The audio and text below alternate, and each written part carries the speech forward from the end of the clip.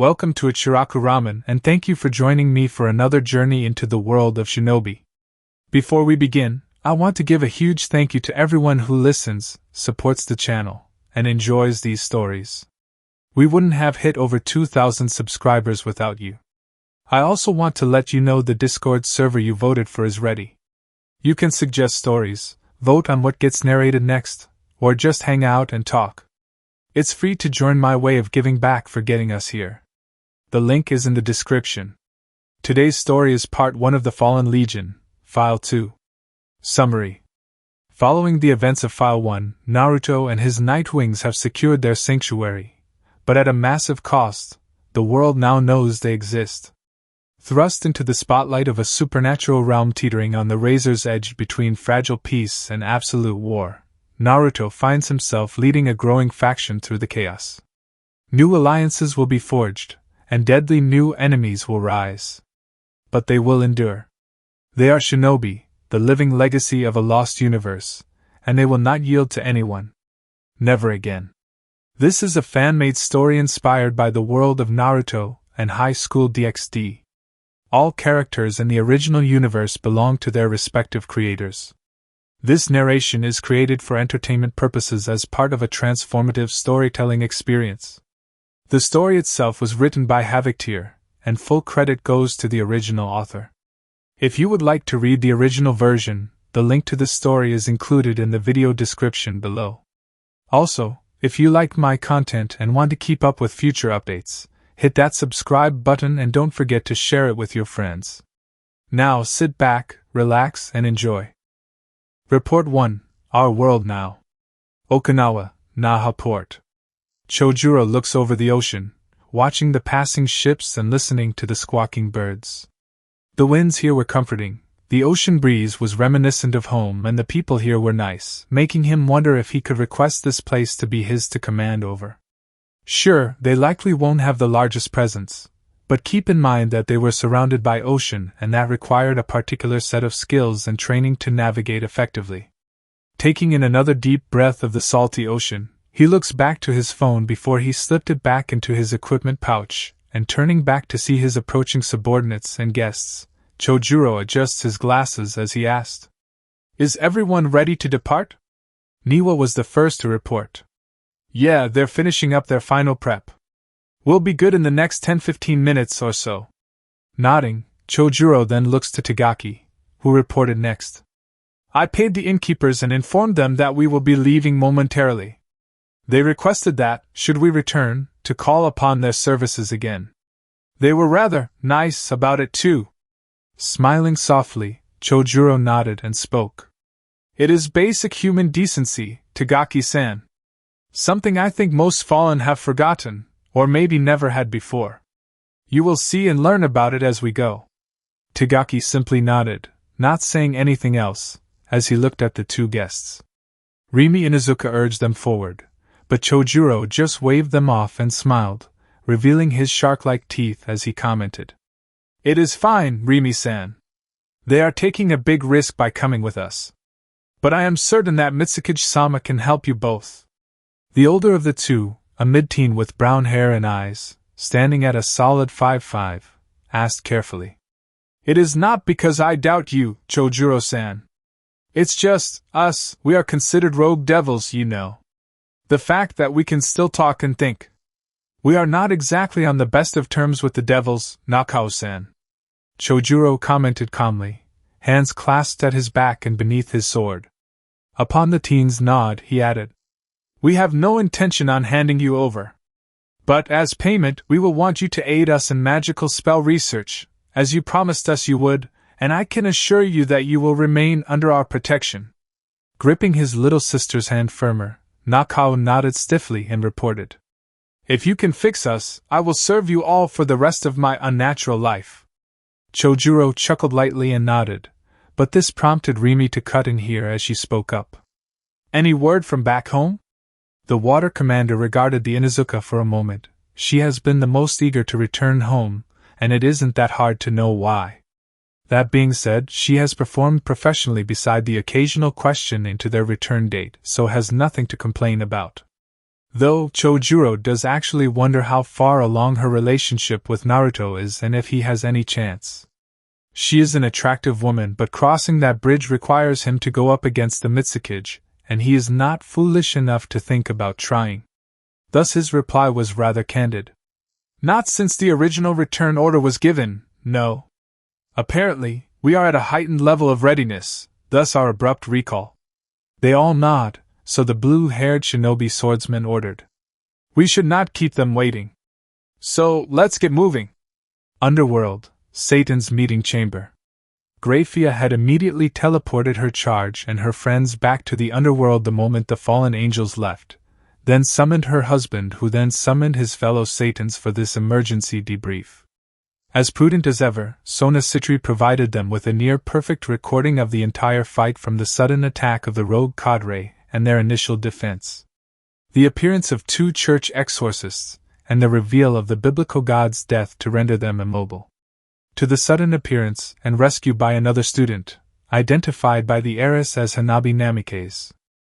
Her stand-fast defense using strange magics and physical strikes when combating the rogue group, along with her declaration of her mission to protect the heiresses at any cost. The reveal of her reincarnated fallen status caused 3 of the 4 Satans to jump to their feet in shocked disbelief. Surzex was already aware of this fact and had sent Graphia to attempt to acquire one for investigational purposes. The reveal that she was a Nightwing did nothing to calm the tension that nearly choked the air itself when her reinforcements arrived and revealed 2 8-winged and a cadre-class Nightwing. Something they all feared could become a threat to even them as Satans.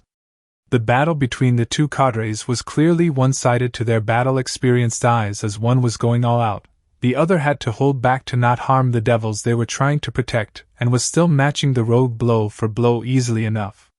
The reveal that the Excalibur pieces were in the rogue's possession was concerning. Even more so when the Nightwing cadre took a direct hit and forced him out of the sky, crashing through the concrete grounds. The abrupt counterattack and then the reveal that he was indeed holding back by the complaints of the defending Nightwings. That crystal magic, however, caught the eyes of all 4 Satans for distinct reasons. Surzex wondered if his power could break through it, seeing it effortlessly tank the smiting of 3 Excalibur fragments multiple times and not even look like it was trying, with the Nightwing in question barely acknowledging any strain.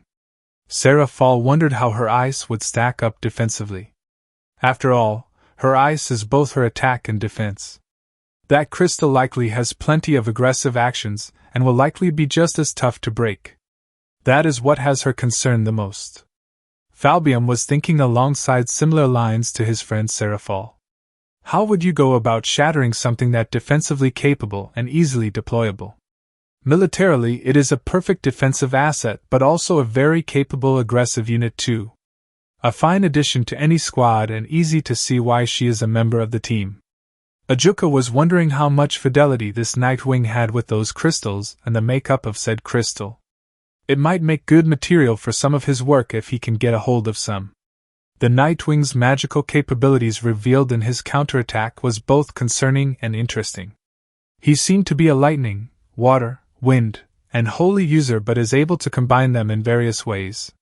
However, what caused the Satans to swallow nervously and freeze stiff was his reaction to both holy swords. Wielding holy weapons is something all angels have been known to do on occasion. However, Excaliburs are different, with this being the first recorded time one has wielded one directly. Despite the weight of Durandal and the fact it was a great sword, meaning it required 2 hands to use correctly, this Nightwing was using and moving as if it were a regular blade, and at such a high speed that he was catching the rogue off guard and unable to respond to his strikes in time.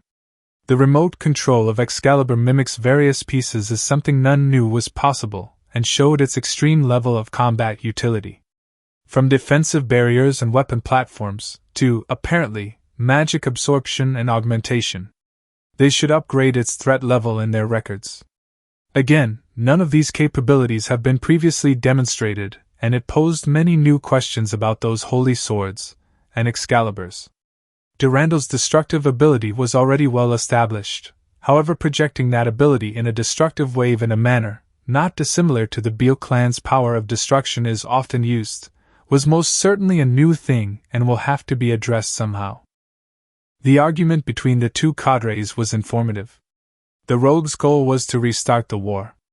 The Nightwing, which has since been identified as the Legion's leader, by the name of Cadre Naruto, declared they had every right to stand against the plan to start a war, and they will continue to fight against any who dared attempt it. But the way he worded it was confusing and only brought up more questions than answers.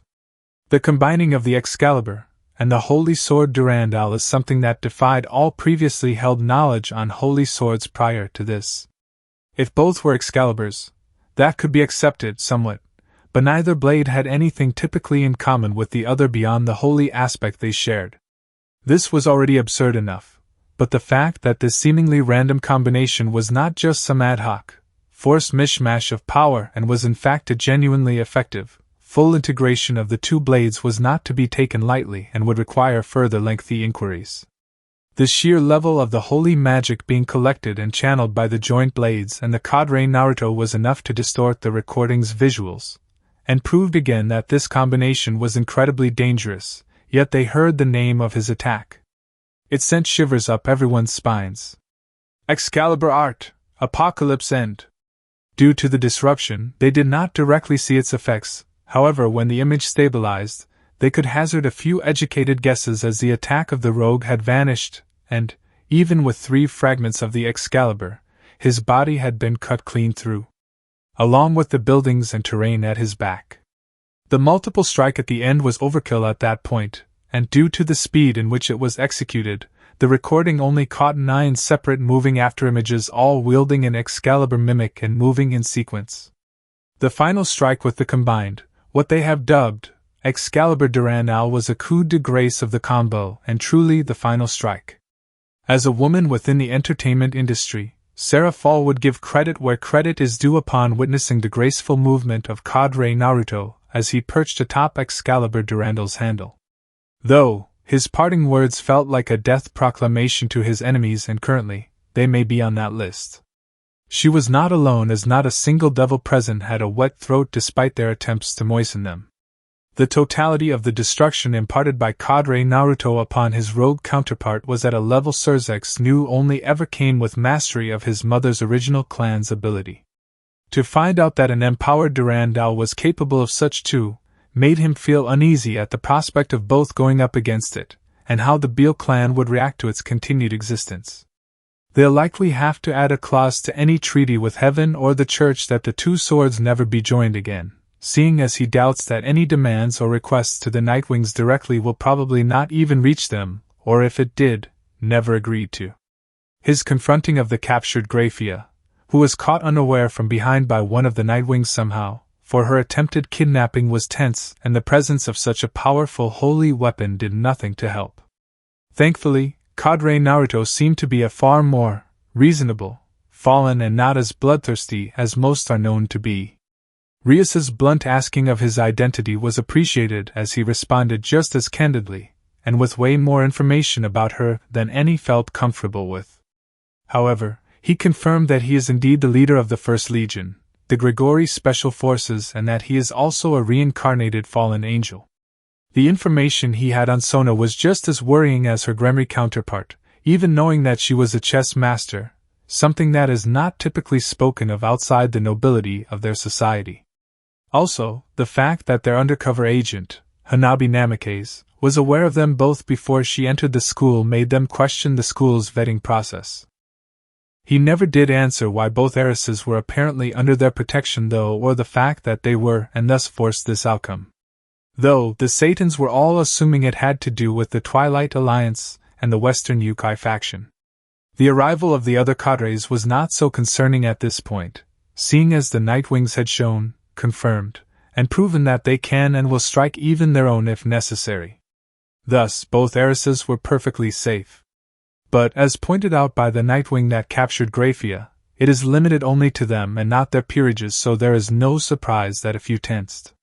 Cadre Naruto's seeming command over the gathering of 10 wings, including Benamian, who is known to work directly under Azazel, was telling, as it seems that as the leader of the Special Forces and First Legion, he has total command in the field, and none even contemplated questioning it.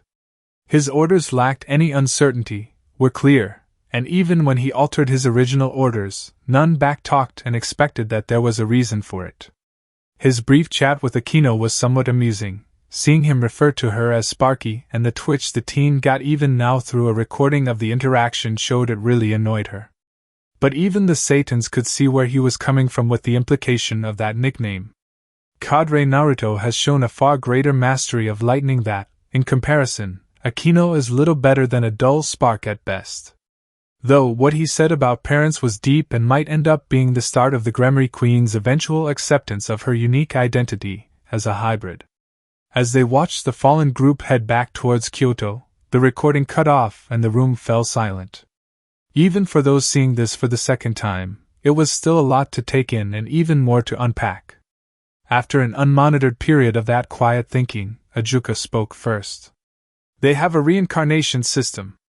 We have to figure out how long they've had it, its limitations, and if it is in any way related to mine and if we can interfere with it.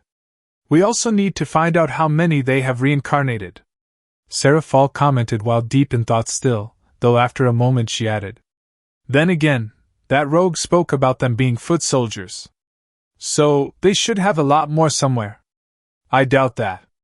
Falbium interjected distractedly, staring out into space as he was contemplating the many developments and possibilities that fight had unveiled. Seraphal looked to her bold friend and asked, "Oh, Falbai-tan, what makes you say?"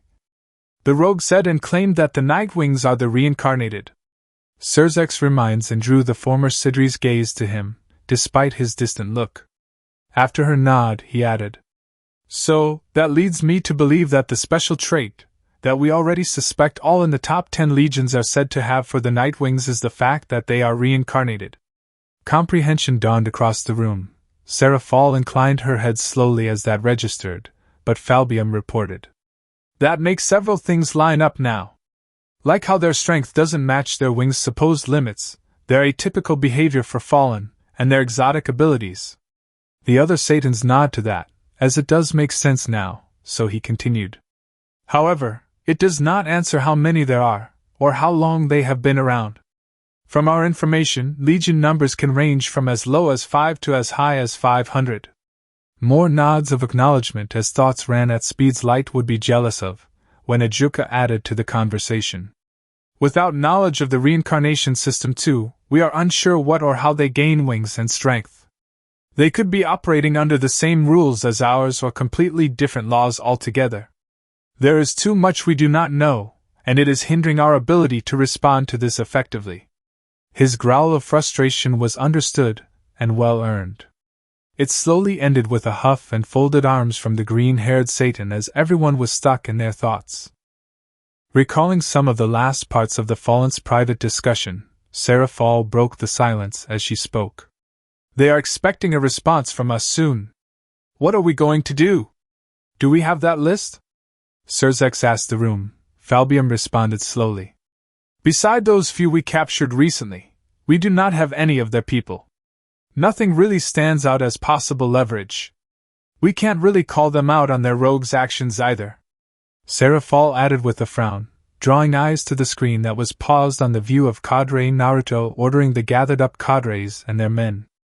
After her once over, she commented, "The deployment of these Nightwings, their leading cadre to boot, and the presence of Benamian, who we know is one of Azazel's most trusted, means that they were taking the threat seriously and that Rogue was truly acting against orders. Puts us in a tight spot." Surzex commented lowly with Falbium, then added, "Our own information also tells us that too, so this only acts as verification for what we already knew. That begs the question." Surzex muttered, fingers gripping his lower lip as he runs through his thoughts, his right hand gripping his seat's armrest tighter. Almost breathlessly, he finished. "How can we convince them? Show that we are genuine in our desire for peace. We also need more information, especially on their reincarnation and their reincarnates." Ajuka commented, still very much fixated on his achievement being copied, plagiarized, or duplicated somehow and not liking not knowing how or what the potential differences are. It has been bugging him since he first heard. In a bold move that surprised everyone, Sona spoke up and broke through the tense silence. "If I may." Lord and Lady Satans. This snapped the said Satans from their own internal deliberations. All had completely forgotten that the two peerages were present as they were talking, but on Surzek's nod, she offered, "Why not send us?" The amount of silence only seemed to double in weight at the Citri's words, and it was not even broken by the owlish blinking of the current leaders of the devil race. Not for a full 2 minutes, when Serafal shattered it sharply. "Absolutely not. That is completely unacceptable and way too dangerous." Surzex was quick to add, shaking his head and waving that idea off with both his hands. This was quite literally the worst thing that could happen, delivering them into the hands of their enemies and providing hostages. Yet Falbium offered far calmer. "Well, it may actually be something to look at." Both his friends, who had siblings present, snapped to him with looks of incredulity as Serafal barked harshly. "How is sending my Sotan into that crow's nest something to look at, huh? Are you insane?" No, it might be," Rias mumbled, but it carried and drew the room's collective attention as she looked to Sona and added, "You're talking about the titles Cadre Naruto gave us, right?" The Citri nodded firmly. Before looking back at the Satans, Sona explained, "I have 2 reasons for suggesting this." "Sotan, absolutely not," Serafal repeated, arms forming a cross as she shook her head. "Though now," Ajuka asked. "Explain, young Citri."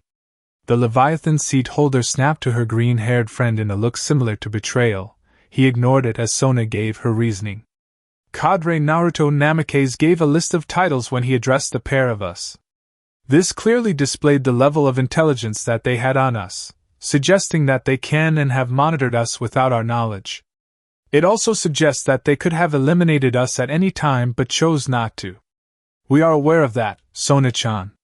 Surzex commented firmly. It has driven him crazy thinking just how much information they had on his sister, and made him immeasurably uncomfortable.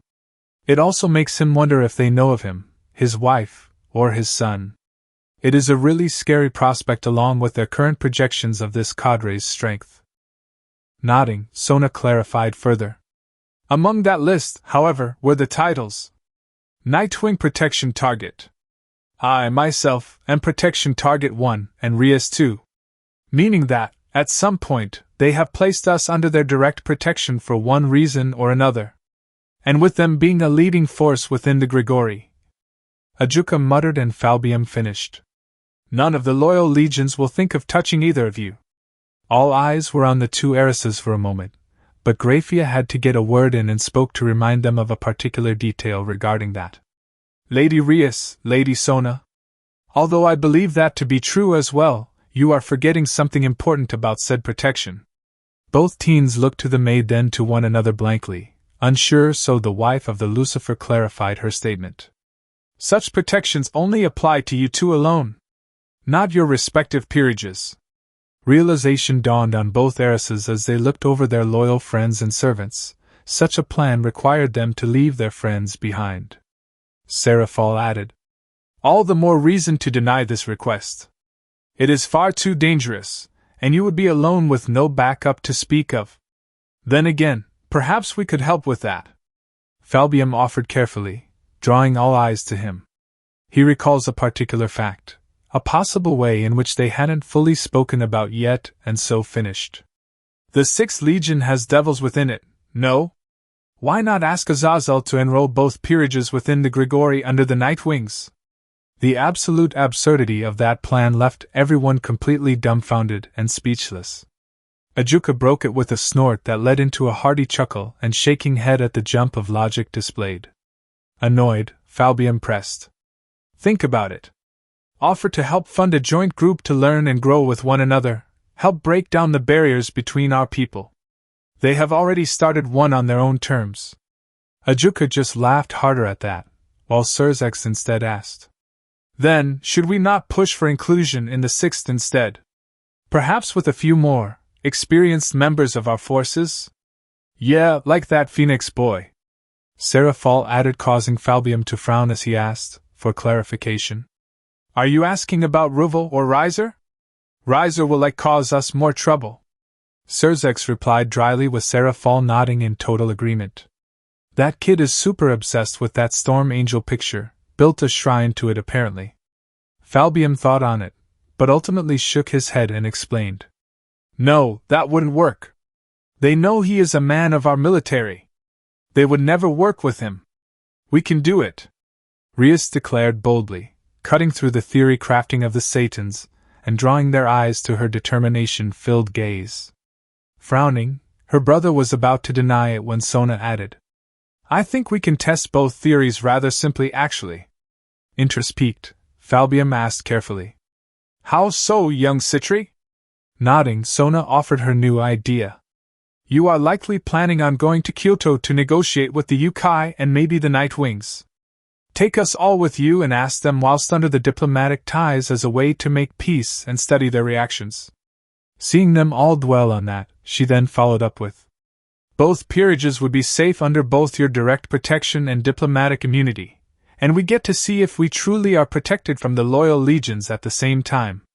Rias nodded repeatedly at the plan, liking it and definitely not for the fact she has been itching to go to Kyoto so damn bad throughout her time in Ku Academy. No sir, not because of that at all, and the date marked on her calendar might have been the school trip to said city, but everyone marks trips on their calendar so that means nothing. The four Satans share several looks. Kyoto, Imperial Palace.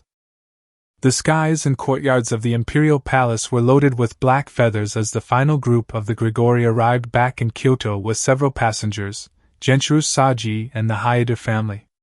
Only the two boys were allowed to stay awake however, but that's for later as they slowly dropped down towards the head of the gathering where Yasaka, Kuratsuchi, Azazel, Shimahazai, and Baraquil await them.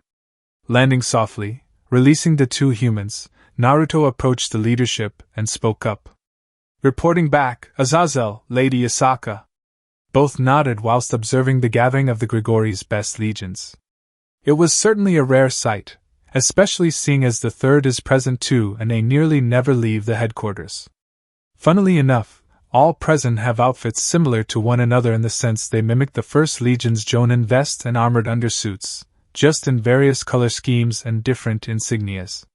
The Nightwings called it a Jonin outfit from their original world, a solid colored undersuit with a type of chainmail or mesh armor atop or beneath, and a pocketed armored body warmer-like vest.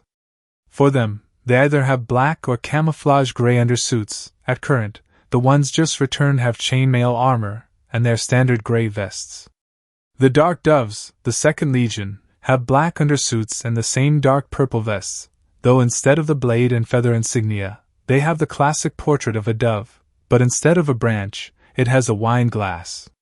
The Golden Orioles, the Third Legion, wore the same uniform as the first and second, but their undersuits were gray and vests were black with gold stitching and a patch of their namesake but wearing glasses. Originally a prank from Tamil, but it stuck and even Benamian wore it with pride. The White-tailed Legion, the Fifth Legion, is by far the most openly militaristic of those present, and it was not even close. They had the common undersuit, a thick chain mail atop it, and special Kevlar armor over their arms and legs paired with thick black boots. Their vests were gray and white camouflage, their patch was of a set of spread 5 feathers, joined at the base, that lead from black to white. They also have, as standard, light pistols or rifles with any number of physical blades or spears as melee weapons. Like the others, their discipline is top tier and are waiting calmly for new orders. As for the two human teenagers, they were both gawking at the various people gathered here. Sure, they had heard from their soon-to-be sensei all about it, Genshiro more than Issei, who had it condensed somewhat on the ride back after his parents' initial hostile reaction, being former heroes and all that, but this was insane.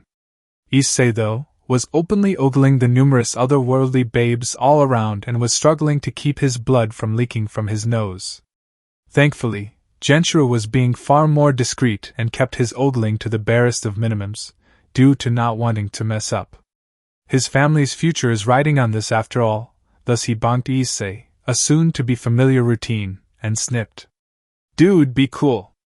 This isn't the time or place to lose your head. Rubbing his head, the bonk successfully managed to break through the lustful daze. Issei grumbled as he stood back up and commented lowly, frown prominent. Come on, man.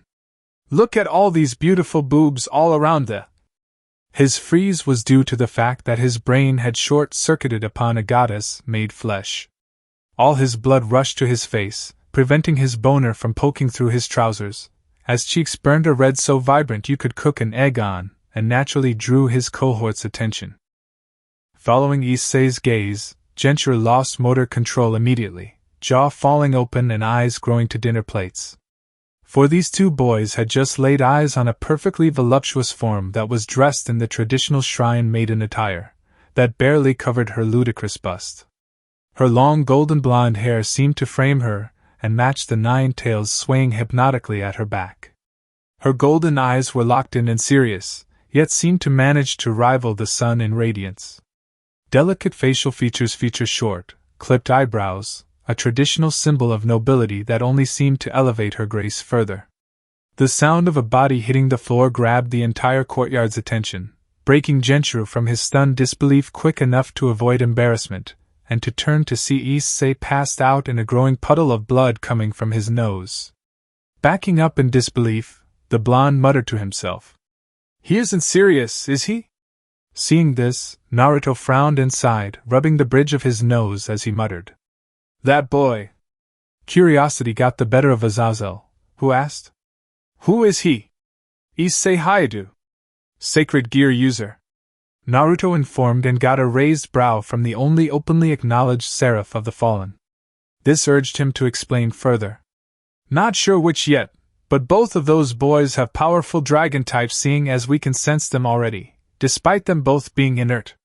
Shrugging at the end, he added, "Didn't feel like leaving them in devil territory to be pressed into service against us." Nodding in understanding, Azazel grew a smirk as he commented, "Always overperforming, huh? Damn kiddo, you really don't slow down for a second. Too much work to do to slow down."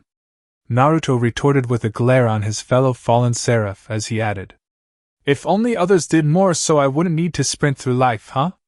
Benemune joined in with her ever-reliable, just not on Naruto, sweet smile that has caused many of her kin to reevaluate their life choices and become model members of the Grigori. Sweating nervously under his best two subordinates' joint stares, Azazel averted his gaze and coughed into his fist to avoid answering that.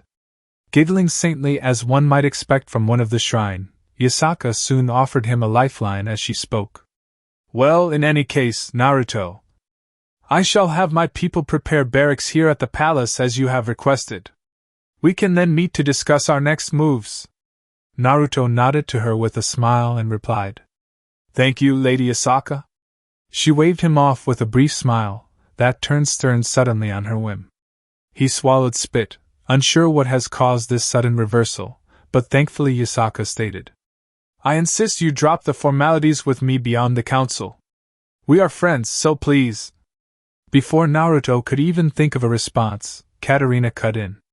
"My pupsik has more important things to." "Cat!" Naruto muttered beneath a breath and froze the leader of the Second Legion, causing her to glance to him and his frigid gaze. She huffed, folded her arms beneath her larger than Yasaka's breasts, and stepped back. After a few more silent moments gazing at her, Naruto looked back to Yasaka and offered, "That's fine, Yasaka-san. However, we have a lot of work to do right now." The Kyuubi nodded firmly, though she cut her eye at the female cadre. Letting out a breath, Naruto looked to his second and asked, "Kuro, how are things back at base?" Nodding, Kuratsuchi reported with a blank face. "We've lifted the lockdown, and everyone has stood down. No injuries reported, all deployed teams have been recalled and will be back within the hour." With a swift inclination of his head, Naruto replied just as sternly, "Good work. How are our holding cells? Think we can handle another dozen or so?" "In truth, not really," Kuratsuchi revealed with a shrug despite her crossed arms. Naruto nodded, so she added, "We could break our current protocols and pair up a few of the less bothersome ones, but effectiveness of isolation would be reduced." Naruto finished with a nod. She responded in kind and left him in thought briefly. Though, after a moment he shrugged and looked to the pillar off to the right side and asked, "Say, Yasaka-san, Would the Crane clan happen to have experience in interrogation? The QB followed his gaze as out stepped Okino Kozukura, sensing that she had been caught with Yasaka, adding, "If your reports are to be believed, I believe so." With feigned dignity, the pink-haired leader of the Crane clan approached calmly. Okino offered, "If you require any assistance, we are more than happy to help." "Aha!" the group said in unison, nodding along with one another before Naruto asked, "We are going to need a holding area. With all these legions here, my own interrogators could use a break and maybe observe the others in their dealings. What have you got for us?" Nodding in understanding, Okino was quick to offer, "We have a warehouse district by the docks. Would that work? With the right security measures." Naruto responded with a glance to Arthur, who nodded and offered, "None would get past my snipers." With a grin, Naruto nodded before turning back to the Yukai clan head and ordered, "Prepare it for a prisoner dump. You have an hour." Nodding, Okino rushed off in a clearly hurried but dignified manner, and when she left sight of everyone, she took off running before taking to the sky. Turning back to the front, Naruto called out, "Ginma, get the two boys back to headquarters." Just as suddenly both Issei and Genshiro vanished in a plume of smoke, none knowing where they went nor did they see this supposed person. Naruto barked out, "Yoshi, Hana, Kiba! Escort our guests to the barracks discussed." Dropping down from seemingly nowhere, the Inuzuka trio report, "At once. Shikamaru, Choji. With me and Kuro. We have to discuss our battle plans." Naruto finished as he began to stroll towards the meeting room, and the two called step out a nearby shadow and fall into step with him. The others were just stunned and flinched each time a Nightwing seemed to appear from nowhere, besides the Grigori leadership. They had long given up.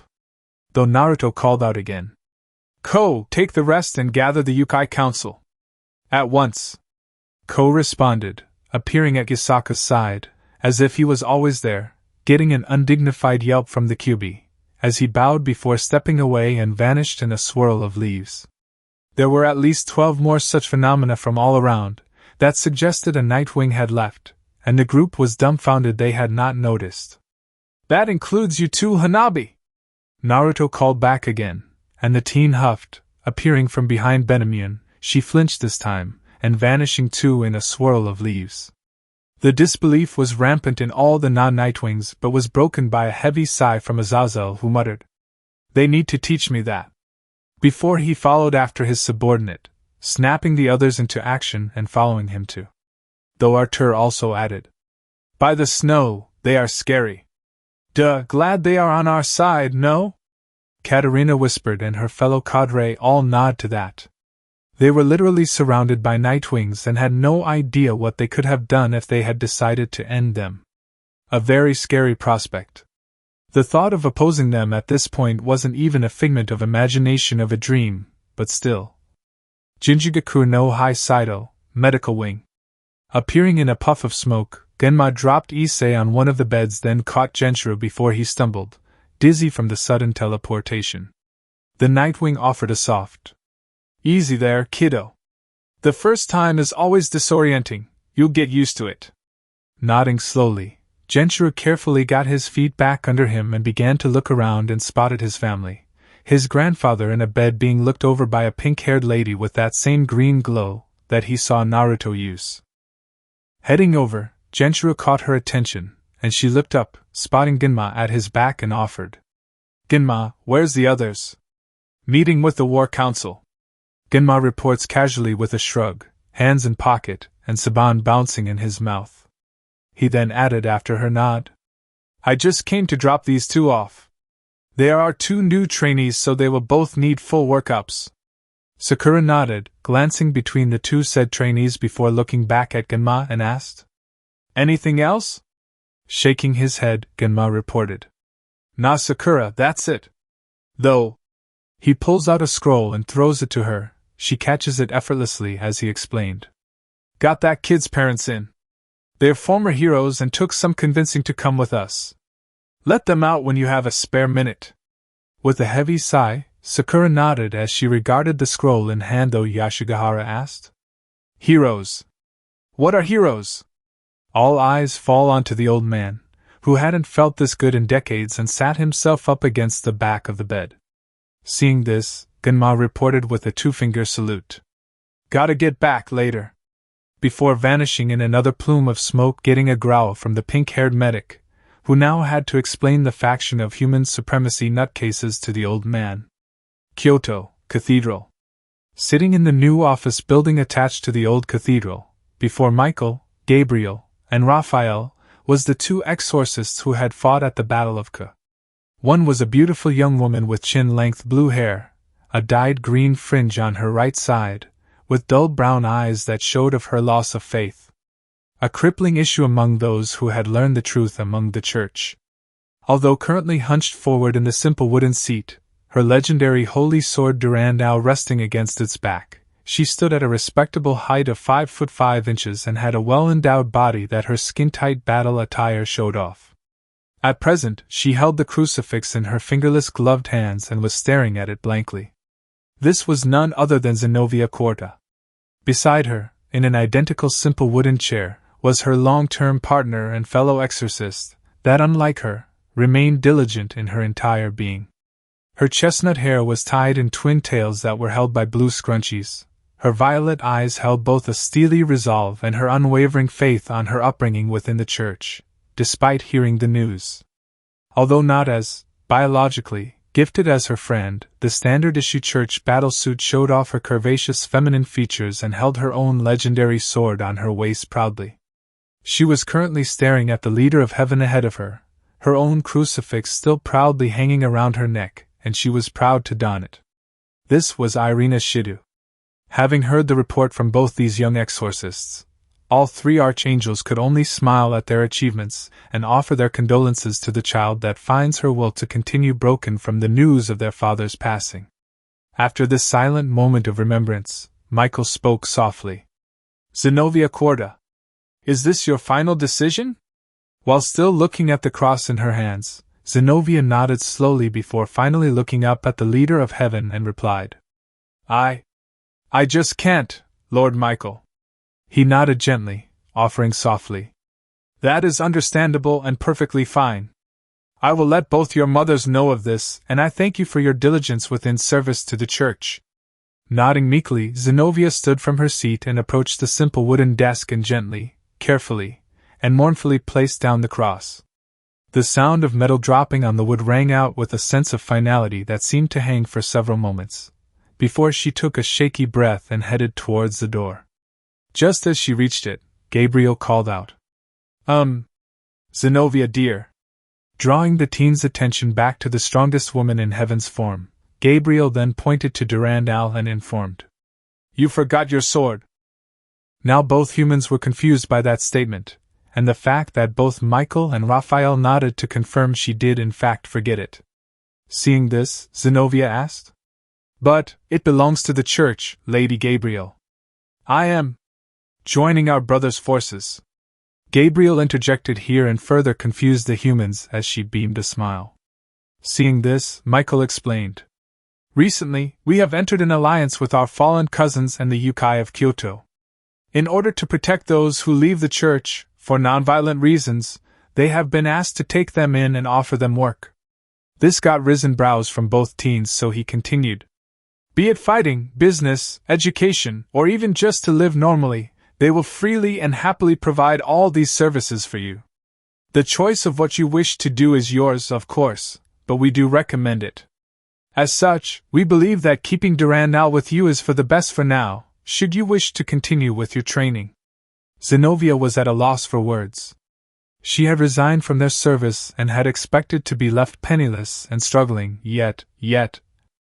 As tears pricked at the corner of her eyes, she took a knee and bowed her head as she announced, Thank you for this, Lord Michael, Lady Gabriel, Lord Raphael.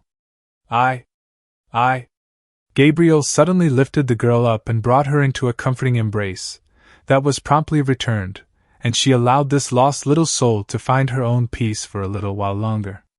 Even if she was departing from them, she is still one of her father's children. A minute later there was a gentle knock on the door that broke the silence within the small office, and caused the angel to release the now calm teen down. Gabriel, knowing who it was, called out.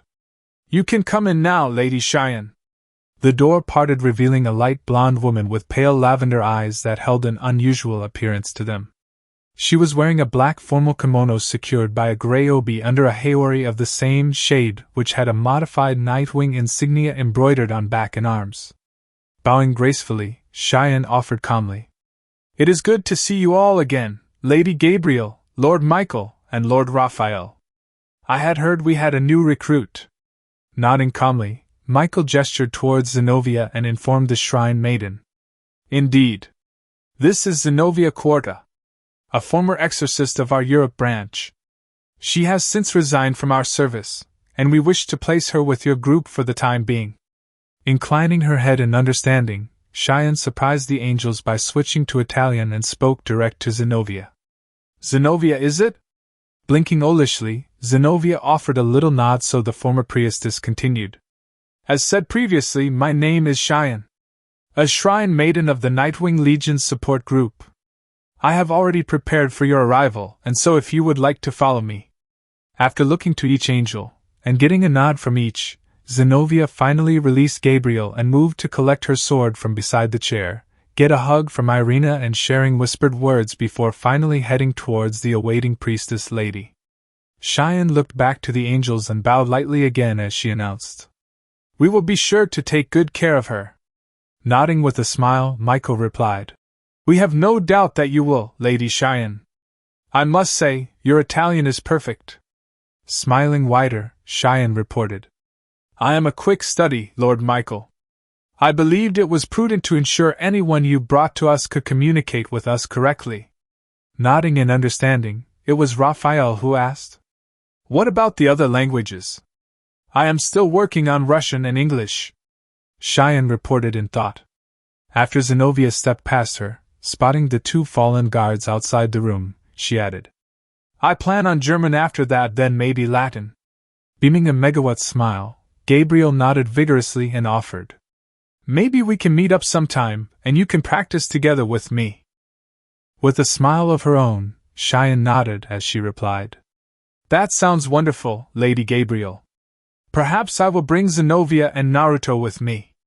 Near enough bouncing in joy, Gabriel nodded again as she replied, "That sounds like a pleasant day out. I look forward to it." Back in the Imperial Palace, Naruto shuddered mid-debrief and looked in the direction he knew the cathedral in, and glared for some reason that he would later find out. Cheyenne nodded back before waving at them as she spoke, "That it does. We must be going now. Until then."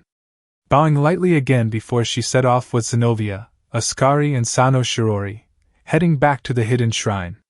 When the doors shut, Michael stood up, causing Irina to do so, and asked them, "Will Zenobia be okay, Lord Michael?" That lady seemed unusual. The current leader of heaven nodded softly, Michael reported. "She will be fine. The Nightwings may seem fierce and powerful, but they are just as compassionate as any of our own. Little Zenobia is in very good hands." The lone human nodded before following the seraphim out of the office. Irina then asked, "Where are we going now?" "There is a meeting in progress for the leaders of the Twilight Alliance," Raphael reported from the teen's back, causing her to peek back at him as he finished. "We are currently late for." Chuckling nervously, Irina offered softly, "My sincere apologies." "It is not your fault, Irina-chan," Gabriel informed with a smile to assure her, though added, "You did not know. You will also remain here on standby until we return," Michael informed, with a glance back and soft smile that calmed the young exorcist, who nodded then saluted. Irina reported promptly, "I will not let you down." Kyoto, Imperial Palace. During a brief recess of the tactical meeting, Naruto and Shikamaru were standing together on one of the balconies overlooking the rear garden turned training ground. Leaning against the wooden rail, Naruto wasn't really looking at anything, whereas Shikamaru was leaning against it backward and staring up at the barely lit sky. Both had smokes loosely hung from their lips as they tried to unwind from the pressure of their positions of authority. The reason Naruto followed Shikamaru this time around. Plus, Both had troublesome blondes that would throttle them if found with said death sticks, and so they were both also suppressing their presence in totality. Subsequently, they were the best at such. Unfortunately, this also meant that said blondes were the best at tracking them down, so it was only a matter of time before they were disturbed. So, the two leaders enjoyed this silence until the weight of responsibility would find their shoulders again. It was inevitable that it would, so either would complain about it, much. Though, it would be 5 minutes later when Choji showed up. Both men glanced to him, but to the surprise of outsiders, he just joined them and took the offered smoke from his best friend, and the three just kept chilling. Another 7 minutes of peace would elapse before they were found by Katerina, of all people, but she seemed to sense the atmosphere around the three men and did something that none of them suspected she would do. She joined them, silently leaning into Naruto as she pulled out Russian brand smokes and offered them out. Their fallen angels. This stuff was far safer for them than for the humans. The foursome enjoyed the silence for another 15 minutes as the sun's rays finally disappeared completely and Naruto caught the scent of Yasaka approaching their position. His soft sigh while lifting from Katerina's shoulder, the cadre was being embraced from behind by him, was the silent signal, and they all disposed of their death sticks. The shinobi all performed a jutsu they all perfected and the smell vanished immediately, with Naruto doing the same for Katerina, who was surprised by such a technique, though she did fix her combat dress. She had a jonin vest above a silky ebony low-cut, shoulder-less top, and long skirt halfway down her thighs to show off her long legs. The foursome moved back towards the meeting room and bumped into Yasaka, who had been looking for them. She did not ask questions but did give Katerina the evil eye as she was gripping Naruto's arm. The man himself did not seem to notice. Kyoto, Imperial Palace War Room. Re-entering the prepared meeting room, everyone watched as Naruto led in Katerina, Yasaka, Shikamaru, and Choji, in that order. The arriving group noticed the addition of the heavenly trio of Michael, Gabriel, and Raphael, but made no comment as they approached the table that had the map of Hokkaido Island on it. Just then Arthur, Hara, and Shizuka entered the room, fresh from their meeting with the prisoners down by the docks. Though Okino and Ren brought up the rear while discussing various methods of acquiring intelligence from captives. Notes were being shared. Clearing his throat, Naruto drew the new arrival's attention and Arthur nodded first before moving to the map and updating it with pins, flags, and blocks donating base camp positions with Hara and Shizuka helping him. It was a tense few minutes before they were done and stepped back. Naruto, Katerina, Kuratsuchi, Baraquiel, and Azazel moved first to inspect the table with Michael, Raphael, and Isamu following shortly after. There were way more than just the two legions they had originally suspected, if these legends were to be believed, or more accurately, the intel. The room was eerily silent. A hushed tension hung around as the strategical minds worked through this situation. After a minute of this, Naruto looked to his Nara friend and asked, "What's the battle plan? The primary strikes should be within the shadows." Shikamaru began immediately, stepping forward and with a metal pointer, he gestured to the third line of defense camps. After getting a nod from his friend, he continued. 3 sets of twin strikes at these 2 camps, then search and destroy the supply dumps. Draw their fighters out. That will likely pull away from the defense forces from their front lines near Hokkaido. Baraquiel informed with a nod, but Naruto shook his head and explained. It would likely, yes, however these hills provide plenty of ambush sites. I don't trust them so. Land near Obihiro. Shikamaru finished and his commander nodded, glad he didn't have to explain. Arthur nodded and saw what was happening so offered. We build fort and dig in. Rush to Sapporo, cut enemy in half. We will have to hold it though. Isamu commented with a nod, looking to the cadre and offered. My clan can hold it down. Oshiro added swiftly. Not alone you won't. We got your backs. You're right, it won't be alone. Naruto commented, drawing eyes to his solid blues as he glanced to Shikamaru, who nodded and explained. This is when the 5th will begin its lightning strikes from the north, hitting the positions near Hamatombetsu and Toyotomi. Arthur nodded, easily doable for them, but Naruto took over. This will be a smoke screen. We will have the second and third, along with the Kitsune, Oni, and Tengu strike and rush Hokkaido. Looking up with steely eyes at Yasaka, who met it without finishing, he added. Timing is key. They will need to strike when news of our attack reaches them. The local commanders will likely think that our main force is landing in the north due to the strikes. They turn their backs, you guys pounce. The QB nodded once, allowing Naruto to look to Barraquil and states. Your fourth will harass the eastern part of the island. Don't overcommit, just being present will make them feel the pressure. The most stoic Fallen nodded, Barraquil reported. That can be done. What will the first be doing? Azazel questioned, drawing all eyes to him, then to the man in command of said unit. Though he, Shikamaru, and Kuratsuchi all smirked darkly as Naruto informed. What we always do. Stick to the shadows and clear out the pest there. Pupsik, that is dangerous, yes? Katarina whispered, but the room heard, and Naruto glanced to her and shrugged subtly while offering. Nothing we can't handle. This is what we do best, and they won't expect it in the middle of such a chaotic fight. Makes it easier for us to move around. The other Nightwings present nod to that. Compared to that war, this will be a cakewalk. Michael looked over the plan before looking at the still pretending cadre and asked, What of our forces? Is there somewhere we can help? Naruto and Shikamaru looked to the Archangel in unison, the latter asking, How much can you commit? Any restrictions? Michael offered, but his brother Azazel responded.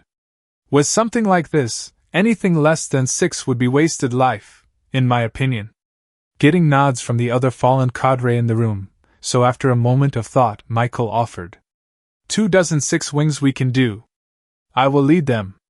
Raphael states as he looks up from the map and met his half-brother's gaze directly. Naruto nodded stiffly, glancing to Shikamaru, who offered. You guys can take and hold the Shikawa's area. Stop any messengers or forces attempting to regroup. Raphael nodded at the order, looking back down at the assigned area to commit it to memory. The finer details were worked out over the next hour and a half before they all decided to return the following day, with Yasaka offering bedding for any who wished to stay. All the Nightwings were tempted to return, but Naruto especially was tired, so sent Shizuka and Kuratsuchi back to inform them they were staying in the palace, though the latter was to manage the place in his stead. As he was leaving the room, Michael approached him and asked, Naruto, can I have a word? Muffling a yawn, Naruto waved him off and replied, In all honesty, Michael, unless someone is about to die, it can wait for tomorrow. Had a massive fight and I'm exhausted. That was understandable, unfortunately, so Michael just nodded and smiled while offering. That is fine. Tomorrow then. Nodding, Naruto moved off and following the Kyuubi while ignoring the pestering Russian cadre that latched onto his arm. Though Azazel approached his brother from up high and muttered lowly, What's on your mind, Michael? Looking to his blonde-bang black-haired brother, Michael offered just as lowly with a smile. It's a family matter. The way he said it clued in Azazel, whose purple eyes hardened as he muttered sharply. Since when? Maintaining his smile, Michael responded. We watched that final strike. Unlike everyone else, the amount of holy magic he was using we could peer through. We saw what you have hid so carefully until now. Chuckling nervously as both Gabriel and Raphael approached the two archangels, Azazel let out a tight sigh before asking. And so, what is your stance then? The three seraphim of heaven inclined their heads sharply. Michael spoke for them all. We wish to get to know our half-brother, but there are a few who wish to meet him first before making their judgment. Serial and Metatron in particular. Groaning, of course those two would cause a stink, Azazel mused before he asked. What about Uriel? Wants to meet him. Gabriel informed and Raphael confirmed with a nod. Nodding, that was better than he had hoped, Azazel asked. Who else knows? It is a closely guarded secret with less than a handful of my own aware of it. Surprised, Gabriel asked. Wait, does that mean that he's leading them without them knowing? Smirking, Azazel nodded with his crossed arms tightening as he informed them. That's right. Only I, Barraquil, Shah Mahazai, Benimune and 2 Nightwings are aware of his true strength. The rest are in the dark. Michael nodded in understanding. It seems that his own thoughts were on the mark.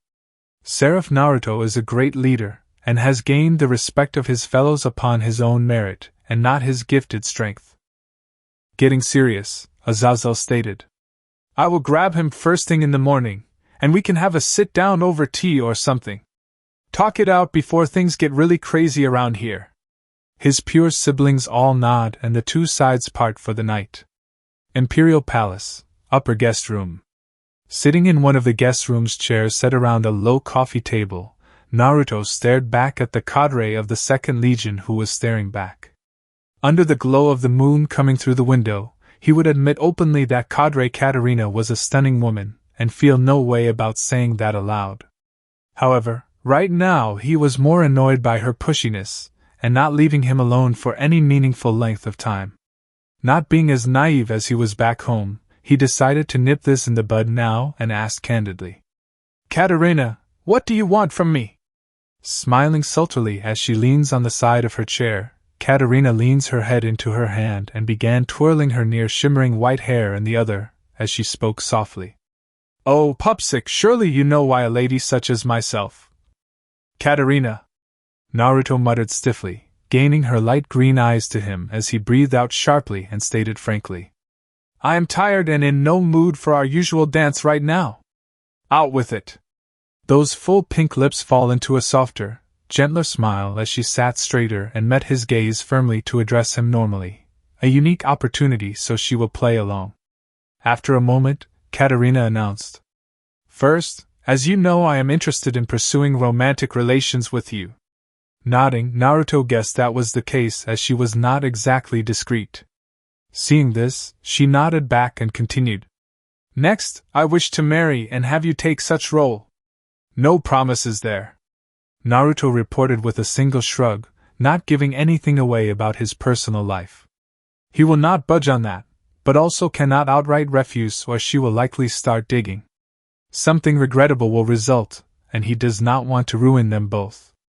Nodding stiffly, the slight pink hue on her white skin was masked by the moonlight gracing her skin, Katarina continued.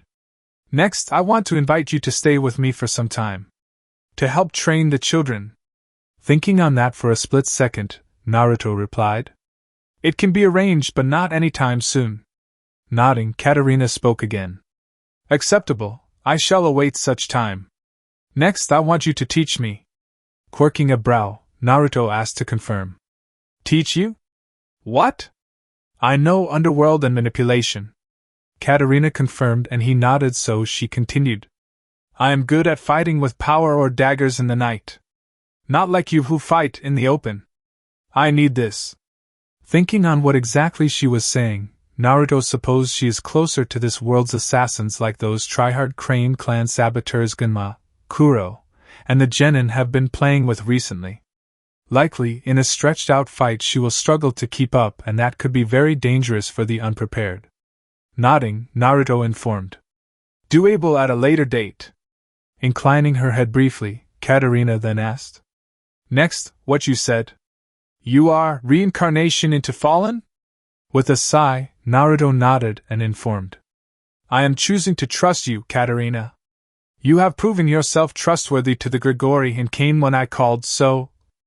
Upon her nod, Naruto reaches into his Jonin vest pocket, it was resting on the back of his chair, and pulled out a privacy tag, but unfortunately, it was a personal one. Too tired to really care, he looked at his guest and gestured to come over. Curious, Katarina got up and moved over and was pulled onto his lap, perpendicular to him. She giggled softly as he did, instantly making herself comfortable as he held up the tag-covered palm and Naruto whispered. Place your hand atop mine. Doing as instructed, her long pale fingers ran across the paper as she delicately pressed her palm against his, and immediately the female cadre felt the slight surge of power before her senses stopped sensing everything beyond the chair they were on. Snapping to him, Naruto nodded and informed. We call this a privacy barrier. Whatever is said within here can't be observed by anything beyond it by anyone. Though, this is a pretty basic and short-range one used for quick conversations, so some of my people could crack it. Impressive. Very useful. Letting out a deep breath that tickled across her supple pale skin and drew her light green eyes to his deep blues, Naruto whispered carefully. Katarina, what I am about to tell you must not leave this room. Do you understand? She nodded mutely, pink lips spreading into a hesitant smile when she finally whispered back. I understand, Pupsik. Tell me. He smiled briefly before he informed her. Me and my entire legion are reincarnated fallen. I won't say how many of us we are, but there is less than everyone thinks there are of us. We are a small group of very powerful people who have been through. Naruto takes a shaky breath and instantly her spare hand gently graces his cheek and drew his gaze back to hers. Katarina whispered. You can tell me, Pupsik.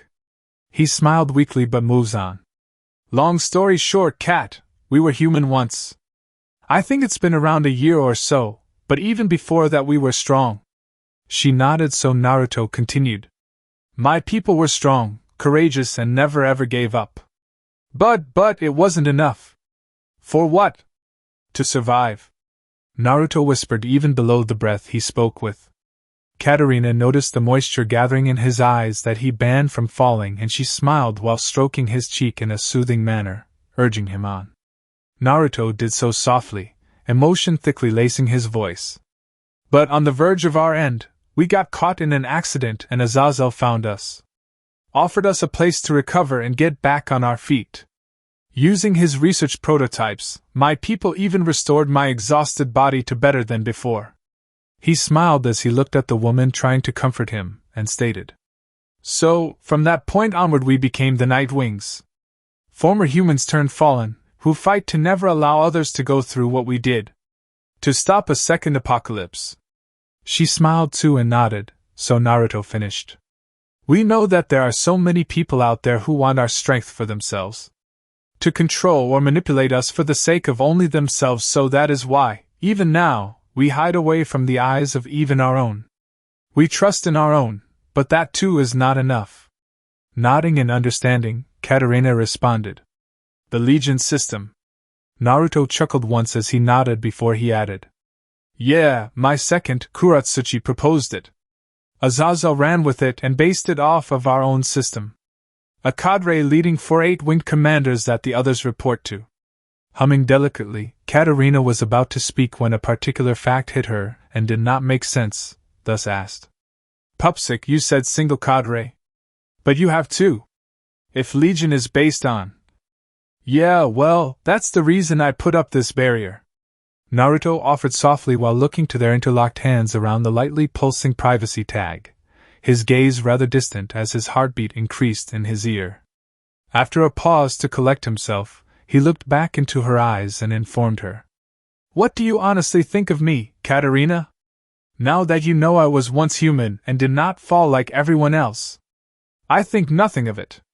Katarina replied casually. The light shrug she performed drew attention to her bare shoulders and firm bust. Getting his smile, she whispered. But I do really want you to answer my proposal. I can make you a very happy man. Chuckling lowly, Naruto reported. I already am, but answer properly, Kat. You are fallen now, that all that matters. You play with me and not bore me, Pupsik. Katarina reported dryly, and upon his raised brow she lets out a heavy, yet rather elegant huff, then adds. Fine, not believe me. Then, my secret next, yes? Closing her eyes for a few moments, her body slightly shifted, and she grew a bit taller with Naruto's rough estimation of putting her to match him, without heels, or maybe an inch or two shorter. She had gained a bit more muscle mass but was still femininely lean and came off still kind of dainty to the shinobi. When she opened her eyes, they were ruby red and not the light green they were previously. Looking dead in his eyes, Katarina offered hesitantly. This is my true self. Only my second knows this form. Many see my eyes and know I fell for my wrathful nature. Many centuries I have worked to rid myself of it, but my eyes remain. Beautiful. Naruto whispered, and she blushed a bright scarlet at the sheer amount of sincerity his statement held and the honesty in which it was spoken with. Never being this embarrassed before, and in front of possibly the last man in the Grigori willing to look at her that way, Katerina covered her face with both hands and the seal became undone. Naruto though couldn't help but chuckle deeply at such an innocent reaction, though he also noted the similarities with his own behavioral quirks that tell of the loneliness she had no doubt experienced, but for far, far longer than he had. Thus, to break her from it, he suddenly stood, carrying her bridal style and startling her enough that she grabbed him and revealed her face to him again, but more importantly, Katerina could barely believe what her eyes, her true eyes, were seeing. With the moon streaming in from the window being the only light, reflecting off the wooden surface of the floor and walls that revealed to her not the expected 5 sets, but rather 6 sets of wings of the man who was cradling her against his chest. Eventually, her ruby gaze fell onto his shimmering gold-edged, sapphire orbs that looked down upon her form with a gentleness not typically seen from anyone of such power. Before she could gather her wits about her, Naruto near enough whispered, "This is my deepest secret. A secret that only those I trust know of and must remain as such. The world is not yet ready for this knowledge, Katerina. Not ready for me to exist like this. So, for my sake, please keep this between us, okay?" Despite her blush seeming permanent at this point, Katerina nodded slowly as she swallowed spit again and trying to moisten her throat enough to speak. It didn't work. Seeing this, Naruto grinned and commented, "What? You showed me yours, and I complimented you. I show you mine and you're speechless. Not very kind of you, kitty cat." Katerina swore her cheeks were going to ignite at this point as she glared at him, but his grin just grew further, yet the softness of his eyes, to which she was fixated on, remained. Not much would be known of Seraph Naruto Namake's personal life in the decades to come, as it is typically overshadowed by his professional career and reputation. But of the few things that are well established within the supernatural world is that his wife, Katerina Namakes, is a woman that can be summed up by the anecdote, "Hell has no wrath like a woman scorned." She obviously was that woman, to anyone who was not her husband. However, what is known only by those within the Nightwings and select few people beyond was that Katerina chose to be the discovered secret wife, to hide the actual secret wife and draw attention away from the family hidden behind her title. Not even her own children, that the two would have, would learn of the truth born the night within the guest room of the Kyoto leader's fortified palace, under the domain of Tsukuyumi, until they were much older and gained their 4th set of wings, which is when they would learn of their siblings. The siblings of the Nightwings that they had unintentionally shielded from harm by simply existing. They never hated or even had any ill feelings for them, as their father was never absent from their lives for lengthy periods of time, so meeting them would be a surreal experience for both sides. Katerina did this all willingly and proposed it of her own accord, as he would save her from herself on many occasions, but most importantly, he knew what true loneliness was and never let her be drawn back into that hell again. But that's for later. Quick pause, guys, I just want to take a second to say thank you. We actually hit 3,000 subscribers, and that is entirely because of you. I genuinely could not have done it without this community, and it means more than I can put into words. Now we're setting our sights on 3,000, and if you're not subscribed yet, this is your moment.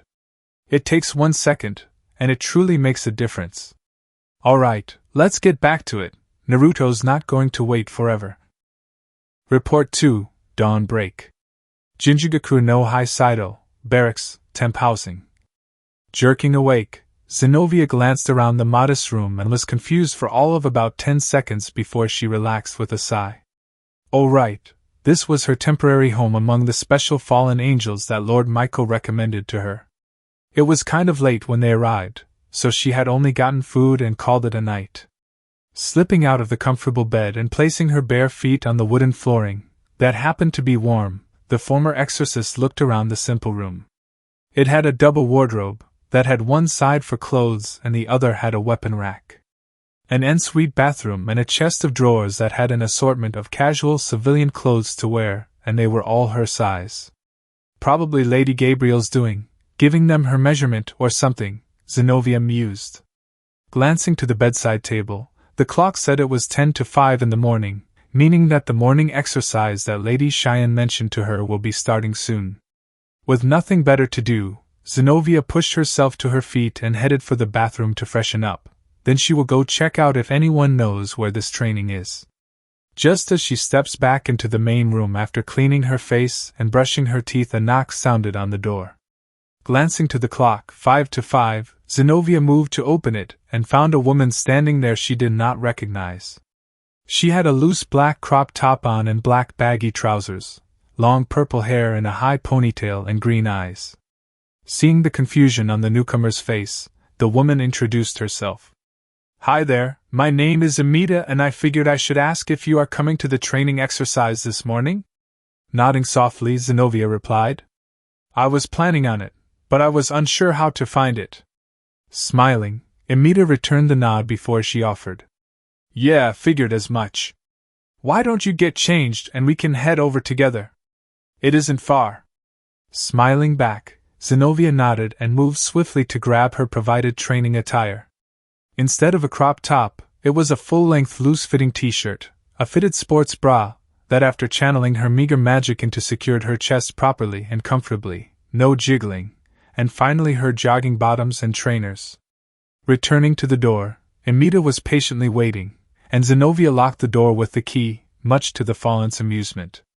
It was clear she had just arrived, as nobody was stupid enough to attempt to sneak into rooms of others. The hidden shrine village may come off as a peaceful, picturesque village, but it is very much a military complex.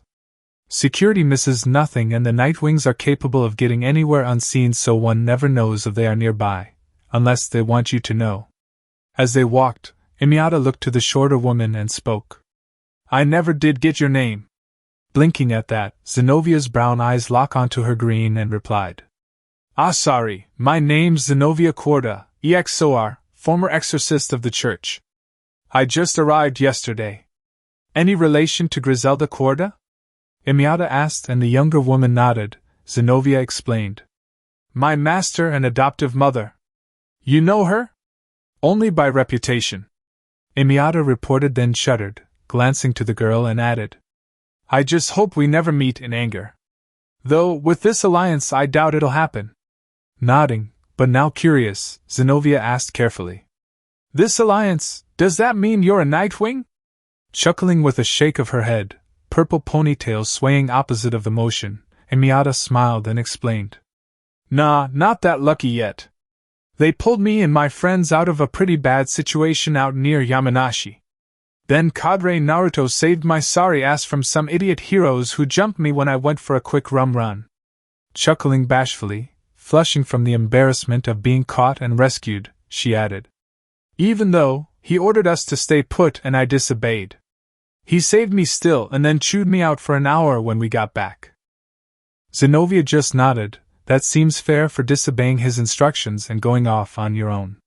Though," she added, "I was saved by Cadre Naruto too, back in K. We were chasing a rogue and ended up fighting against that rogue cadre." "Oh. I've heard rumors about it, but the Nightwings are all rather tight-lipped," Amita commented as they entered Training Ground 1, where numerous people have gathered, all similarly dressed and stretching out. The Fallen informed the newbie. "Seems that Chojuro-san is back to leading this training session." She points out the man to the former exorcist. A ruffle of blue hair sat atop dark eyes behind some kind of glasses, and as he was speaking with a few others, Zenobia noticed his teeth were razor sharp and not normal. Though, what caught her attention the most was the great sword he had on his back. It had nothing on Durandal, but it was perfectly maintained and looked incredibly sharp. Looking back at her guide, Zenobia asked, "Who is he?" Glancing to the young girl, Amita answered, "Commander Chojuro of the Water Company. Premier swordsman of the Nightwings. Well, one of them at least. He is also the best water magic user but rarely uses it, and focuses more on his blade than anything else." Intrigued, Zenobia nodded, but the Fallen added, "Oh, by the way, I'm a Fallen too. My wings got banged up in our last battle, so I can't use them for now." Amita paused upon hearing them calling out stretches and so talks to her tag along. "Come on, we should get stretching or the run will drop us." Zenobia was surprised by her honesty, but thankful for it though. She suspects most these people were Fallen too, but she paused upon seeing a small family. An elderly man, 2 grandsons, and a granddaughter that were clearly human. Following her gaze, Imiyata spots them too and offered. "Oh, those guys are new too. Don't know the details of their lives or anything, but seeing that old man with them, I doubt they'll do the whole course and routine." Kyoto, Imperial Palace, Dining Hall. Chugging down his 3rd cup of coffee, Naruto lets out a sigh before meeting his boss's gaze firmly, and asks dryly. "The fact that you're A, up this early, B, not making any lewd remarks, C, looking somewhat professional, and D, not ogling anything with breasts, legs, and a heartbeat tells me it's serious, Azazel." "What is it?" Azazel blinked owlishly, snapping out of his daze and looking back at his fellow fallen seraph in time to catch a glimpse of both Katarina and Shizuka's smirks. After a second, he growled. "Brat! I always look professional. That's what you locked in on?" Naruto asked, brow raised as he folded his buttered toast, and the angel of lust just sighed. Azazel then spoke seriously. "Well, we have a bit of a situation." "What's new there?" Naruto responded dryly, but again his boss just shook his head before glancing around the chamber and counting the few people present at the moment. This got a raised brow from both present Nightwings, with the blonder of the two looking to his female colleague who looks back. Nodding in unison, they look back at the governor, and Naruto asked blankly, "What did you do this time?" "Nothing." Azazel waved off far too quickly, and now eyes were narrowed on him. Thankfully for him, help arrived in the form of Benamian, who dropped down at his side and asked, "What's the glares for?" "He's done something stupid and not telling us," Shizuka informed, and the chief secretary hummed in acknowledgement. As she finished sipping her coffee, Benamian replied, "So, nothing new then?" "Unfortunately," Naruto confirmed with a nod, and Azazel gaped, declaring back, "Hey! You guys work for me." Literally. Both Benamian and Naruto speak in unison, which made his breath catch, getting chuckles from both Katarina and Shizuka as they eat their food. Just then a grumbling Shikamaru strolled in with another Naruto at his side. The Nara was grumbling about stupid blondes and troublesome bosses the whole time. The only one not surprised by this, outside of the Nightwings, was the cadre Benamian, as she had caught him using this technique once in the training dimension by chance, and she is still rather short with him about it. Thus, her hard stare at him at current that he continued to pretend to not notice as he took a long sip of his 4th coffee. As Shikamaru and the second Naruto joined the table, the original glances up to the clone that smirked as it then looked to Shizuka and nodded, commented coyly, "Hey, Shur-chan. Wanna go get? I suggest you watch it."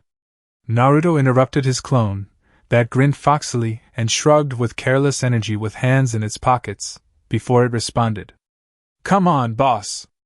Live a little. We both know." It was dispelled with a mental command, and Naruto pinched the bridge of his nose, scanning over the memories he just received, and grumbled, "Damn troublesome blonde. So it wasn't just me then." Shikamaru spoke dryly, lowering his coffee and meeting his friend's gaze. Naruto shook his head and sighed, mumbling lightly, "Yeah. I agree. Damn fallen influence makes them cycle through personalities. It's a pain to deal with." "Hold up," Azazel commented, both hands up as if he was ordering the stopping of a speeding car. As all eyes fall to him, he gestured to rewind and spoke. "Take that back a moment. What was that, and what is this personality cycling about?" All eyes fall onto Naruto, who glanced between Shikamaru and Shizuka briefly, and both shrugged, thus he sighed. After a moment, he looked back to his boss and spoke lowly enough to keep it away from the distant ears. "It's a technique of ours. The basic idea is it makes an independently thinking duplicate of ourselves." Azazel gaped as his mind began thinking of just how useful such an ability would be, and he wasn't alone, as Benamian had already had a catalog of things she could use it for, and Katarina was rapidly forming one of her own. With a sigh, Naruto stared down at his swirling coffee before he continued. "There are obviously downsides, like they can only take a single hit, they are significantly weaker than we are, but it has its uses. However, our transformation, so to speak, has caused an unexpected reaction with it. Curiosity piqued, Azazel got into his scientific mindset and asked, "What kind of reaction exactly? This ability seems to be a very useful tool, so fixing it would be beneficial." "It can't be fixed, unfortunately," Shikamaru reported, just as he bites into his omelette rice and getting everyone's attention. "Well, besides his fellow shinobi?" Azazel quickly asked. "Why not? With enough study and expertise. It's the core of the very technique that's the problem," Naruto explained after swallowing his coffee, getting eyes on him, and upon the governor's nod, he explained. "The duplicates pull their personalities direct from our subconscious. The part of our psyche we can't directly interfere with but has since been influenced by our fallen angel sides." The Nara snorted, Shikamaru commented. "Influenced is putting it lightly." Chuckling, Naruto nodded before looking back at the thoughtful Azazel and explained. "They still follow orders and can perform their duties, however if you're not careful, they start displaying what most would call stereotypical fallen behaviors in one of the 7 sins." He then shudders before looking to Shikamaru and commenting. Shikamaru's wrath clone was absolutely terrifying. Both Shizuka and Shikamaru nodded to that, recalling that overly sneaky Nara clone that damn right terrified the camp for an hour and had to be rather forcefully put down. The original was originally too lazy to do so, but when it threatened Temari, the clone figured out a way to get around the mental dispel command, albeit briefly. It is the reason the Nara does not use it as casually as others might. Nodding in understanding, Azazel commented. "I see. Then I trust your judgment in this matter. Though it's nice to know that you guys are simply choosing not to be like the rest and risen above on your own accords. Duh, pupsic, very commendable," Katarina added with a smirk, though Naruto and his subordinates just shrugged. It was not really that hard to do, considering their home world was dark enough, and their situation compelled them to do better. This is when the Seraphim of Heaven arrived in the room. Their auras naturally drew their fallen counterparts' attention to them, and the fact there were 4 in place of the expected 3. The 4 leading members of the Heaven faction made their way over to the eating group of their cousins, that watched them approach. As they got into range, Azazel waved and spoke. "Fancy meeting you here, Michael, Gabriel, Raphael, and even more so for you, Uriel." The 4 nodded with smiles, beside the last one who just nodded as they all took seats around the end of the table, though Uriel had kept his eyes on Naruto, who was casually sipping his 5th coffee as he stared back. The tension between everyone was mounting, air thickening, and any lesser beings may have felt nervous, but these were some of the tops of their respective factions. None were not so easily swayed. Azazel broke the silence with a sigh, drawing eyes to his form as he then looked to Naruto then Katarina and asked. "Katarina, can you give us a moment? We have something highly." "They know, don't they?" Naruto commented casually, staring down into his coffee and swirling it, but as everyone looked to him, he looked from Azazel to Michael, then landing on Uriel. He snipped. "Right?" Uriel nodded calmly, maintaining their eye lock as he explained. "That we do. Thus this cadre also knows too," Naruto informed, surprising everyone with many eyes looking to the light green of Katarina's eyes that sparkled in mirth as she nodded, having figured out what was going on when Azazel tried dismissing her. After that, Naruto looked to Shizuka and asked, "Gonna need some privacy. You have any?" "Got them all." Shizuka cut him off, pulling out a privacy card. It was one of only 4 Naruto had made to test the depth of his knowledge, and he ranked it an S-rank barrier. Though he also swore those were locked away in his room's safe and thus his confused stare at the Nadeshiko, that pretended not to see it. Shizuka would not tell a soul what kind of hoops she had to jump through, kunai caught, and Saban dodged to get her hands on this beautiful work of art. Though she may, if implicated, let slip that both Ino and Samui have 2 of the others of this limited item. Despite giving his subordinate the "this will be discussed later" look, Naruto took the privacy card, an A5 sheet of chakra card, and charged it up while placing it dead center of the table. The dark background was broken up by the golden lines, and surely enough a barrier shimmered to life. It covered the area around the table so discreetly that not even the Shinto pantheon above would have noticed, and those looking in would only see them having a believable chat. Within the dome was a white space with only the table they were on and the people sitting around it. Nothing within would be known about, though they could all still sense beyond it. It was truly the best work Naruto had done, and it showed as Shikamaru whistled then commented. "This is definitely your best work." Shizuka and Naruto nodded, watching the others stare at it in awe, but the second fallen seraph coughed lightly and getting all to stare at him, Naruto stating, "Nothing can be heard or sensed within this space. Not even by the Shinto pantheon, whose domain we reside in at present." The non-Nightwings nod, with Michael clearing his throat and spoke first. "Firstly, is it possible to—" Immediately, Naruto released his 12 wings for all to bear witness to, and the pure angels all stare at them intently, while he just sips his coffee. After a few moments, both Gabriel and Uriel get up and circle around to get a closer look. At first glance, they look identical to Azazel's, and to non-angels that is the case. However, wings and the feathers that make them up are like prints to angelic races.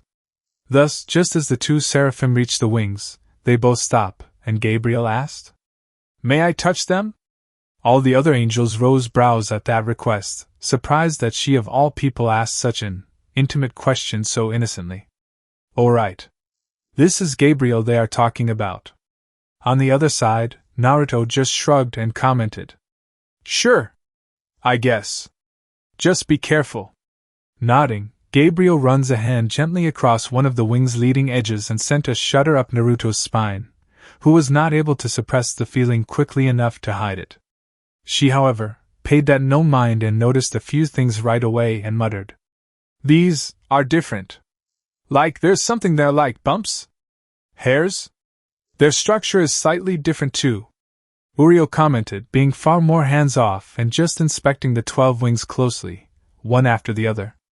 Feeling Gabriel's hands reach his wing roots, Naruto gripped the table tightly, his hands creating indents as he grits his teeth in an attempt to ignore the sensation. She whispered, "They are soft to the touch, softer than most." "But—" She tugged on one with increasing force until a single feather broke free and Naruto flinched, not that she noticed as she was inspecting the feather with a laser-like focus, and muttered to herself, but all heard, "Wow, this is really cool." Looking at the feather too, Uriel commented, "The structure is remarkably similar to owls, but share components with ravens too. A strange combination. That actually makes a scary amount of sense." Benjamin commented from her seat beside Azazel, who nods in agreement before he added, "You guys probably haven't noticed seeing as you only ever work with one another, but your flights are far quieter than most others. Not to mention your penchant for soaring and coasting, then your superb maneuverability." Shizuka and Shikamaru share looks, never noticing any of that, but then again, they never really had any points of reference and figured things out as they went, after the initial lesson from Azazel.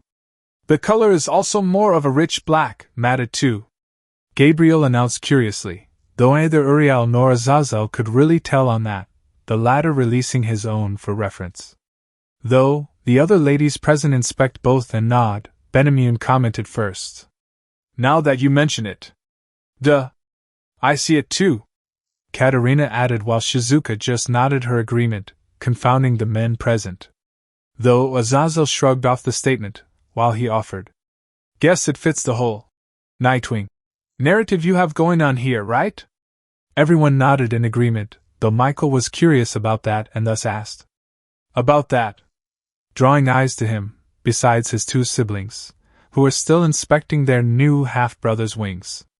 He then finished, "Who came up with that name and distinction?"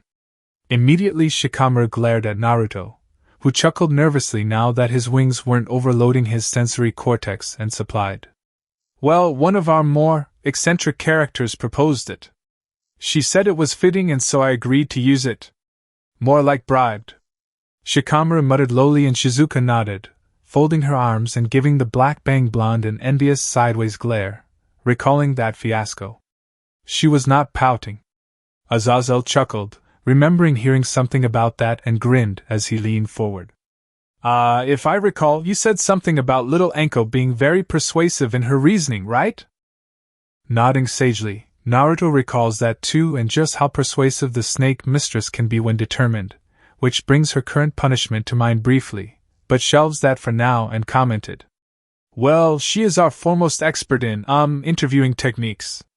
What else would you expect from her? None of the fallen bought that for a moment, even more so his fellow Nightwings as they all watched him take his time sipping his nearly empty coffee. Katarina broke her silence. Pupsik! I wish to meet this Anko. We must talk. Her smile was as suggestive as always, but Naruto saw through those light green eyes of hers and knew that was a bad idea. For Katarina, that is. Anko does not take it lightly when told, no, from anyone but him, and as strong as Katarina is, she cannot handle her. It is good to see that you value the input of others. Michael spoke up suddenly, drawing eyes to him, and the fact that what was not said went over his head, or perhaps he just did not want to acknowledge it, and seeing this, he continued. It makes you a far better leader than many others I know of at current. Everyone nodded, though Raphael places his own coffee down, a coffee none had spotted till then, and added. As our half-brother, we want to ensure that you are a good person and can be trusted to lead others after all. There was a collective blink at that from those not of heaven at current.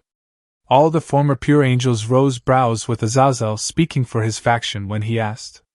Half-brother? Yet it was Michael who answered that fielded question. Most certainly. Since we first met on that training ground. He looks to the second fallen Seraph and continued.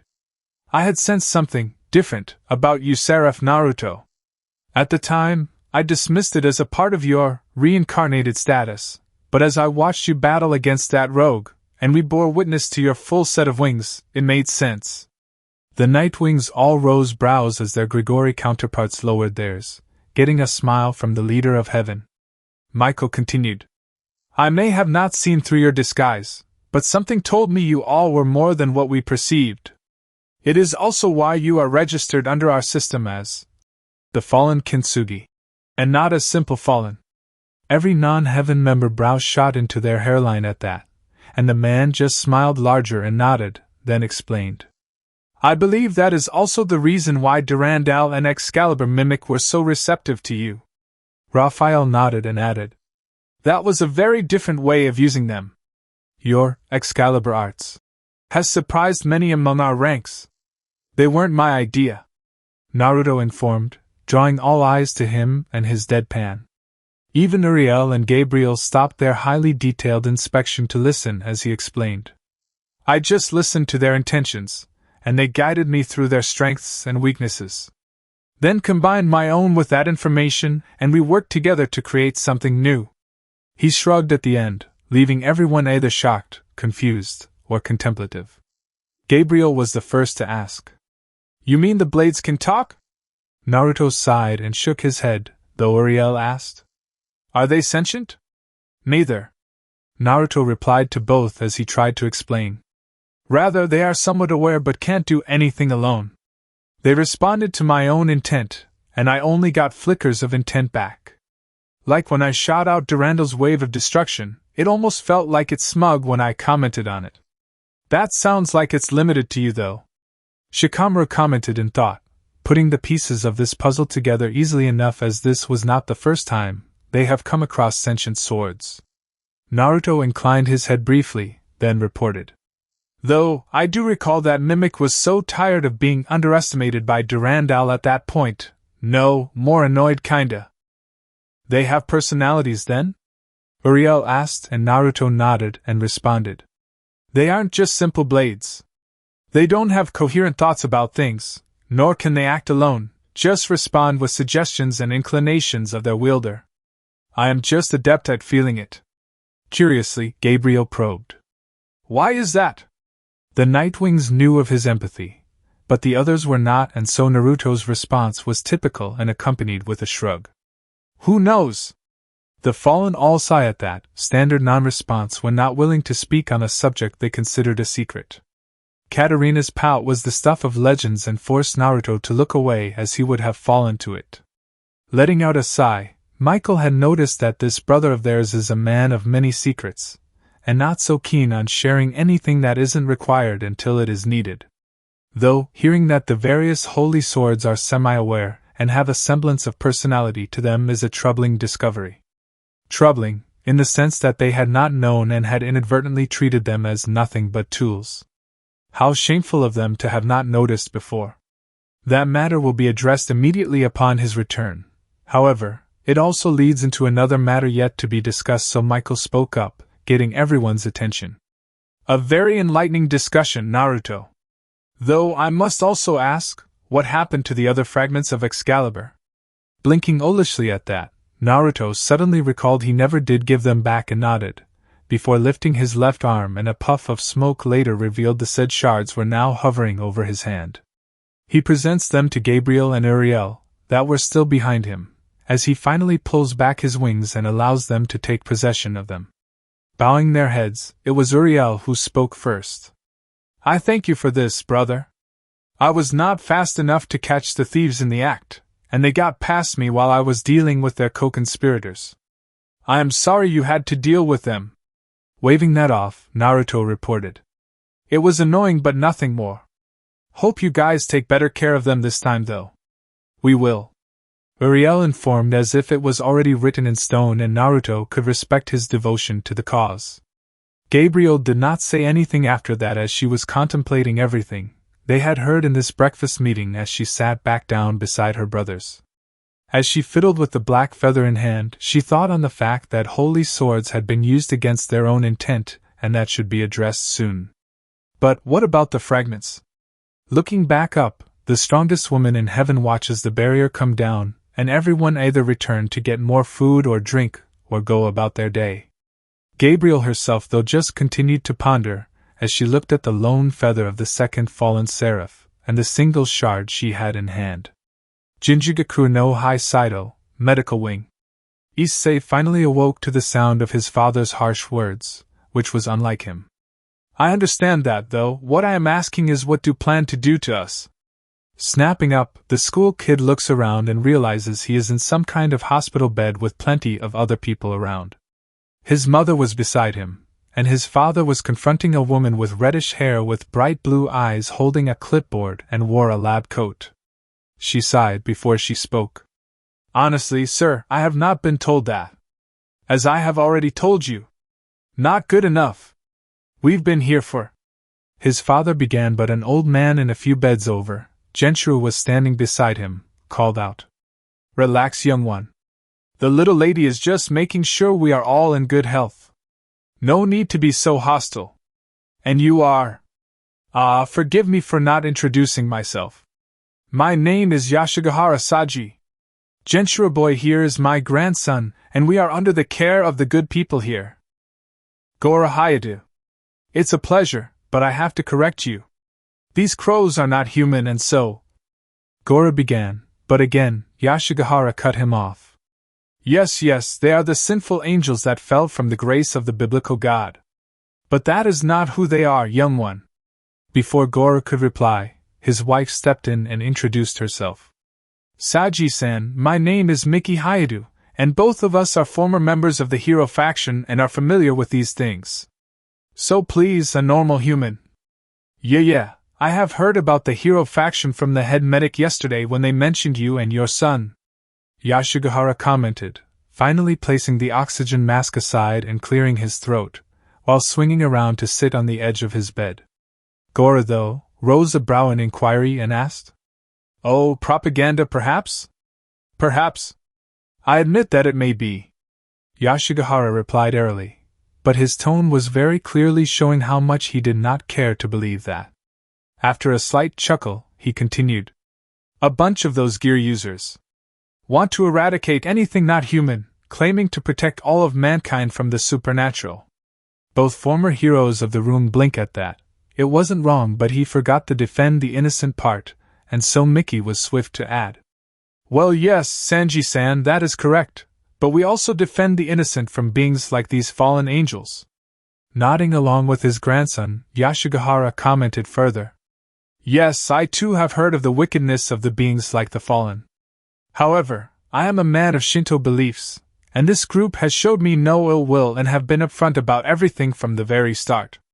He looks between both parents, knowing what they are feeling as he glanced to the now awake boy and then back to the two standing protectively beside him and spoke again.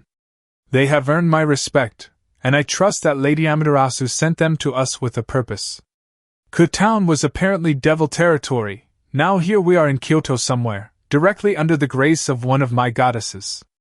Both parents nod to that. Goru spoke for them both. We were aware of the devils in Town and believed that they would not bother with older retired heroes like us. It was even less likely that our old associates would come looking for us there too. Blinking olishly, Yashigahara asked with a sense of bewilderment. Are you serious? Again, both adults of the Hayata family nod, Miki explained. My husband and I left the association to start a family several decades back now. If they found us again, then they would likely force us apart as my sacred gear would be more powerful than before. Eh? Issei screeched, drawing eyes to him now and his parents, only now realizing he was awake. The boy, though, thought that whole thing with secret powers and these supernatural beings was something rather elaborate. Though, him seeing literal angels broke that up very quickly. But now, hearing that his parents were a part of this world of craziness before he was born was a shock. Seeing this, Miki smiled softly and spoke gently. Sorry, Issei-chan. We never wanted to bring you into this world. You were just unlucky. A new voice drew eyes to a fallen entering from the door, standing at 5'4", short black hair and pink eyes, her lashes running upward at the corners. The uniform was like a black full-body suit, but her right sleeve was missing, revealing her flawless tan skin beneath. Her shorts reached halfway down her thighs, fishnets covering the rest down to her covered sandals. A gray sleeveless pocketed jacket with a metal plate of an insignia of the Grigori on her arm, but she also had another insignia the former heroes did not recognize on the vest. Gora finished his assessment first, and then asked, Unlucky?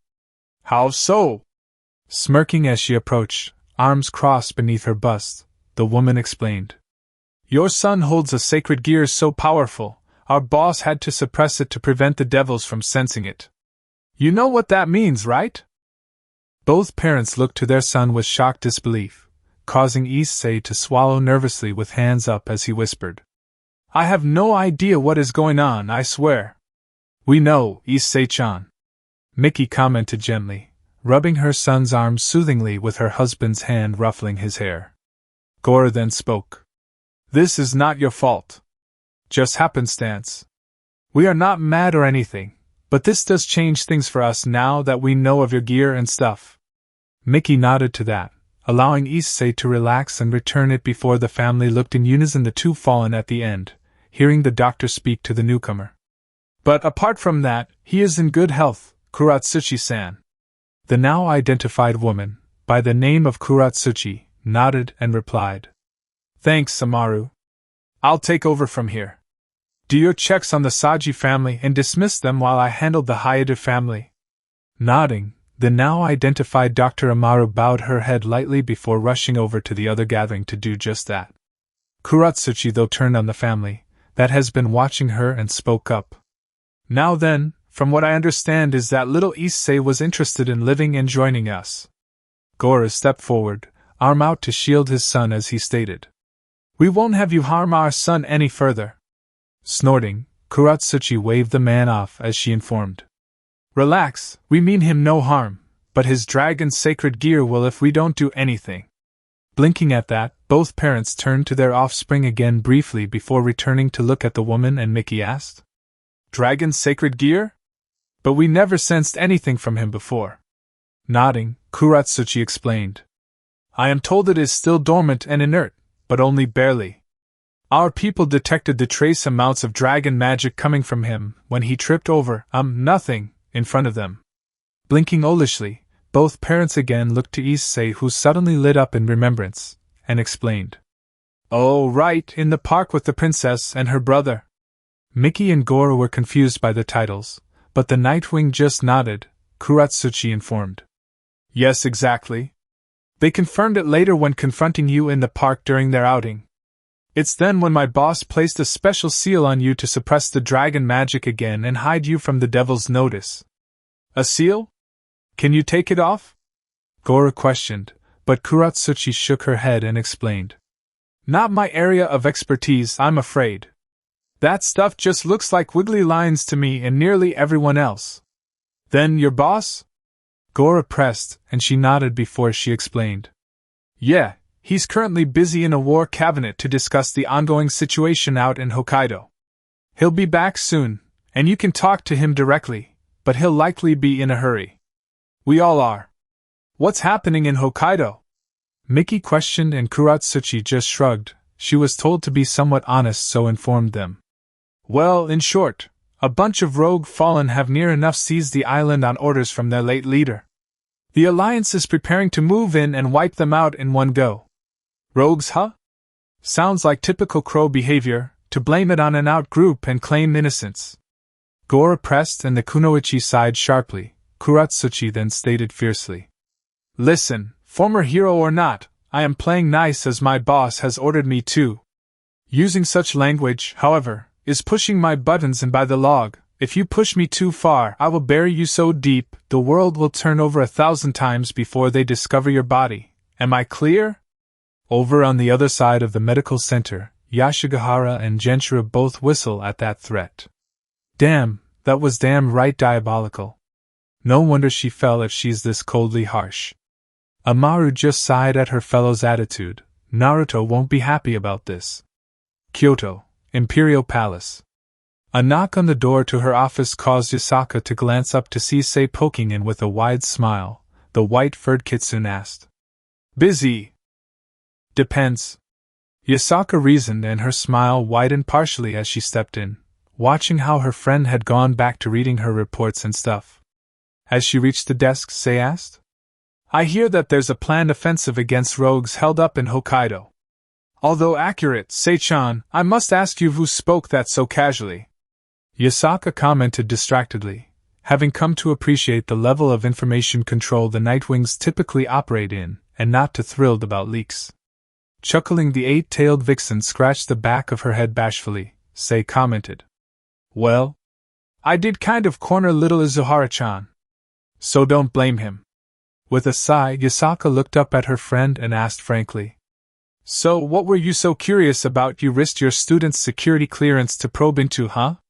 Well, Saka-chan, when you put it that way, Sei whispered, averting her gaze slightly and with a soft pout. Though Yasaka rose a brow that seemed to force her friend of eight tails to actually answer, thus the white-furred kitsune spoke. Okay, fine. I was looking for information about Naruto. Humming, Yasaka nodded and asked. For what purpose? We were meant to be training together, you see. But I haven't seen him for a few days now. Sei mumbled, twirling a finger through a few strands of her hair, and was definitely pouting.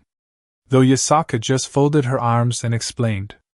Well, he's been here directing and planning for the upcoming battle, so it is unsurprising you haven't seen him. Perking up, Sei was about to speak, but the Kyuubi beat her to it. Not to mention the fight he got into yesterday. He has been rather busy leading the Alliance troops since, so much so, he had to stay here last night. Humming with the thought of that particular Nightwing leading troops, Sei's gaze got kind of distant. That only came around the thought of a fine man taking command, and Yasaka recognized it, decided to break the Hachibi from it, and asked. This training. What's it for? Snapping out of her daydreaming, Sei smiled softly and explained. Well, you know I have my chakra back, yes? Nodding with a frown and a light glare, Yasaka snipped. I am still not happy you kept that from me. With a nervous yet elegant chuckle, Sei responded softly. Well, Saka-chan, you always have so much on your plate. I did not want to add to it. Before Yasaka could quip back, there was a knock on the door drawing both vixens' attention, and in poked another of their kin. Though she had pale silver hair and sky-blue eyes that told of her gentle nature. It took both women to recall who she was, with Sei calling out first. Isuri-chan, how have you been? We haven't spoken since that wizard incident. Smiling gracefully and nodding, Isuri Yoshinori stepped in fully, revealing her 3 tails that match her hair, and bowed lightly before responding gently. And I must thank you again for taking care of me then. Waving it off daintily, Sei spoke calmly. Anytime, though, you came here for a reason, yes? Nodding again, Isuri looked to the gently smiling Kyubi, who had gotten that report and the brave actions of this young vixen, and reported. Lady Yasaka, we currently have representatives from the Norse pantheon wishing to see you. This got 2 sets of raised eyebrows, so the 3 tails explained further. A Lady Rosweiss, Odin's personal Valkyrie guardian, and Chief Valkyrie Brynhilde escorting her are awaiting in the reception. Did they tell you their reason for being here? Yasaka asked a bit more sternly than before, and Isuri nodded as she informed her leader. They have been ordered to come and join the alliance on orders from Lord Odin himself, apparently. Humming, Yasaka tapped her table rhythmically as she thought on this development. Odin is not one to act without reason, and so, him sending his personal guard and a squad of Valkyries here and now, means that he is likely aware, or more accurately, seen something that requires their help later. Scratch my back, we scratch yours type situation. Sighing, Yasaka realized that there was more than likely another angle at play considering Odin's unique personality, and so ordered her fellow kitsune. Go grab Michael and Azazel first, then retrieve our guests. I shall receive them here instead of the throne room. Bowing, Isuri reported. At once, my lady. Before departing, Sei looks to her thoughtfully friend and asked. I doubt this is coincidental. When dealing with the Norse, it never is. Yasaka reported with her gaze still thoughtful as she looked at her friend again, who was still smiling softly. After a moment, she added. Though I have a feeling this is going to be centered around a certain fallen we are both familiar with. Giggling softly, Sei asked. When isn't it, Saka-chan? Sighing exaggeratedly, Yasaka gained a sly grin as she nodded but paused and got thoughtful for a moment. A few passed before she commented. Though, I still want to invite him to the shrine and meet my little canoe. Smiling softly recalling the kit, Sei inquired. Oh, you are getting serious about him, huh? Biting her lip lightly as she thought, Yasaka nodded slowly and carefully before meeting her friend's gaze directly, then spoke lowly. I think I should be more proactive in my attempts to gain his attention, yes. With all the women around him, it will only be a matter of time. Inclining her head lightly, Sei couldn't deny that either and was hoping to use the training to make her move, but as this visit has proven, she will have to push harder, but carefully. Her earlier attempts were not her best foot forward and, as fellow canines, his pack will ward off the desperate. Then again, there is a thought. Abruptly, across the hidden shrine, all the Inuzuka suddenly growled lowly and glared in the direction of the imperial palace with their head females snarling something fierce. Upper guest quarters. With another sigh, Naruto approached his guest quarters as he finally stopped grumbling about Raphael's complaints about the damage he caused to the lower levels of heaven with his Excalibur art, Apocalypse End, attack, and to be mindful going forward. Seriously, he thought he was the silent type, but apparently that's only for non-family members. Not him, the half-brother of the Seraphim. Now though, seeing as the 2 leader-class angels were called to Yasaka's office, he had time to dress and take care of some internal work. Katerina finally had to go deal with her own stuff, and Benjamin went to check on things back at the Grigori headquarters. Apparently, news of the upcoming engagement is a hot topic for the whole race. Then again, when the top 5 legions are all committed to one battlefield, even if only parts of each, it would be big news for the other said legions and will likely be the talk of the town. Politics, huh? However, that can all wait, as he needs to speak to Shizuka, who he had ordered to meet him in his room, before Raphael got to him to complain, as he needed to discuss the sealing card she had somehow managed to get her hands on, and he needed to know how, if not why. Said sealing card, Naruto was spinning it between 2 fingers, one of each hand, as he was not exactly comfortable with leaving it with her after knowing it had left the shrine. Sure, it worked out well, but this is a clear breach of. All thoughts halted, shattered, and scattered to the 4 corners of the world upon him opening the door to his temporary abode to find who he had expected, just not in the way he had anticipated. For upon the double four-post bed he had shared with Katerina last night, not that anything happened between them, resting upon replaced sheets of purple silk and black pillows, was none other than Shizuka. However, she was not in the casual clothes the two were in during breakfast. No, for Shizuka had clearly borrowed some tips from his friend Anko, paired it with her no doubt extensive knowledge on kunoichi tactics, and aided by her flawless kunoichi grade figure, which was compounded by their fallen angel's seductiveness to create a visage no being could ever hope to see without loosing their collective marbles. For sitting upon his bed was, for all intents and purposes, a nude woman with nothing but a very, very loose silk robe that barely covered her frame, closed loosely around her waist to prevent certain parts of her anatomy from being viewed just yet, and only heightened the appeal further. In his befuddled daze, Naruto automatically followed the very seductive nature of her finger gesture to come in, and wordlessly, mechanically he did so, stepping into the dimly lit chamber of sensual, yet sexual energy. Closing the door behind him, the secret seraph slapped the S-rank privacy barrier card on the wall and activated it absent-mindedly, without breaking his stride towards the goddess laid out before him. As he approached, Shizuka was not idle either, as she slipped forward off the bed and stood to greet him, and, in a move that he would call bold later, she pulled him into a searing make-out session that would see his clothes removed softly, gently, and with her careful consideration. Coming up for air, the two parted lips slightly nose still touching as she whispered barely beneath a breath. "I know I was in the wrong, hun, but right now let me have this." Before he could speak, her lips found his, and they would remain for a good few moments, even when he groaned upon feeling her take hold of his erect penis with both hands, slowly jerking it. Pulling back again, Shizuka whispered further. "We are short-staffed, I know, and you have my word that I will wait for my turn, but right now I need you and I will have you. Am I clear?" He could not respond to her as her now rather pink, swollen lips graced his again, and their tongues danced with one another again.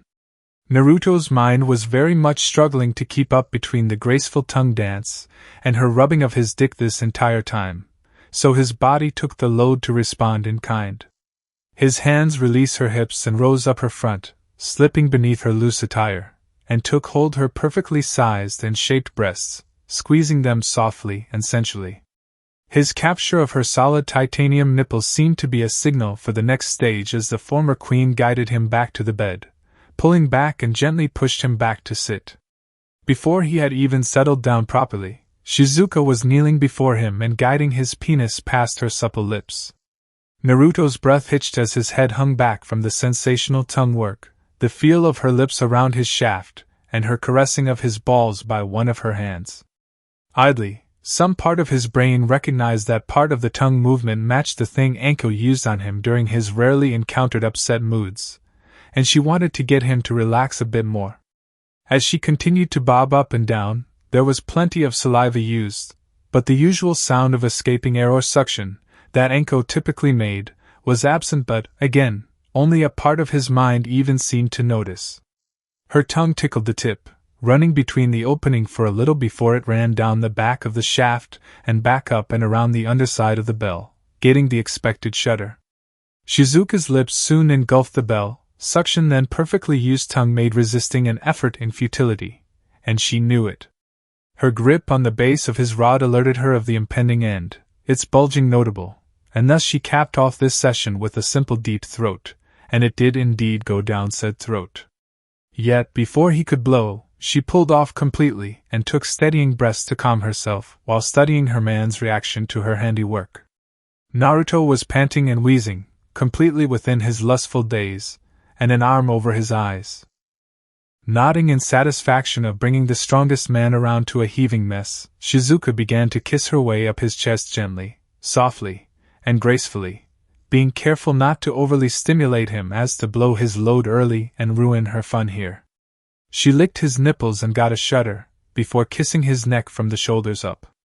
By the time she reached his lips, his arm had been removed and the make-out session was far less hungry and more sensual in its nature. Slow, loving, and tender. Eventually, they rolled over and Shizuka's hands went from supporting her weight down across his perfectly toned body and acquiring a gentle hold on his penis as they pulled apart from the passionate make-out. Now eye to eye, sapphire to emerald, Naruto wanted to ask, but his breath caught upon her smile and whispered words. I know what you are going to say, but don't worry. I am fine with this, more than fine with this. We may never marry, but I still love you and I know I am special to you too. That's enough. Taking his breath away as she rubs his dick against her wet awaiting lips, Shizuka continued. But if I can be a bit selfish and ask for a small favor. Upon his nod and bit lip, she smiled and added softly. In these moments, among our private time, please, if only for these moments, treat me as your own. Let me be the wife I may never have the chance to be. Let me treat you as the husband I wish you were. If only for these moments. After the briefest of seconds, Naruto whispered softly as his hand brushed away her hair from her face as he whispered. I can do that, Omi. If that is what you want. Shizuka nodded subtly, leaning into his soft touch without breaking eye contact or halting her administrations of his tool across her own as she whispered. That is Anada. Letting out a silent, soft but lustful breath in reaction to pulling his dick into her drenched vagina and finally, after all these months, enjoying the feel of the penis she and her other partner had discussed at length, pushing up through her pussy. It was better than they theorized. When she finally opened her eyes, matched with her make-believe husband's own, a gentle smile took to her face as she whispered. How is it, Anada? Naruto did not respond to that request for comment, and instead just gently captured her lips with his own, which she enjoyed far better as an answer. Instead, their lovemaking began slowly, softly, gently, and filled with nothing but a sensual desire to please the other. Her pussy was just as outrageous as her figure, perfectly tight yet soft and mellow. It felt like it was trying to hold him there, sucking him in deep and gripping whenever attempting to pull back. Warm bordering on hot, coiling around his thrusts, and constricting when he reached the entrance. Shizuka too was not just idly taking his dick, but thrusting back and in perfect synchrony to ensure her man was experiencing the height of pleasure. Which, in turn, only made her skyrocket as Naruto was of the same mindset, his lips greeting her supple skin of her neck, and hands massaging her breasts and nipples alike. Her soft, barely audible moans were picked up by the sensitive ears of Naruto, who only got more intense as a response, and she could feel his dick getting harder as it pushed deeper, punishing her G-spot and cervix alike. He noticed her silent climax as she somehow gracefully, the only thing he could think of it, gripped him as he bottomed out. Shizuka was not a very vocal lover as she simply grasped his ass to hold him down, and let out a long, soft breath when she did. Though, when she was done, she whispered, Anada, I love you, so it's your turn. Before kissing her way down his neck to his shoulders as she began to grind his dick against her rear wall, brushing her entire being against his slightly throbbing member. Though, what sealed the deal was when she kissed her way back up to his ear and added breathlessly, Give it to me like you were trying to give me a baby. That seemed to trigger something within Naruto, something that he did not know he had, and his thrusts increased in intensity while remaining as deep as he already was, and she loved every moment of it. Shizuka held him close to her body as he pushed deeper, harder and faster, matching his pace got harder and harder, but she was also about to climax. His grunt told of his imminent end, and her thick thighs made their presence known when they wrapped around his waist, changing the game, and again with the most lustful voice Naruto had ever heard, she whispered, We may not be having a baby now, but we can practice.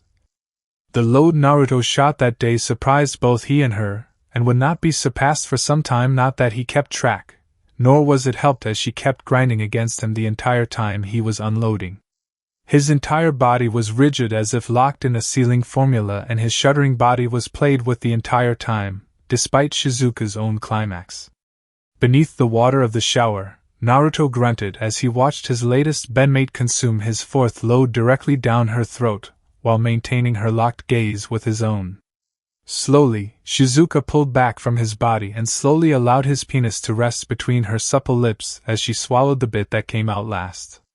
After that, she released him as she got up to her feet while watching him rest against the back wall, brushing her soaked raven hair away from her face, smirking sexily the whole time. It took a few moments before the blonde spoke. "You know, this isn't getting you out of your punishment, right?" Chuckling softly as she washed herself down with the soap before turning back to face him, Shizuka nodded while smiling and rubbing the foaming soap over her body, as she explained. "Yeah, I know. Just needed to get that out of the way and clear. So, how was it?" Naruto gave her the driest deadpan known to living beings and got her to giggle and nod, pleased with herself and her performance. Embracing her tenderly from behind, letting her sink into his hold beneath the water, he whispered, "One thing at a time is key for now. When things calm down, we can come up with a more long-term plan and things can be discussed then." Shizuka nodded subtly but holds onto the arms she was being embraced with, and whispered back, I know I won't be your first. You probably have someone already in mind, but just let me know what place I can take so I can love you, in my own way." She feels his hum before he spoke. "I will, but as for your punishment, house arrest is what I want to say, but Ren would just abuse that fact, so you will be assigned to the greenhouses for a month." Nodding, Shizuka could deal with that, and he was also not wrong about Ren. Honestly, that woman. Given the opportunity, she would tie her down and... Biting her lip, the Nadeshiko banished those thoughts, or she would end up doing some despicable things to Naruto right now. Jinjigaku no Hai Saido, Dining Pavilion.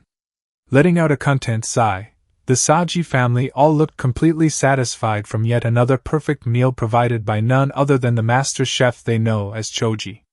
Yashigahara called out to the man. "Good man Choji, another wonderful dish, and you have my compliments, as always." Choji, standing by his full-scale and covered restaurant-grade kitchen, chuckled heartily and waved back from his place a good 50 meters away with the biggest smile on his face. His staff too chuckled at the old man's antics but appreciated his appetite and compliments to their hard work. Shaking his head in slight embarrassment, Genshiro could not fault his grandfather all that much, as the food was really good and free of charge too. Though, his attention was drawn opposite to his former schoolmate Issei, who was only being slightly more discreet in his ogling of the others in the open-air dining hall. Probably because his parents were flanking him, both looking tense or uncomfortable, the school kid could not tell. Though Gora offered cautiously, "I thought this was a base for the fallen. Why are there Lamia and two devils here too?" Yashigahara glanced over and saw the two devils in question, an older brother and younger sister duo, and recalled their story from their brief encounter the day before. Sighing, he explained, "From what they told me, they are both young magicians, just as their parents were before them, and things got a bit rough after their deaths." Sighing, Gorin knew how little human magic users had going for themselves, assuming they were running solo and without backing. Though listen to the old-timer continue. "Long story short, they were approached by a devil who promised to fix and fund them. They agreed, seeing as they did save them from a group of exorcists.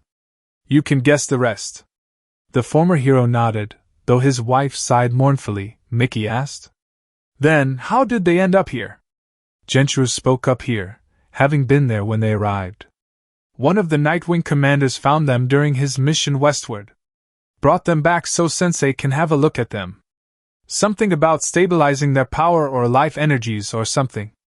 Thoughtfully, Gorin nodded and explained. "Well, if they are new devils, then yes. Their life and magic will likely be rather unstable without their king's influence to stabilize them. If the leader of these crows can do something about that, then yes.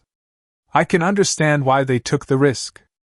"Oi, young man," Yashigahara called and drew the former hero's attention to his stern face. The old man had been explained why Kuratsuchi got so angry when called a crow, and had it explained as if he was called a monkey, and how degrading the term is for fallen angels, so he stated firmly, "At least show basic human respect for our hosts. You don't have to like them, no one's asking that of you, but they are helping you, so they deserve that much." Miki took her husband's hand, drawing his gaze as she nodded while she added, "Please, Gorakun. They are helping us with Issei and asking nothing back." Play nice while we are here. Letting out a sigh, Goro nodded before looking back to the senior citizen and offered far more subdued. I am sorry, Saji-san. I'm just on edge, being back in this world again and being so out of shape. Nodding stiffly, Yashigahara replied calmly. Be that as it may, rudeness will get you nowhere. Upon the man's nod, the older gentleman smirked as he informed. Besides, Lady Amaterasu sent them, so we are perfectly safe here. Her light is our safe harbor. With a tight smile, Goro offered back. Well, in all honesty, if that were true, then we'd be with the Kitsune of Kyoto and not fallen. We saw some when we arrived. Issei offered, snapping back to the table, drawing all eyes to him. Though, Genshiro added. Oh right. The busty golden-haired lady with the tails that caused you to pass out from blood loss. Goro face-bombed, hard enough that it echoed, and Miki pinched her son's ear in disappointment as she chides him softly. Honestly, Issei-chan, how could you? Peeking over a finger, Goro asked the boy opposite. Did she have 9 tails? Upon Genshiro's slow nod, the older man let out a heavy sigh of embarrassment at the fact his son did such a thing. Clearly out of the loop, Yashigahara asked. Which golden-haired lady are we speaking of and why is she important? Her name is Yasaka no Yoko, the Kyubi who rules the western region of Japan. Goro informed, and upon the elder's nod, he added. She is also the Shinto's shrine maiden and their representative here in the mortal realm. And on that information registering, Yashigahara glared at Issei something fierce and growled. You dare sully a maiden of Shinto? Genshiro did too. Issei squeaked, and the blonde paled, feeling the rage from his grandfather on him in that same instant. Genshiro swore beneath his breath. Fuck you, Issei. Kyoto, Imperial Palace War Room. So, next time we can work on integrated tactics. Naruto explained to Benimune and Arthur, though Katarina was nodding along, about the possibility of developing attachments for their mobile devices as Yasaka leads in the leadership of the Alliance into the room. Naturally, this drew the attention away from the map table and to the Kyubi, the archangels in the form of Michael and Azazel, and the newcomers that none recognized. This got many raised brows, though the resident Nara summed it up pretty adeptly. Troublesome. Agreed. Naruto, Arthur, and Raphael responded in unison, earning sweat drops from the new arrivals. Though, Azazel pushed forward and announced. Settle down. It seems that our friends up north, the Norse Pantheon, want in on our little friend group and so will be joining us for this little operation. Not so little, I would say. Arthur commented dryly. The others nodded, but Azazel waved him off and allowed Yasaka to inform them. Regardless, these 2 ladies are Valkyries here to represent Lord Odin and the Norse. His personal bodyguard, Rosweiss, and the chief Valkyrie Brynhild. Both offered stiff nods when mentioned and allowed the Alliance commanders to inspect them both individually. Rosweiss was a beautiful young woman that stood tall at 5'8" with silver hair that was long and reached past her waist down to her thighs. Her aqua-colored eyes were rare and did catch a bit of attention away from her Valkyrie armor of a breastplate atop a black leotard, hip guards with pink laced cloth wrapped beneath, fingerless gloves, and combat boots, all of which had a white base with pale blue and golden highlights. Though, it should also be noted that their black socks were thigh-length and also pink-laced, with wing-shaped hair clips to secure back their long hair, similar to the ones on their combat boots. Brynhilda was the objectively prettier of the 2 with long light blue hair, but also wore the same armor, but looked far sterner and sure of herself, or maybe her strength. Arthur was the first to comment, glancing to his fellow Legion commanders. They call that armor? Apparently. Katarina commented lowly, with Benimune nodding along with her, though Naruto shared a look with Shikamaru, and they both nodded. This was a drag. As they sigh in unison, however, their joint retort was cut off by Yasaka's steely tone. Before you complain, we have already agreed to it. Both Nightwings groaned silently at the headache this was going to be, though Raphael too looked a bit annoyed at this being dumped on them suddenly. Most did not notice though, but Michael did and offered a soft, but awkward smile to his brother. Not liking being taken so lightly, Brynhilda stepped forward and declared. We are fully capable and fully equipped Valkyries with numerous victories under our belt. Do not take us lightly. Kind of hard, when armor is so flimsy," Artur remarked, still studying their outfit, and was seriously unimpressed. "How do they expect it to take hits and keep them safe when most their body is exposed like that?" Glaring at the stupid Fallen, Brynhilde was about to retort that it did, when Azazel stated, "That is not your concern, Artur." He then looks to Naruto, who had already returned to the map, and added, "That is for the operation commander to deal with, right, Naruto?" Sighing something fierce, Naruto glanced back up at his boss, whose gaze held an edge to it, then to the two Norse angels and grumbled silently before he asked, "Unit strength and capabilities you are willing to share?" Nodding, Brynhilde stepped forward with Rossweiss beside her as she began to explain their capabilities to the leader of this operation, apparently. As Brynhilde and Naruto spoke, Shikamaru was daydreaming and inadvertently staring in the general direction of Rossweiss that made her feel incredibly anxious, thinking he was analyzing her effectiveness.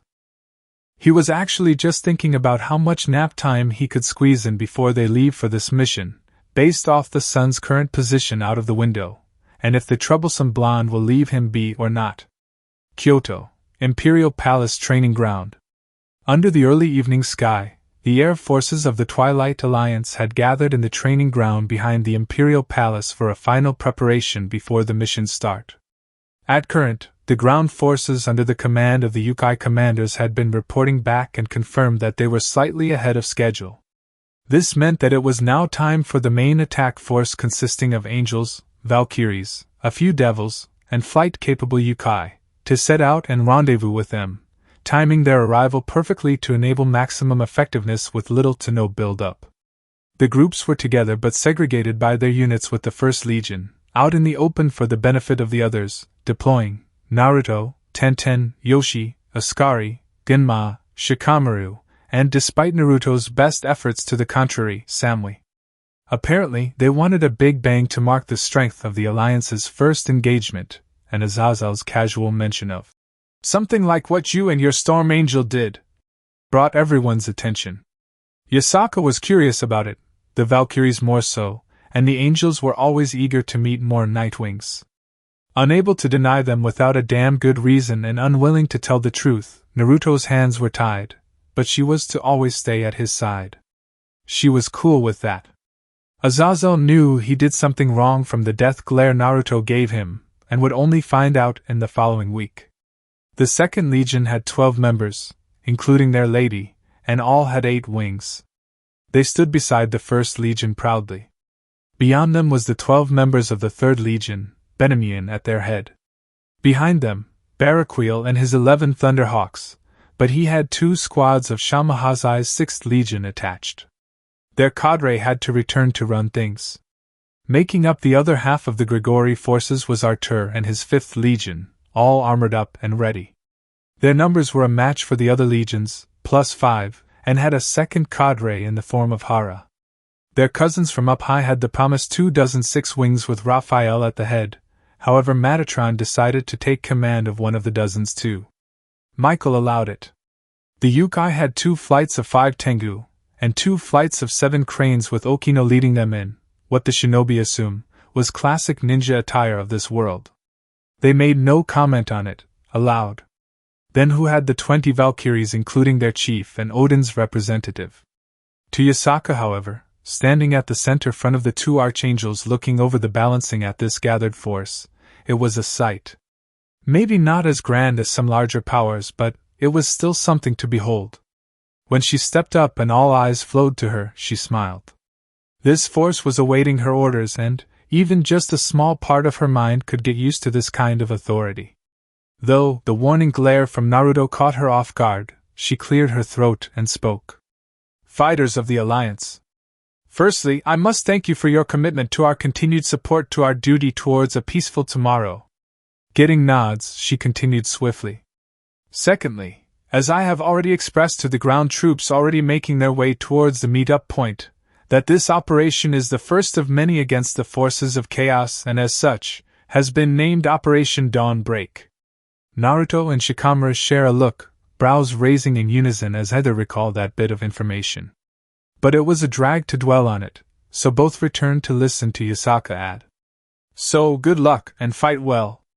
We know that under the stellar leadership of Cadre Naruto, you will know victory this day. Shikamaru felt Naruto's sigh deep within his own soul and did not blame him for that level of troublesome that just dropped on his lap. Yet Yasaka was not finished, apparently. Commander, would you like to say a few words? Not particularly. Naruto reported dryly, getting a few chuckles from the crowd and amused smirks from his fellow seraphim.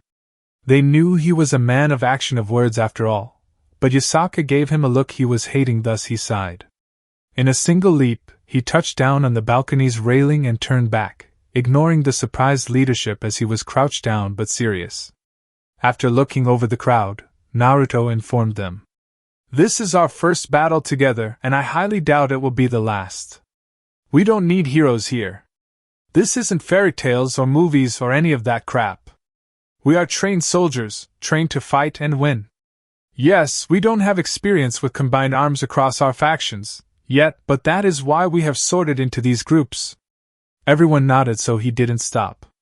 Thus, stick with your squads, cover your friends' backs, and if you get lost or stumble upon an ally, ask for help. Nothing wrong with that, and let the trust come later. We are all in this together, so help one another. Stay calm and keep your head up. We got this. Yes, sir.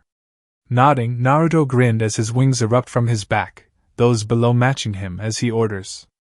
Move out! Before taking to the skies, and the group all follow his lead as he circled the Imperial Palace once and allowed everyone to reorganize, before then banking in and flying back over the training ground and over their leaders and on to the target area.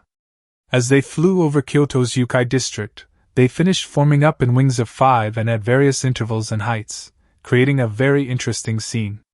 For the many Yukai below, they were in awe at such a large force flying overhead. Doubly so when they spotted the numerous Yukai among the collection of flying Vs. Cheers rang out and many waved back with smiles that earned them more. Naruto at the head just focused forward at the lead position, Samui was on his direct left, Shikamaru was at the head of the Nightwing V formation of the others at his back. He was really hoping things went to plan here as he led the wing of fighters to the northeast and was unaware that 2 members of the new Devil faction were reporting back this side of the Joint Air Armada back to the Devil Council, that was currently in session, directly. It was causing quite a panic and ruffled a lot of nerves. Report 3, Purple Skies. Underworld, Council Chamber. With a deep voice, Surzex stated. As such, with this in mind, we are tightening our borders, and we should all take far more care regarding our interactions with the fallen. These legions are not to be trifled with. There were mumbles and plenty of minor chatter about this development, yet they fell silent when the Red Satan announced. Next, as you have likely heard or suspected, there was indeed a rogue fallen cadre attack on the heiresses of both the Citri and Gremry houses. More murmuring broke out when Zikram Bale stood and declared. Yet you tell us that we are to step back and regard the crows with care when they attack us so brazenly? Are you mad? Plenty of cheers and raised to feet in support of the old-timer, but Falbium flared his power and gained silence, all eyes snapping to him as he spoke. It is an isolated incident that we have confirmed with outside sources. He sighs, hard before he explained. The entire Grigori had been searching for him for close to a month before, and all their legions had been deployed to that effect. The murmurs continued at a fever pitch with Lord Glaciolabila standing, drawing attention as he asked. That is another thing. These legions, what are they and what are their purpose? Surzex took this and spoke. From what we are able to determine, they operate in many ways that are similar to that of our own houses. Semi-autonomous groups that all fall under the umbrella of the Grigori and specialized in one thing or another. Seeing everyone nod or become thoughtful, he continued. Like our noble houses, they come in different shapes and sizes, quirks and styles, but they all report to headquarters just the same. How can we tell them apart? Lord Agars asked carefully. This time Falbium reported. The notable ones have uniforms and will have it prominently displayed, but typically they won't leave their territories. Though early projections suggest that within the next century the minor difference will become more noticeable. They have notable ones? Explain. Zekrom demanded, gaining shared looks between the four Satans. Seraphal shrugged, Ajuka nodded, and Falbium sighed before tossing a glass ball to Surzex, who caught it before placing it on a pedestal he just summoned. The next moment a projection appeared on the wall beside the Satans. It was a basic list of the legions they had identified along with their crests, insignias, and initial threat assessments. There were large gaps in the rows, but they were working on it, and after waiting a minute for everyone to get a good look, Surzex began. We are still identifying many of these legions, but we have a decent list. As you can see, there are estimated to be at least 300 of them of various sizes and kinds. The murmurs were like a persistent hum as the list was studied and committed to memory, though the former Gremory continued. But to answer the question Lord Bale proposed, when we say notable, the Grigori themselves call them the notable 20. In truth, they only actually seem to refer to the top 20 of these legions, but more accurately, 11 to 21. Falbium found himself grinning at their confusion. It was the same for him too, but listened as Surzex elaborated. Yeah, we know that is confusing. But these legions are all led by a cadre and, with limited exceptions, are all very credible threats to individual houses that are not to be taken lightly. We suspect that in times of war. Falbium took over here, drawing eyes as he spoke. These legions will be the ones the lower legions will form up behind, instantly forming attack or defense units and capable of acting independently or in concert with their fellow upper-level legions with little input from the Grigori leadership. A rapid response force of little equal. You could tell he held a modicum of respect for such a unit, seeing that even the military he commands would be hard-pressed to organize half as fast. Nodding to his friend, Surzex retook the reins and explained. We do not have much information of these units or the cadre that lead them, yet, but the rogue responsible for the attack was among them. We do not know what legion he has control over, but we do know that the others are hunting them down even as we speak. The murmurs persisted as it seems that many were adjusting their plans regarding how to address these changes to their long-standing foes. The Satans did not blame them, so allowed them time to come to terms with this. This was broken by Lord Phoenix, who asked, What about the top legions? The top 10. Surzex nodded and explained calmly. The top 10 are all to be considered by the fellow Grigori as the legions to join, only hosting the best the Grigori have. However, again, this only applies to the latter half of the list, from the 7th to 10th. His eyebrow twitched as this did not make much sense to him either. But this is what information they could glean, and even the other council members could tell this was irritating for the Satans too, thus held their tongues. Falbium took up the plate here and informed. We also know that all the top 10 have something unique to them that elevate and sets them apart from those of even the notable 20. A trait they all share, or ability that cannot be found anywhere but those who belong to these legions. Like our houses? Lord Agars inquired about, and Surzex nodded, taking over again as he spoke. From what we can tell, yes. We have yet to identify all of them, but we have a few. For example, the 8th Legion holds the greatest sensory capabilities and sharpest eyes that can make out lip movement from several kilometers away. Many rose brows at that, a new mutation perhaps within a select few fallen. Falbium added smoothly. I had a run-in with, we have since identified as, the 6th Legion and its leader, fallen cadre Shamahazai. Their unique trait, however, is that they have several of our fellow devils among their ranks. The expected outburst of disbelief, outrage, or cries for their heads echoed for a full minute before the Lucifer seat holder flexed his magic and called forth silence once again. With a sigh, Surzex commented. Yes, we are aware of what you are saying, however, we have yet to identify any devils of nobility among their ranks. In fact, we know little about them beside the fact that several of our fellow devils are donning the uniforms of that legion. There were many frowns, but the red head continued anyway. However, of higher importance is the top 5 legions. These are all to be considered part of the Grigori elite forces and to be regarded with care. The air shifted, growing tense, and silence reigned. The list on the wall stopped scrolling and was adjusted to cover the top 10 as Surzex explained. We lack intelligence on most, just rumors mostly. However, we do have some information on one of the top 3. These top 3 are to be considered with the utmost seriousness. Only the best of the best have even heard of them within the Grigori. They are free to choose who joins, as there is no other way of joining them.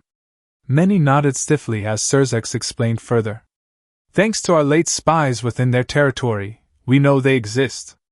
Unfortunately, we only have information on one. Their top legion, in fact. A short silence was broken by Lord Bale, who declared, "Do not drag this out. Who is this top legion?" Surzex regarded the man for a few moments before he retook his seat silently, and then the projection on the wall locked in and presented the name and insignia of the legion in question. The red head informed the council. This is the pinnacle of the Grigori's might. The Grigori First Legion, the Nightwings." Looking to the insignia on the wall himself, he added swiftly, "We are working under the belief that its members are individually responsible for the wave of kidnappings across our ranks, both here in the underworld, and in the human world too.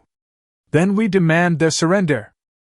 "We can't," Falbium muttered, yet they all heard, and when they regarded the bold Satan, he added with more volume, "We believe that they are responsible for it, however there is no proof that they did. We have very little information at present on this particular unit, largely due to the fact we believe they hunted down our spies too." Surzex spoke immediately after.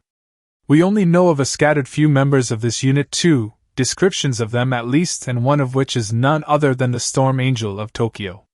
The silence didn't last as Lord Phoenix jumped up and declared, "Then demand her release to our custody, and however, we have come to the consensus that they are all twice as strong as their wings suggest."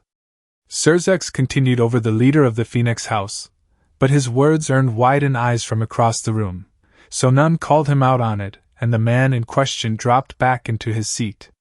After a few moments, he continued, "As such, that Storm Angel is likely to possess cadre levels of strength, despite only having 4 sets of wings, and she is likely not unique among that legion. From what we are able to tell," Falbium drew attention to himself as he spoke, "all their members are like that. We believe that they are largely made up of 6-wingers, but they likely have strength on par with, or slightly below, that of the stronger 8-winged Fallen." He shrugged. "They have no real measurements here and working off educated guesses at best." Not a single non-Satan devil present knew what to do with this information, though Surzex was willing to speak and thus added, "Like the other legions, a single cadre leads it, and thanks to the Gremry and Citri House's Erisas, we have his identity." They all perked up as the former Gremry was about to reveal, when Sarah Fall suddenly let out a very loud shout. "What? That? No, transmit it to me now!" All eyes snapped to her to see the Satan of diplomatic relations have a communication circle on her ear and then a second appearing in front of her right eye. Only a moment later she went pale as a sheet before she muttered, That's unreal." "What is it, Sarah Fall?" Surzex asked, snapping the woman from her disbelief and into action. Rushing to the crystal projection device, Sarah Fall was quick to inform. "One of my subordinates was heading to deliver our request to the Kyoto Yukai faction, but something happened." "Something?" Surzex began, but it died in his throat as the screen showed the image that would rule the minds of many devils for the next year. For, filling the skies of Kyoto were dozens upon dozens of V-formations, feathered wings flying in a scattered group but clearly together as a unit. But what made it worse were what the makeup was. Someone in the crowd muttered, What is that?" It went unanswered. It was very clear to the Satans at least what this was. The Grigori Heaven Yukai, and is that the Norse? "It seems our information was accurate," Falbium muttered, standing at his friend's side, getting a nod from his fellows, and so he added, "The Twilight Alliance is based in Kyoto." His fellow Satans nod to that with Surzex looking to Sarah Fall and ordered, "Sarah Fall, tell your messenger that we will meet with the Twilight representatives tomorrow to discuss our involvement in such an alliance. We cannot allow this to grow further without us." She nodded and immediately began to transmit back to her subordinate as Falbium pointed out a collection of people among the crowd and informed, That's definitely Raphael there. Barraquil is there too, Ajuka commented, pointing out another collection, but his eyes narrowed. He seems to be in charge of the 4th Legion, if that uniform is anything to go by. But those 2 formations at his back, Falbium commented, and they all nod, so he informed. Those are devils, meaning that the 6th Legion is present. Must be under his command. Shamahazai must be absent. Surzex commented, and the other Satans nod. Pointing out another group, Seraphal stated. That looks like Benamian. She has her own legion too, by the looks of it. So it would, hey, that looks like Rosweiss, Odin's personal bodyguard. Surzex commented, and Seraphal nodded to confirm it was her before she spoke. Then, the Norse is a part of the Alliance. From the looks of it, the bulk of the fallen here are a part of the 5th Legion. Falbium commented, pointing them out, and added. We have no intel on them, but they look like they are well armored. Heavy units. Ajuka nodded before Seraphal pointed out another heaven formation and announced. Isn't that Metatron? Frowning, Falbium nodded and stated. That is definitely him. Look at the lead, zoom in if you can. Surzex ordered, and the screen did so, and surely enough a familiar-looking shock of blonde hair was spotted. The Satan's eyes all hardened as the redhead informed. That just confirmed it. He isn't just the leader of the Grigori Special Forces and Top Legion, but a commander within the Twilight Alliance. Nodding, Falbium surmised the situation. So, based off this, we have a task force made up of at least the 1st, 4th, 5th, and 6th Grigori Legions. This means that at least 4 fallen cadre. I count 6 fallen cadres among that formation, Ajuka informed, and a pause before Falbium corrected himself. So, possibly up to 6 legions. Or parts of 6 different legions, as there aren't that many. They all nod, so he continued. 24 angels being led by Raphael and Metatron. Several dozen Yukai, and 2 squads of Valkyries. All currently leaving Kyoto's airspace and heading northeast. Am I missing something? No, they are probably heading to Hokkaido. Surzex informed, and the others all recalled the words of the cadre from before about regrouping for a strike against the rogues in that region. After a moment, Falbium nodded and informed. Then, they are clearly not messing around with this, Surzex. If this is just a portion of the strength they can pull in just 24 hours. The Lucifer seat holder nodded grimly, glancing to his friend. Surzex then informed. We will meet with them tomorrow and immediately make peace. The last thing we need is to piss off that Legion's cadre level fallen. Surzex! Zekrom shouted, breaking all the Satan's attention from the screen and back at the council at their backs. They had completely forgotten about them, in all honesty, but listened as the Balehouse head pointed at the screen and declared. What in the 7 hells is that? The Satans all share a look before all looking to the redhead who sighed. Surzex returned to the chamber and announced. That, everyone, is the new alliance we have been alerted to have formed recently.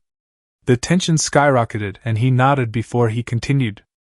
We do not know its goals, but we do know a few things. For starters, it started shortly after the Grigori had restructured itself and became more militaristic. You mean their legions? Yes. Surzex confirmed that for Lord Phoenix, before he added. As we spoke about earlier, they all have their specializations and professions. However, as you can see, when needed they join forces and work together as a single group, performing their specific roles within the larger force. Even Falbium had to admit, it was a shrewd system that only appeared to be a chaotic mess, until it is needed and suddenly you have a full, well-trained combat unit ready to go on a whim. Better yet, as they are free to do as they wish within their legions, no doubt they only pick what they are good at, or passionate about, meaning they will always be the best at what they choose to do. They will have to see if they can implement a new system similar to that to find those gems in the rough amongst their own troops. We get that, but who could possibly be leading so many different factions under their banner? Zekrom inquired about with a light growl, his frustration at this development, and clear threat to Devilkind evident. With another glance back to the screen, Surzex stared at the image of the 2 blondes in the lead with the V formation of their fellows at their back before he informed. That is actually the same person as the one from earlier. Looking back out over the chamber, he continued. The Grigori's First Legion, the Nightwings, are all considered twice as powerful as their standard Grigori counterparts. From our interrogation, we also know that they are considered a myth, legends, spooky stories, or even phantoms. However, those are just stories. With a serious face and tone, Surzex informed. Due to this fact, we know that their leader is a threat to even the four of us Satans, and we cannot stress this enough, but he quite literally played around with that rogue cadre, who was going all out, and didn't even look like he tried. The tension spiked as the screen shifted to show the lead group of the formation above Kyoto, as Falbium informed. These 7 are Nightwings. Their leader at the front, the blonde with black bangs, is known to us as he came to aid the heiress. His name is Cadre Naruto Namikaze. Additional images, still images from the fight and the direct aftermath when he was talking to Rias and Graphia. The latter even had him holding Durandal, one of Seraphal's secret favorite of the cadre, standing atop the handle of Excalibur Durandal gracefully. After giving some time for everyone to process this, Surzex resumed his announcement.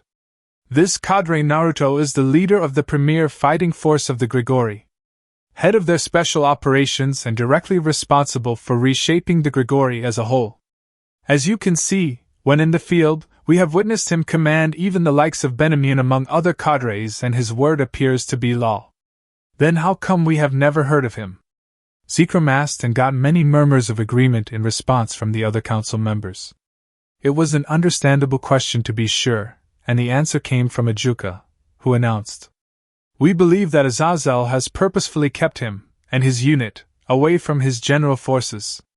He has likely gone to great lengths to keep it that way too." Many nod, so he continued. Also, the reason for the strength over their contemporaries is also surprising, and the reason for the attack on the 2 heiresses. Which was? At current.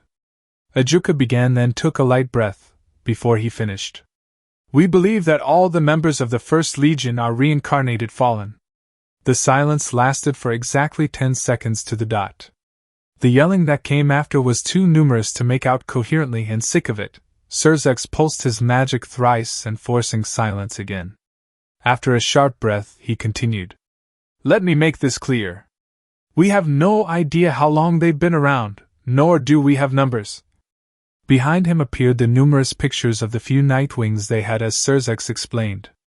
However, we have been searching and tracking any suspected members of this highly secretive and dangerous legion. From all reports and information, we can say for certain that they are highly trained and act atypical of the normal fallen angel.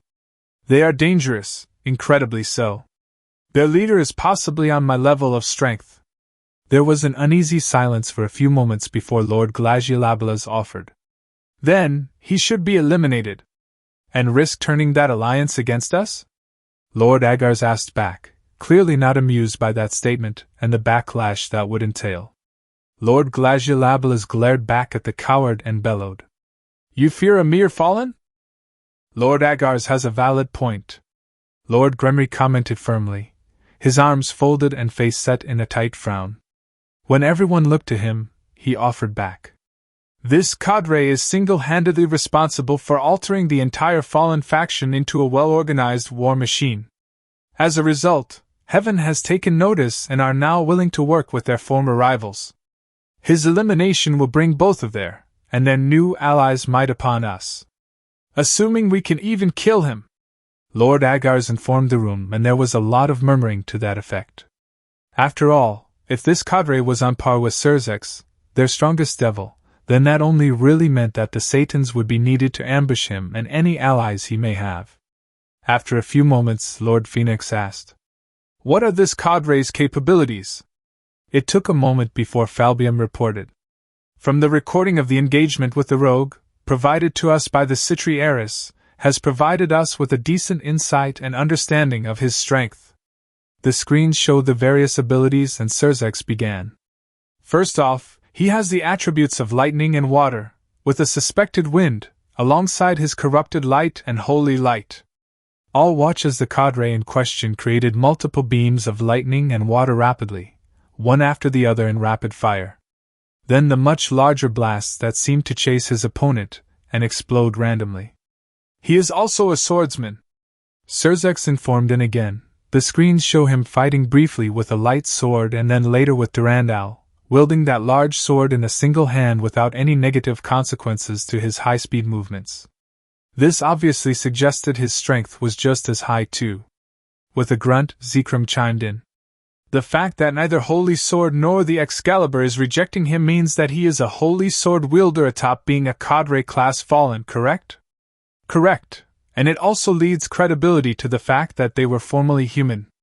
Surzex informed the room, and they all nodded, agreeing with the Satan. But, as the red-headed Satan predicted, the sight of the destructive wave launched by Durandal caused the two Bale House members present to jump up, and Zekrom yelled, "What is that mockery? How dare he mimic the greatness of the Bale House? It is worse than that." Falbium commented as the screen showed the fallen cadre fully and skillfully merge the two weapons, integrating their respective powers into the other seamlessly. It was as if they were always one sword, and the power resonating from their joining was far greater than either one individually. A lot of sharp inhales filled the room at the sight of the new blade. It was a different level of powerful, and the cadre looked very much capable of utilizing it fully. As the screen began to distort, Surzex spoke up. "We have since come to call the combination of swords, Excalibur Durandal. It, when paired with the cadre's Excalibur arts, are a very potent combination." Just then, despite the static visual, they all heard his decree as if there was no other choice but to listen. "Excalibur art, Apocalypse End."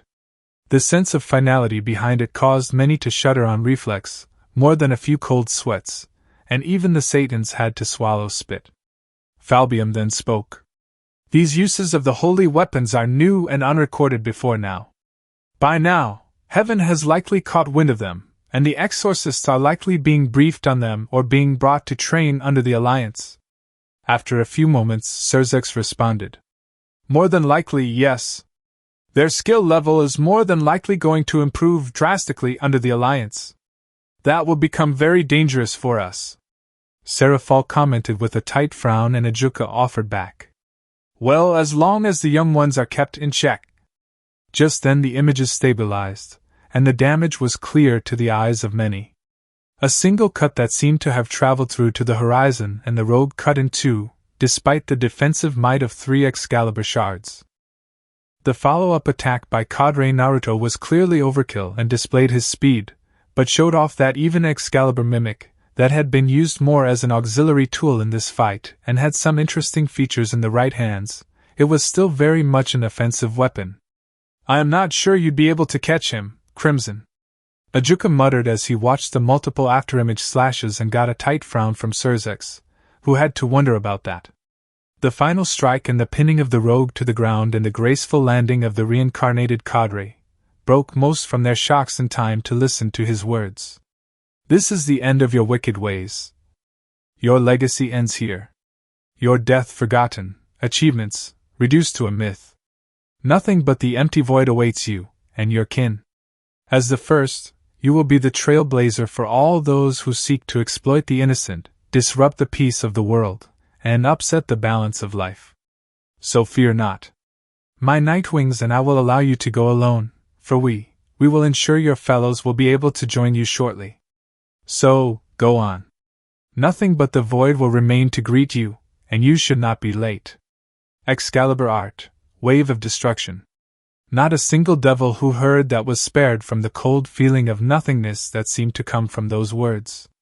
Even more so as they watched the rogue literally be erased from existence so completely, that even now they do not recall his name.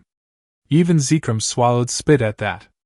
Pausing the video there, Surzex turned back to the chamber and spoke firmly. "Of the Nightwings we are aware of, he is the most dangerous and capable. They follow him first and foremost. The Grigori seem to be secondary. Though, even they seem to be under his command.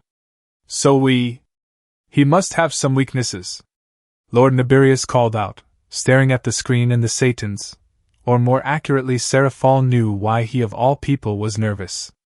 The list the diplomat brought back after her meeting with Yasaka had the Satans all considering dismantling the House of Nibirius. It is being closely monitored at the moment, which reminded them to check their records and see if they have been behaving properly. Falbium was the one to respond. As of right now, none that we are aware of.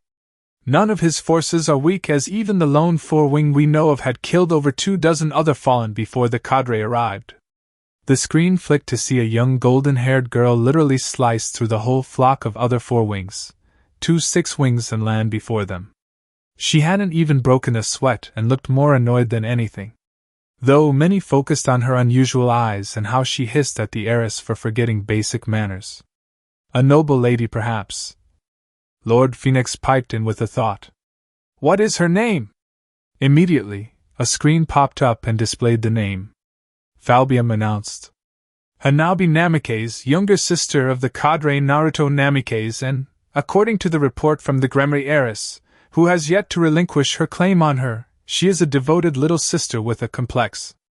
A glance of Surzex showed the bold Satan that he was annoyed and didn't need to be told why, as he continued. We do not know of her magic alignment as of yet, but based on her equipment, she is a ranged fighter with a bow and holy magic. No information on her distinctive eyes, in case you are wondering. Many nodded, having been curious about that in fact. Seraphal added swiftly. However, if she is anything like her older brother, we can assume that she will have water and lightning abilities, if not wind, considering she is an archer. So, a possibility to perhaps capture her? We tried that. Surzex commented lowly, drawing all eyes on him, and he sighed, rubbing his brow as he informed. During the battle, I sent Graphia in to go attempt to acquire her, and she was caught. It seems that her fellows are incredibly protective of their own and have enough stealth skills to evade even my queen's sensory perception. It took a few moments for some to realize what that meant, and a few had a secondary realization after that. These were the special forces that may have been able to kidnap their kin, so of course they are going to be near impossible to detect, even for experienced devils like the Lucifuge. Zekrom spoke next, reminding everyone he was present. Then, these members, what do you know about them? Falbium answered immediately. Besides the 2 Namikaze, very little is known about their numbers. We have a few names, mainly this attack force. The screen returned to that of the various characters and their photos as he continued. First, we have his suspected lieutenants, Guren, Ginma, and the Storm Angel. All have 8 wings.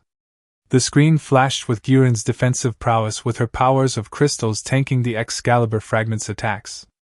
There is only a picture of the one known as Ginma. He seemed rather relaxed and unbothered while chewing on some kind of metal stick. No information on his capabilities beside having 8 wings. Falbium continued. Then we have some of the lower-end members. These 2 I met when I confronted Shamahazai during the fallen intrusion on our borders. A picture of a black-haired girl with twin buns, brown eyes, stern visage, and more weapons than it possibly seemed practical to use. Opposite her on the other side of the cadre was a feral-looking teen with tattoos on his cheeks with messy brown hair, sharp black eyes, and confident smirk. Both had 6 wings. Falbium then added. From our spies, we found 3 more and what we now know is Cadre Naruto. Pictures of a pair of brunettes. One had fawn markings too and hazel hair, the other had brilliant green eyes and a body that was to die for. Though, there was no information on their wing count, but their uniform made it clear that they were Nightwings. Seraphal then added. During an excursion of mine to the Eastern Yukai faction in Sendai, I briefly came across a rumor of another. No name, face, or even uniform, however she had a trench coat with a modified insignia of the Nightwing Legion. The hero faction I found dead called her, the Snake of Sendai. The insignia of the Nightwings, but it had a snake coiled around the dagger on a tan background. She added lowly. She used poisons, explosives, needles, and a high degree of stealth to strike and ambush. It is a fitting name for an assassin. We have nothing beyond that on her, besides the possibility that she is assigned to Sendai, Japan. Many nodded and wondered if it was worth the risk to see if they could scout out this snake in the jungle that is Sendai. But Surzex moved things along as he announced. In the case of the kidnapping of Riser Phoenix, the screen changed again and brought up the two known members' blurred visage, a busted blonde eight-winged, along with a slightly updated one from the formation above Kyoto, appeared. Beside it, the white-haired teen who killed off the Devil's Peerage and the Satan of Domestic Affairs informed. We have no names for these two, but Storm Angel and Lightning Blade are the titles the masses have been using. Both are highly skilled and very dangerous, the Storm Angel holding 8 wings and massive magical capabilities. The other, we have no count of wings, but he is a swordsman with lightning affinity. Many hums and plenty of low chatter, but Lord Phoenix stood up and asked. So if they are all reincarnated fallen, can we reincarnate them into our own? Ajuka took this question and replied simply. We are unsure how their system works. We will have to wait and see. It was clear a few of the more opportunistic members of the council see nothing but future members of their peerages and powerful ones at that. It was expected, but also somewhat unnerving for the Satans in all honesty. The retaliation may be more than they can handle. Okay, I think I have this figured out. Seraphal spoke suddenly, gaining the attention upon herself and her notepad. After a quick once-over, she began again. So, Cadre Naruto commands the First Legion. Then Cadre Katarina, I think that's how you spell it, commands the Second. That's what the uniform looks like. Everyone blinked at that, looking at the screen where Seraphal has the two videos playing side by side and zoomed in on the various uniforms. The Leviathan seat holder added. Though she seems to be close to Cadre Naruto too, that isn't just a friendly kind of hug after all. Then Benamion, the Third Legion.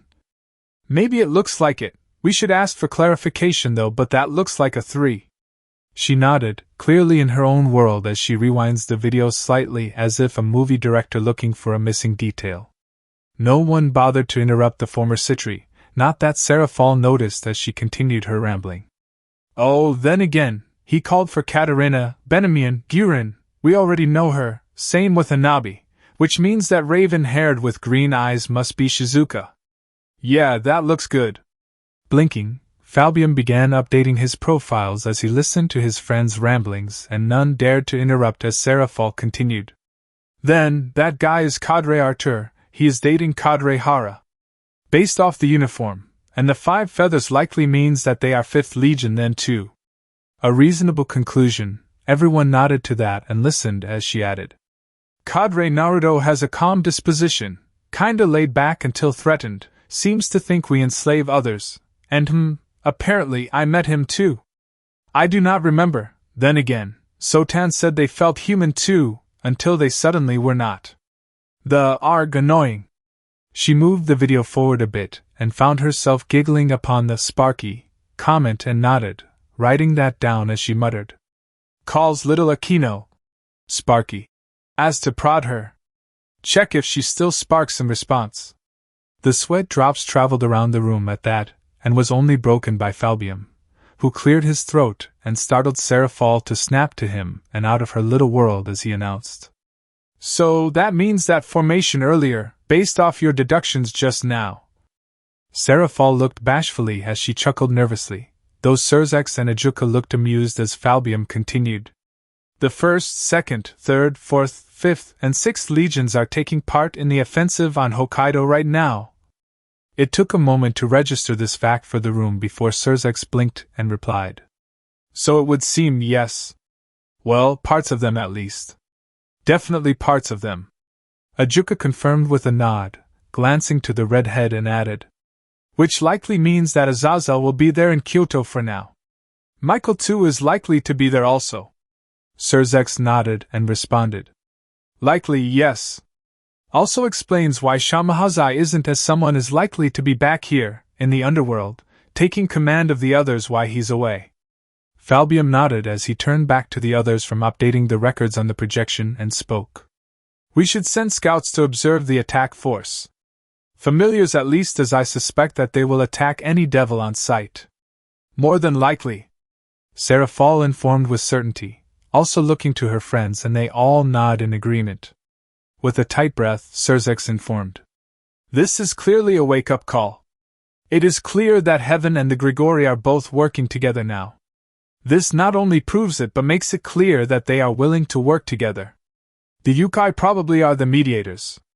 Serafal added while in thought, focusing on recalling the nature of the situation within the nation of Japan, and then nodded. It made sense to her. Falbium then offered. Then, likely Odin caught wind of the potential this Twilight Alliance held and sent some of his to join them to tie them together. Nodding, Ajuka informed the others. Most likely outcome, yes. Which means that we have a choice to make here. All eyes within the chamber looked towards Surzex as he nodded and explained. What is our response and where do we fit in this new dynamic? Sixth Heaven. Serial entered the meeting room and found Gabriel sitting there silently, deep in thought while the screen displayed the joint formation leaving Kyoto. As she approached, even she would be foolish to not admit that it was an interesting thing to witness and a very serious statement of intent. Though, when she got closer to her sister, Serial noticed that she was actually staring at a very unique feather and one of the Excalibur fragments. Wait, should that not be back with the church like the other two are? But her violet eyes land back on the black feather of a different type of darkness, not black like typical fallen but far richer in nature, and her interest was firmly piqued. Thus Serial asked, to whom does that feather belong to? This startled the strongest woman in heaven out of her thoughts, snapping her head around to see her fellow seraph standing over her and staring down. Taking a breath to calm herself, Gabriel replied, Oh, no nonsense, girl. You startled me there. With a frown, Serial remarked, Do you have to insist on calling me that? Nodding with a beaming smile, Gabriel reported, Yes. I think I do. She giggled at the exasperated sigh from Serial but looked back down at the feather and answered the original question. As for this feather, I took it from our new brother's wings. It took a moment before the angel of death realized who she was talking of and her eyes snapped back to the feather, eyebrow arched. After a moment to inspect its unusual structure, Serial posed. He allowed you to touch his wings and take a feather? Most angels would not allow someone to do so and consider it a rather, oh right, this is Gabriel she is talking about. No sense of shame or personal space. As a reincarnation, that second fallen seraph likely had no idea of the significance, and so thinking too much on it is unwise. Looking back at the silver-winged seraph, Gabriel nodded firmly and explained. Well, we had breakfast together this morning, you see. We told him about how we know he is a seraph and stuff, and everything. So, when he showed us his 12 wings up close, he let me touch them. Just like that? Serial asked blandly and Gabriel just nodded, beaming as she picked up the feather again and just stared at it as she reminisced. Yeah, their edges were bumpy, hairy kinda. But the feathers were all super soft and stuff. Oh, and Uriel said something about. She got all serious looking. A bad impression of Uriel probably, as she explained. This is like owls but also ravens. A super combination. Serial looked back at the feather, and could very well see what, she assumed was an impression of Uriel was getting at. The feather looked more like, yes, a strange combination of owls and ravens. Though, she would actually have to see them in person to determine to what degree they were. That would likely mean they fly far quieter than most of them. The trade-off would be a reduced top speed and larger flaps, meaning that takeoffs would be slower unless they have a perch, or something to get them airborne faster. Serial obviously did not know about chakra leaps or the fact that most shinobi can naturally run at speeds impossible for this world's human population. Gabriel was smooth to add. Then, Azazel said something about them coasting a lot and that they turned super sharp or something. Then the color of their wings was talked about. Leaning on the table's edge, Serial nodded as she could tell it was not the same as normal fallen wings that she was familiar with. Gabriel continued. Apparently, one of the other Nightwings came up with the name, a child by the name of Anko. I haven't met her yet though, but it seems that she's a good debater as she convinced our brother to use it. Serial was sure that wasn't what was said, but then again, Gabriel's innocence is celestial grade and could block most of the negatives of the real world out. She listened to Innocent Incarnate as she continued. Raphael told him about the really cool moves he did with the Excalibur. But he told us that they weren't his idea. Lady Death raised a single brow at that, and Gabriel nodded before she explained it. According to Naruto, they were made by the blades themselves, and he just helped them. The swords made them? Yeah. I was surprised too. Gabriel confirmed as she looked to the fragment again before she added. Apparently, he just listened to the intention of both Durandal and Mimic, then moved accordingly. They even seemed to have personalities too. Like, he said that Durandal got really smug when complimented. Mimic wanted to be taken seriously too. That was certainly something Serial was not expecting, nor did she predict. If true, then the holy swords have some kind of will and they haven't been paying attention to them. Perhaps that is why the number of holy sword users capable of wielding the Excaliburs is decreasing in recent times. They have been ignoring them, and they are tired of being used as pawns. An understandable point of view and stance, Serial would admit, but that opens up a whole new perspective on their holy weapons. Perhaps it would be beneficial to expose the other Excaliburs to this new seraph and discover what each one seeks to do, or wants in a wielder. Then, work out a way to make it easier for them to do so too. This is certainly an interesting dynamical shift. Though, Shikamaru did mention that it may be limited to our brother though. Gabriel informed the Lady of Death, who raised a brow at that and expected an answer. Unfortunately, the innocent shone through once more and the golden-haired woman sighed as she added. He didn't know why either. Serial took a very long, deep breath and then out to calm her irritation. Misreading this, Gabriel quickly added. Then, he gave us back the stolen fragments and now, it got me thinking about the personality that they could have and how to handle it. Should I give them back to the church, but they might just lock them up again. That doesn't seem fair or very nice. Okay, that was a valid point and reason for not handing them back to the church, as that is exactly what they would do, Serial relents. Though, that also means that the other two are likely still in Uriel's possession too. Then, I got thinking about our brother again. Gabriel continued unprompted, drawing her fellow's attention back and out of her thoughts. She mentioned, I thought about how well he is doing, just because it is the right thing to do and I want to encourage him to open up. He is being very respectful and responsible. So, I wanted to give him something to remember us by. Is that so? Why would you go through the effort of? Because he has been a good child and good children get praised. Gabriel explained as she looked back at the Angel of Death, as if it was obvious. Serial raised a brow again, before she commented.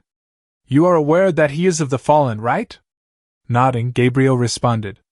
But he also was never a pure angel like us. He and his people do not have an original sin like the others. Blinking once, twice, 3 times, Serial forgot about that fact actually. They were made as fallen, unlike most others who started as pure ones who broke the rules of their domain and fell. In all intents and purposes, they are more similar to them as pure angels than their fellow fallen, but with all the freedoms of their fellows and none of their heavenly restrictions. A very powerful dynamically defined shift that Azazel has created, and no doubt Uriel plans to abuse the most out of. Metatron too, Sandalphon and maybe even. With a hum, Serial commented. That is certainly a new thing for us, considering that most fallen have them. Though, the growing amount of fallen without them has been something of an issue that has required us to discuss and set policy for. If I recall. Gabriel nodded with a conflicted expression, as it was indeed a situation they have been putting off. Every so often they get a report about another one of these born fallen getting killed by either their own, the church, or their fellows, as they had not sinned to fall and were just born that way. Most were very young too, which breaks her heart to hear about. May I? Serial asked suddenly, breaking the elder seraph from her thoughts and looking over to see her hand out. Blinking owlishly, Gabriel picked up the fragment, but was stopped. I meant the feather. Another blink before a slow turn to face her deathly counterpart, Gabriel asked. Serial? Rolling her eyes, Serial responded. I just want to feel it myself. I will give it back to you afterward. Hesitating for a moment, Gabriel eventually nodded and carefully offered the single feather. The second Serial's fingers touched it, however, she went rigid. Her eyes widened then narrowed, growing as hard as diamond, yet remained silent. Lifting the black feather, and inspecting it thoroughly, the silver-winged woman scanned it over intensely as if it were guilty of slaying her father or something. Gabriel got incredibly nervous and even more concerned the longer the inspection went on, not liking the coldness in those dark purple eyes of her fellow, or the abrupt mood shift. Did she see something? Sense something she did not? What caused such a strong reaction? After a full minute of silent inspection, Serial's gaze finally broke from the article and landed back on Gabriel as she asked, "What was this? Fallen's title again?" Nervously, Gabriel replied carefully. He never gave it. We don't think he has one." A few more moments of silence before the Angel of Death placed the feather back down and pushed off the table, moving back towards the exit. Before she left, Serial commented, "He has one, and it doesn't make sense to me." That left Gabriel confused even more than before, looking back at the feather of the second fallen seraph, and wondered aloud. "He has a title that doesn't make sense?" Underworld, Gremory Estate. A gathering of the up-and-coming Devil Kings had suddenly unfolded within the Gremory Estate at the behest of one of them. Due to the attack on 2 devil heiresses, a general order of recall was issued to the most influential within the devil nobility, as a safety concern, and thus, most were back in the underworld. This led to this coming together, as one of them had been in Kyoto at the time, and had caught an incredible sight on video, and wanted to share it with his friends.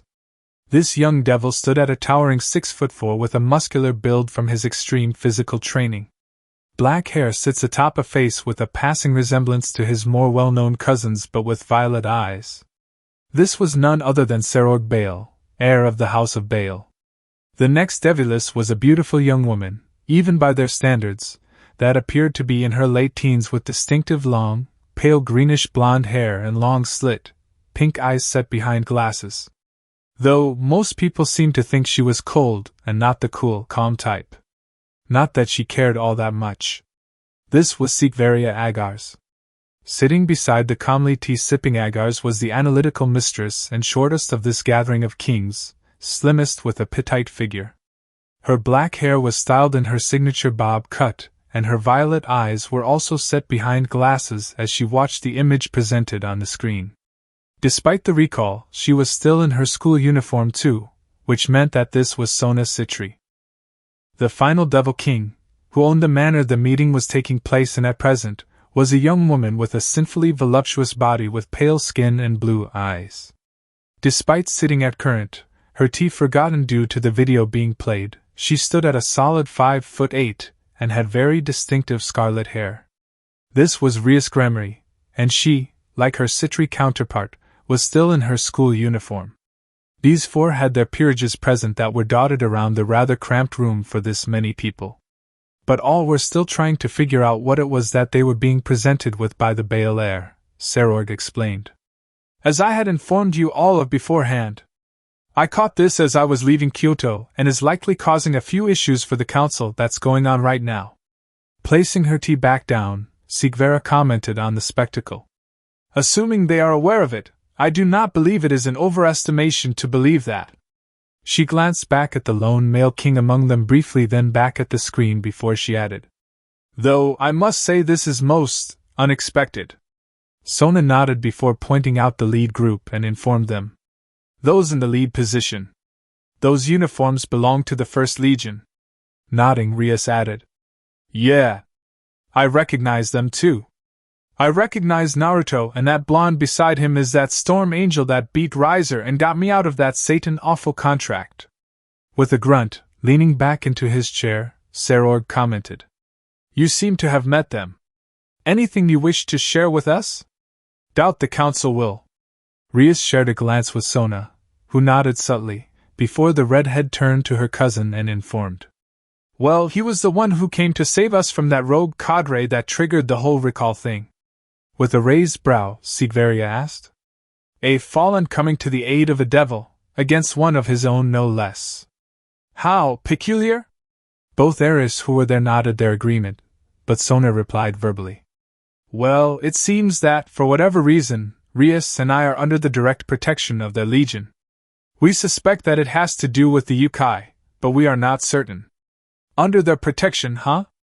Serorg commented, rubbing his chin in thought as he nodded slowly, and then exhaled softly. Though, Sikvera asked? What makes you so certain that is the case? He told us. Rias informed and got a deadpan from her Agar's counterpart, and so elaborated. When he introduced himself, he listed off my various titles, and one was Second Protection Target of the Nightwings. Which is how we know. Serorg was preparing to speak, but Sona beat him to it, as she informed. I am apparently the First Protection Target of the Nightwings, which suggests that they understand the dynamics of our house ranking system. It is a bit concerning that they had so much information on us and we have none in return. Both Sigvaria and Serorg nodded. It was indeed rather concerning for a potential enemy to know you better than you know of them. The former then asked, What do you know of this Naruto person? Rias spoke quickest. Cadre Naruto Namikaze, leader of the Grigori Special Forces and its first legion, the Nightwings. Upon the nods, she continued. He seemed friendly and rather cool, though super down-to-earth. I can see why his little sisters look up to him. It was clear the two uninvolved were surprised to hear that, though Sona adjusted her glasses as she too informed. I concur. He is a well-disciplined man, who expects the same from his subordinates. Though, he does seem to have a goofy, or playful might be more appropriate, side of him, and his followers had to remind him of his place. Rias broke into a small grin at that before she and Sona shuddered, recalling what happened when he stopped playing around. Seeing this, Serorg asked, What was that about? Sona looked to her red-headed counterpart, then back at her cousin, and informed. Well, after he stopped playing around, the air kind of shifted. Became still, and literally everything around us just screamed deathly intent. It was incredibly suffocating and nerve-wracking. Both their peerages nodded as they too fought off their chills, though Rias commented. After that, he dealt with the enemy so ruthlessly it was amazing to watch, well, the parts that we could see. The parts that you could see? Serorg asked, arms across his broad chest and black brow arched. Sona nodded and explained. Despite wielding both Holy Sword Durandal and Excalibur Mimic at the same time, he was moving at such speed he sometimes just vanished from sight. Even the enemy seemed to be unable to track him. The strong man chuckled lowly and nodded. This cadre Naruto seems like an incredibly strong opponent, and equally if not just as fast. Sigvera however asked about something else.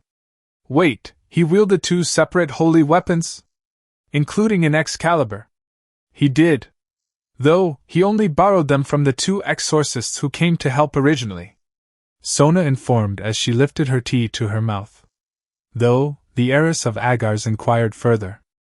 I do not ever recall fallen angels being able to touch, let alone wield holy swords of heaven, and especially the Excaliburs.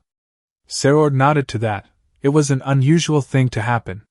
Though, Rias just smirked while Sona adjusted her glasses again as the redhead informed them. It might be because they are all reincarnated fallen. Both kings snapped to her swiftly, brows and hairline at that announcement, with Sigvera replying first as she asked. Reincarnated fallen? Is that a real thing now? Sona nodded and explained. Yes, it is apparently. Seeing as Cadre Naruto himself told us that he was indeed a reincarnated fallen. After a few moments, Serorg asked carefully. I am curious as to why he would. It is likely a closely guarded secret, so why would he confirm it to you directly? It was Sigvera who answered him. I believe that it was for their own benefit to do so, actually. Drawing all eyes to the pink-eyed teen, who was processing this all swiftly, and then informed them further. By doing so, it would remove the need for our council to investigate it for themselves. An investigation that might involve something rather unsavory. It took a few long moments of consideration before Serorg let out a heavy breath and nodded as he responded. Yeah, more than likely they would have ordered at least one of these reincarnated to be captured for study. Frowning at that, Rias replied. They wouldn't do that. They would. Sona spoke over her naive childhood friend, looking to her and seeing the frown she had. To her, it would make perfect sense that they needed to be studied and thoroughly examined to determine what kind of threat they were, among other things. Heck, even now they might still try and kidnap one to do so to ensure that these reincarnations can be made to work for them, how they tick, and any way to prevent or turn them into their own. After that last thought, Sona too sported a tight frown as she added, "The council might still try and capture one for study. This is a new threat, and most will not feel comfortable until they know how to beat or subjugate them." The others beside Rias nodded in agreement, though the redhead's frown deepened as she remarked, "I do not think that will go over well in the slightest. You saw how powerful Naruto was. He literally changed the weather when he got serious. He's a supercharged version of the one that created the Tokyo incident." Sona nodded, recalling very well just how powerful that cadre was and offered back, "I know that, Rias. Honestly, I do, however this is reality and not make-believe. No doubt, if they try again and we get caught, then I doubt he will stay his hand this time." "This time?" Serorg asked, intrigued. Sikveria too was now paying rapt attention and listened when Rias sighed, then explained. "During the battle, we were being protected by one of the fallen called Guren. She has the really cool gem magic, right, sorry." The Gremry chuckled under the hard glare from her Citri counterpart and got back on subject. "Anyway, while the two cadres were going toe-to-toe, Grafia attempted to grab little Hanabi, the younger sister of Naruto, but was caught by the other two fallen and held at blade point. None of us even saw him move, he just appeared behind her with a kunai at her neck and lower back."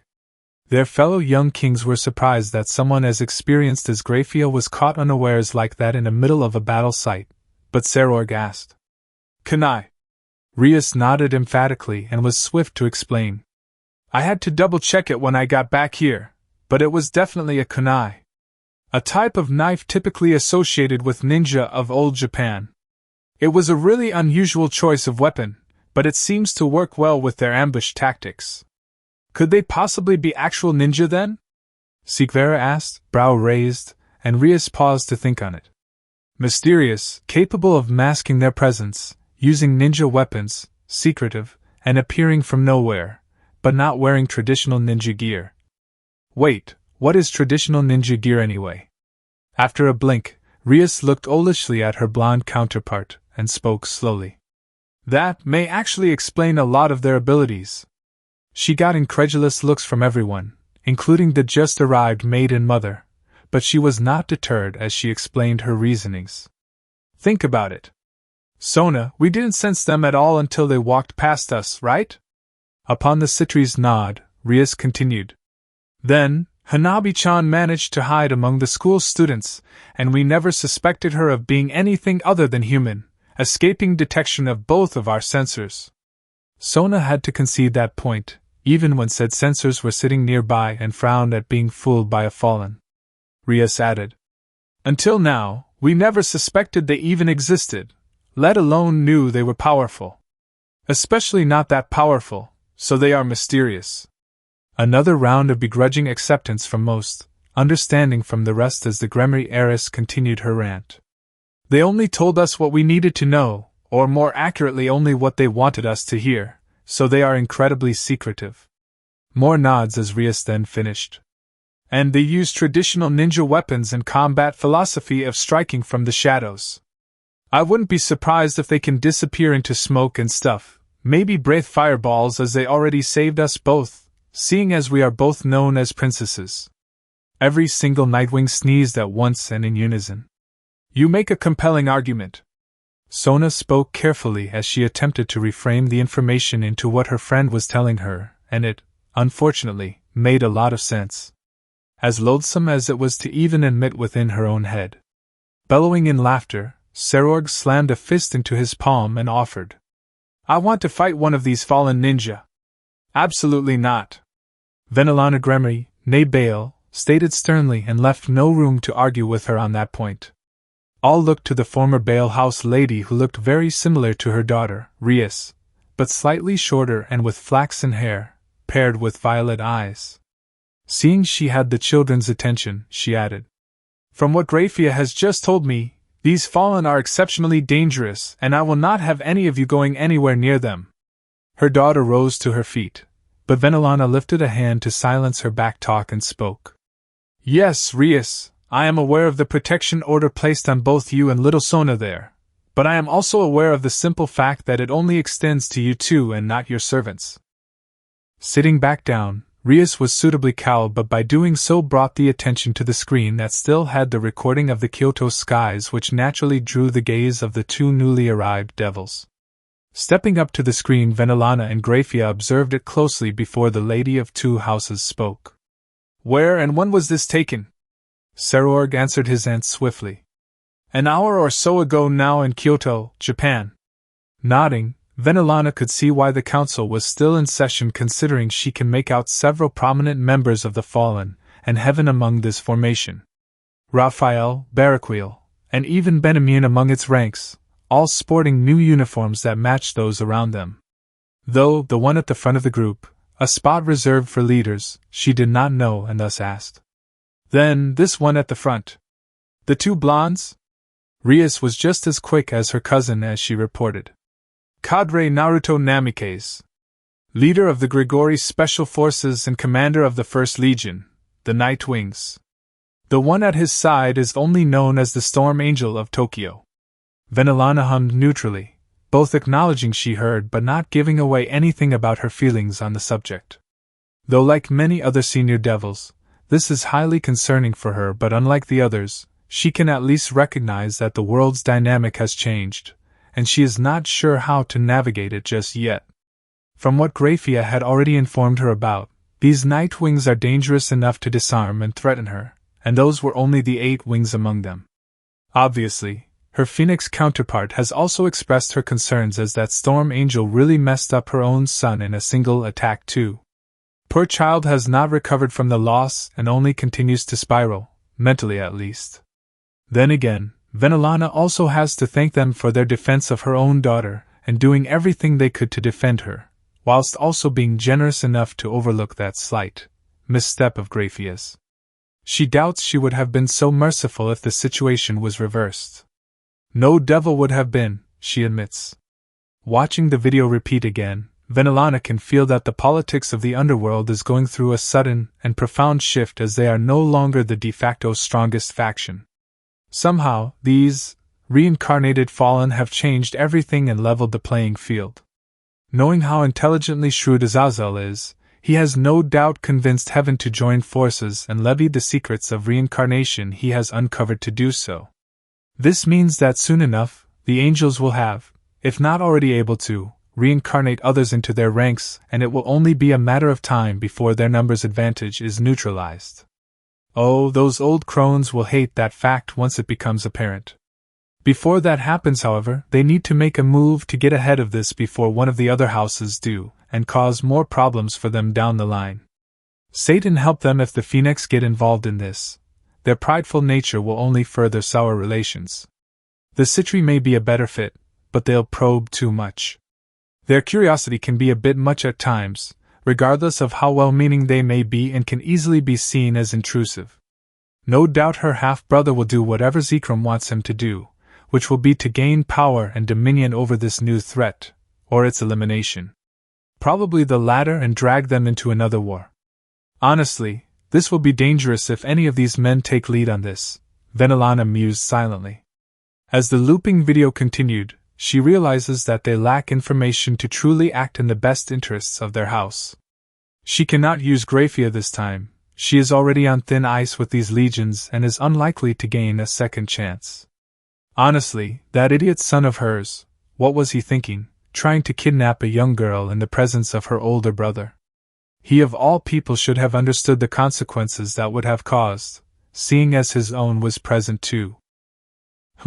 Where can they get the information from and not be at risk of being exposed by the old crones and the Phoenix, and maybe the Citri? Turning away from the screen with a softly stern visage, Venelana noticed the stiffening of all the children, but her purple eyes land on her nephew and she asked, "Serorg, how were you able to get this recording exactly?" Blinking once, somewhat lost, Sarorg answered. I help out at an orphanage in Kyoto on occasion. I was just leaving for the day when I spotted this. Humming, Venelana thought on that. An orphanage, a goodwill gesture that is easily understood and with very little paperwork. This obviously means that it leaves very little paper trail and people do not tend to look too closely if done right. However, if discovered, it is frowned upon by many factions. So, do not fake it then. If she genuinely helps them out with anything they need and works to make the children's lives better with improved education and better prospects, then, although suspicious, no one can really say anything for it. It will be a political tightrope though. Nothing new then and easily manageable for a lady of her standing. Having another house, unattached to their current allegiances to act as a backup might help, though. Report 4, Hokkaido Offensive. Kyoto, Imperial Palace. Kalawarna got up from the bed, bored from relaxing in the prepared barracks of the Yukai Palace, and decided to walk around for a bit. Seeing as she wasn't allowed to join the ongoing operation due to the suspected level of it. That being said, even she would admit that her breath hitched upon seeing that formation heading out. Proud, too, seeing the object of her obsession leading the force from the front.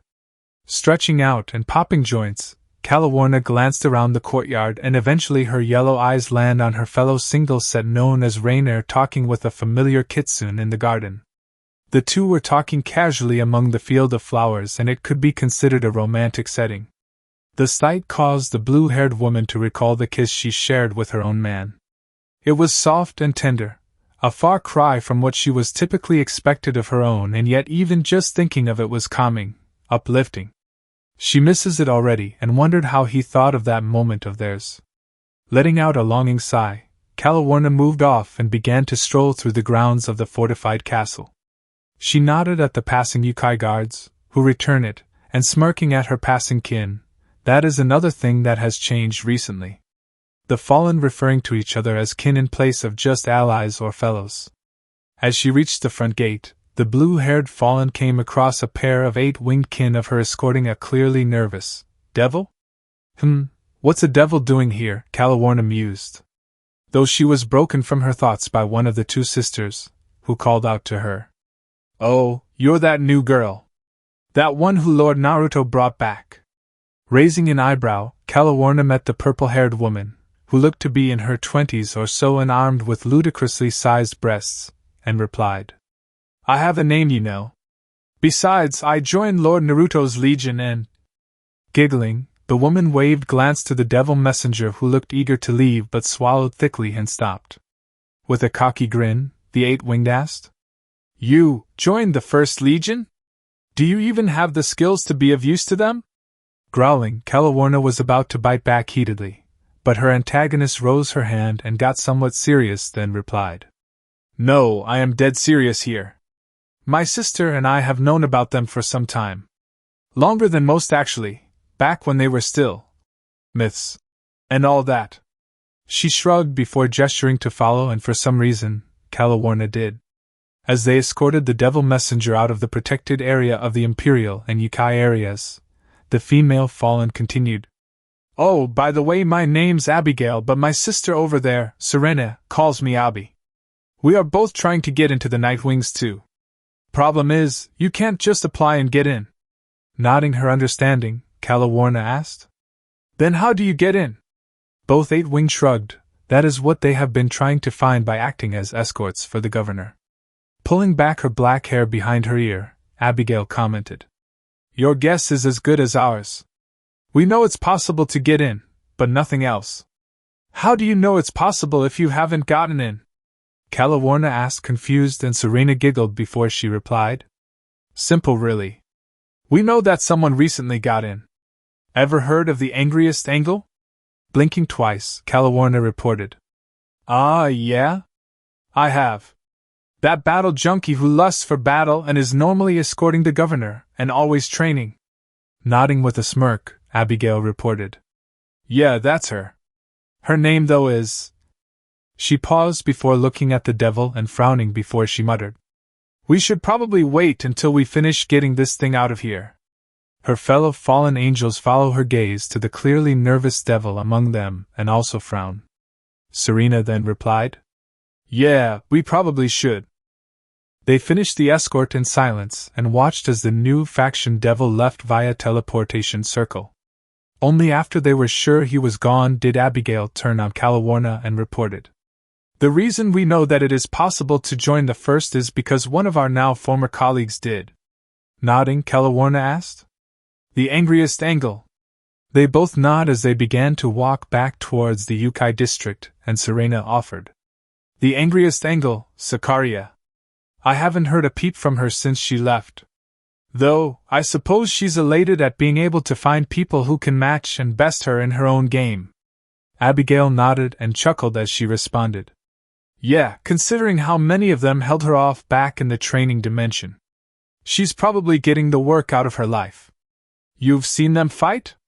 Calawarna asked, looking at the two senior fallen with both looking to her and nodding. Abigail got a dreamy look upon her face as she muttered, "Oh yeah, they are all rather exceptional." Giggling too, Serena offered, "And come in many different flavors too." "True," Abigail replied to her sister, and the two shared a giggle, though Calawarna's sweat dropped at their antics. Pretty predictable, all things considered. Didn't mean she had to like it though. After a moment, Abigail added, "Though I hope to meet with Shikaku again. That sharp gaze of his." She bit her lip at the thought of his sharp glare on the few times he got serious. Serena rolled her eyes and snipped back. "Oh please. Chojuro-kun knows how to treat a lady, is a master with a sword, and he looks so damn innocent." She squealed silently, hugging herself at the thought of the blue-haired man, and this time it was Abigail's turn to roll her eyes, but with a smile. Feeling compelled to defend her obsession, Calawarna informed them, "Naruto-sama is the full package though. He's strong, commanding, and very attractive." The two sisters looked to her as she continued, "Yet, at the same time, he is warm and soft. Tender and caring, never letting you go through the darkness. He is truly strong. Even I know that, despite only remembering meeting him once. The kiss we shared, it meant a lot to me." Much to her surprise, Abigail brought her into a one-armed hug and spoke softly. "We know that already, but he is so far out of our reach that it isn't even funny." Bewildered, Calawarna asked, "Out of your reach?" "You are both." "We know," Abigail confirmed with a nod, though her smile did not waver while they kept walking back towards the palace, as she added, "But when dealing with the Nightwings you should always keep in mind. Take this to heart, and you should be fine." Swallowing nervously, Calawarna nodded as she asked, "Which is?"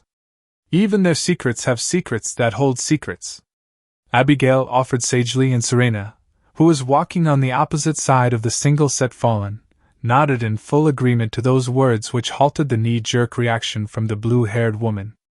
She continued unprompted, "They are strong and loyal, without question, but they are always hiding something." Looking to the younger fallen, Abigail added, "It is not out of malice that they do, but out of safety and security.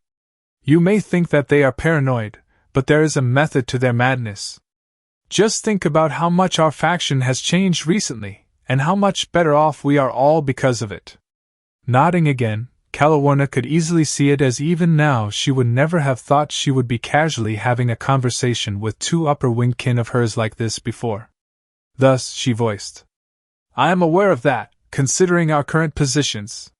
Giggling again, Abigail finally released the younger woman and nodded as she replied, "Certainly. Though, admittedly, we are both playing nice as to impress the Nightwings guarding the place." Blinking at that, Calawarna scans around the road and the shadows dotted about, but not seeing anything to indicate that they were being watched. This earned giggles from both women with her. Serena offered, "You would never spot them unless they wanted you to. Seen them sneak up on Azazel-sama numerous times. Been immune to and seen the unflappable barrack-wheel flinch because of them." Abigail informed with a nod, then glancing to the blue-haired woman walking between her and her sister. When yellow met purple, she added, "Just know that they are watching and protecting us. That's just who the Nightwings are." "I see." Calawarna offered back, thinking on that for a moment. To be honest, she only really cares about Lord Naruto, but if his forces are like that and are a reflection of his will, then looking after their kin should ingratiate her to him, and even more so if she does so on her own accord. After a bit of thought, she looked to her senior fallen and asked, "May I ask for your help then?" Both women glanced to her. Abigail nodded, and so she posed. "I don't think I really have any noteworthy skills beyond the basics, in all honesty. Can you teach me what I need to know about to at least gain their attention?" The two sisters shared a look for a moment before looking back at their younger counterpart. Hokkaido, Battle Zone. Toyotomi area, Tenten. As Tenten glided silently through the night, unseen and unheard by the other fallen in the area, she reached her target camp and landing zone. As she prepared to touch down like a wraith in the night, she spoke over the mental battle net, something they are all used to from back home. "Just arrived at target, Naruto. I haven't been detected." "Understood. Everyone's in position and I am in overwatch.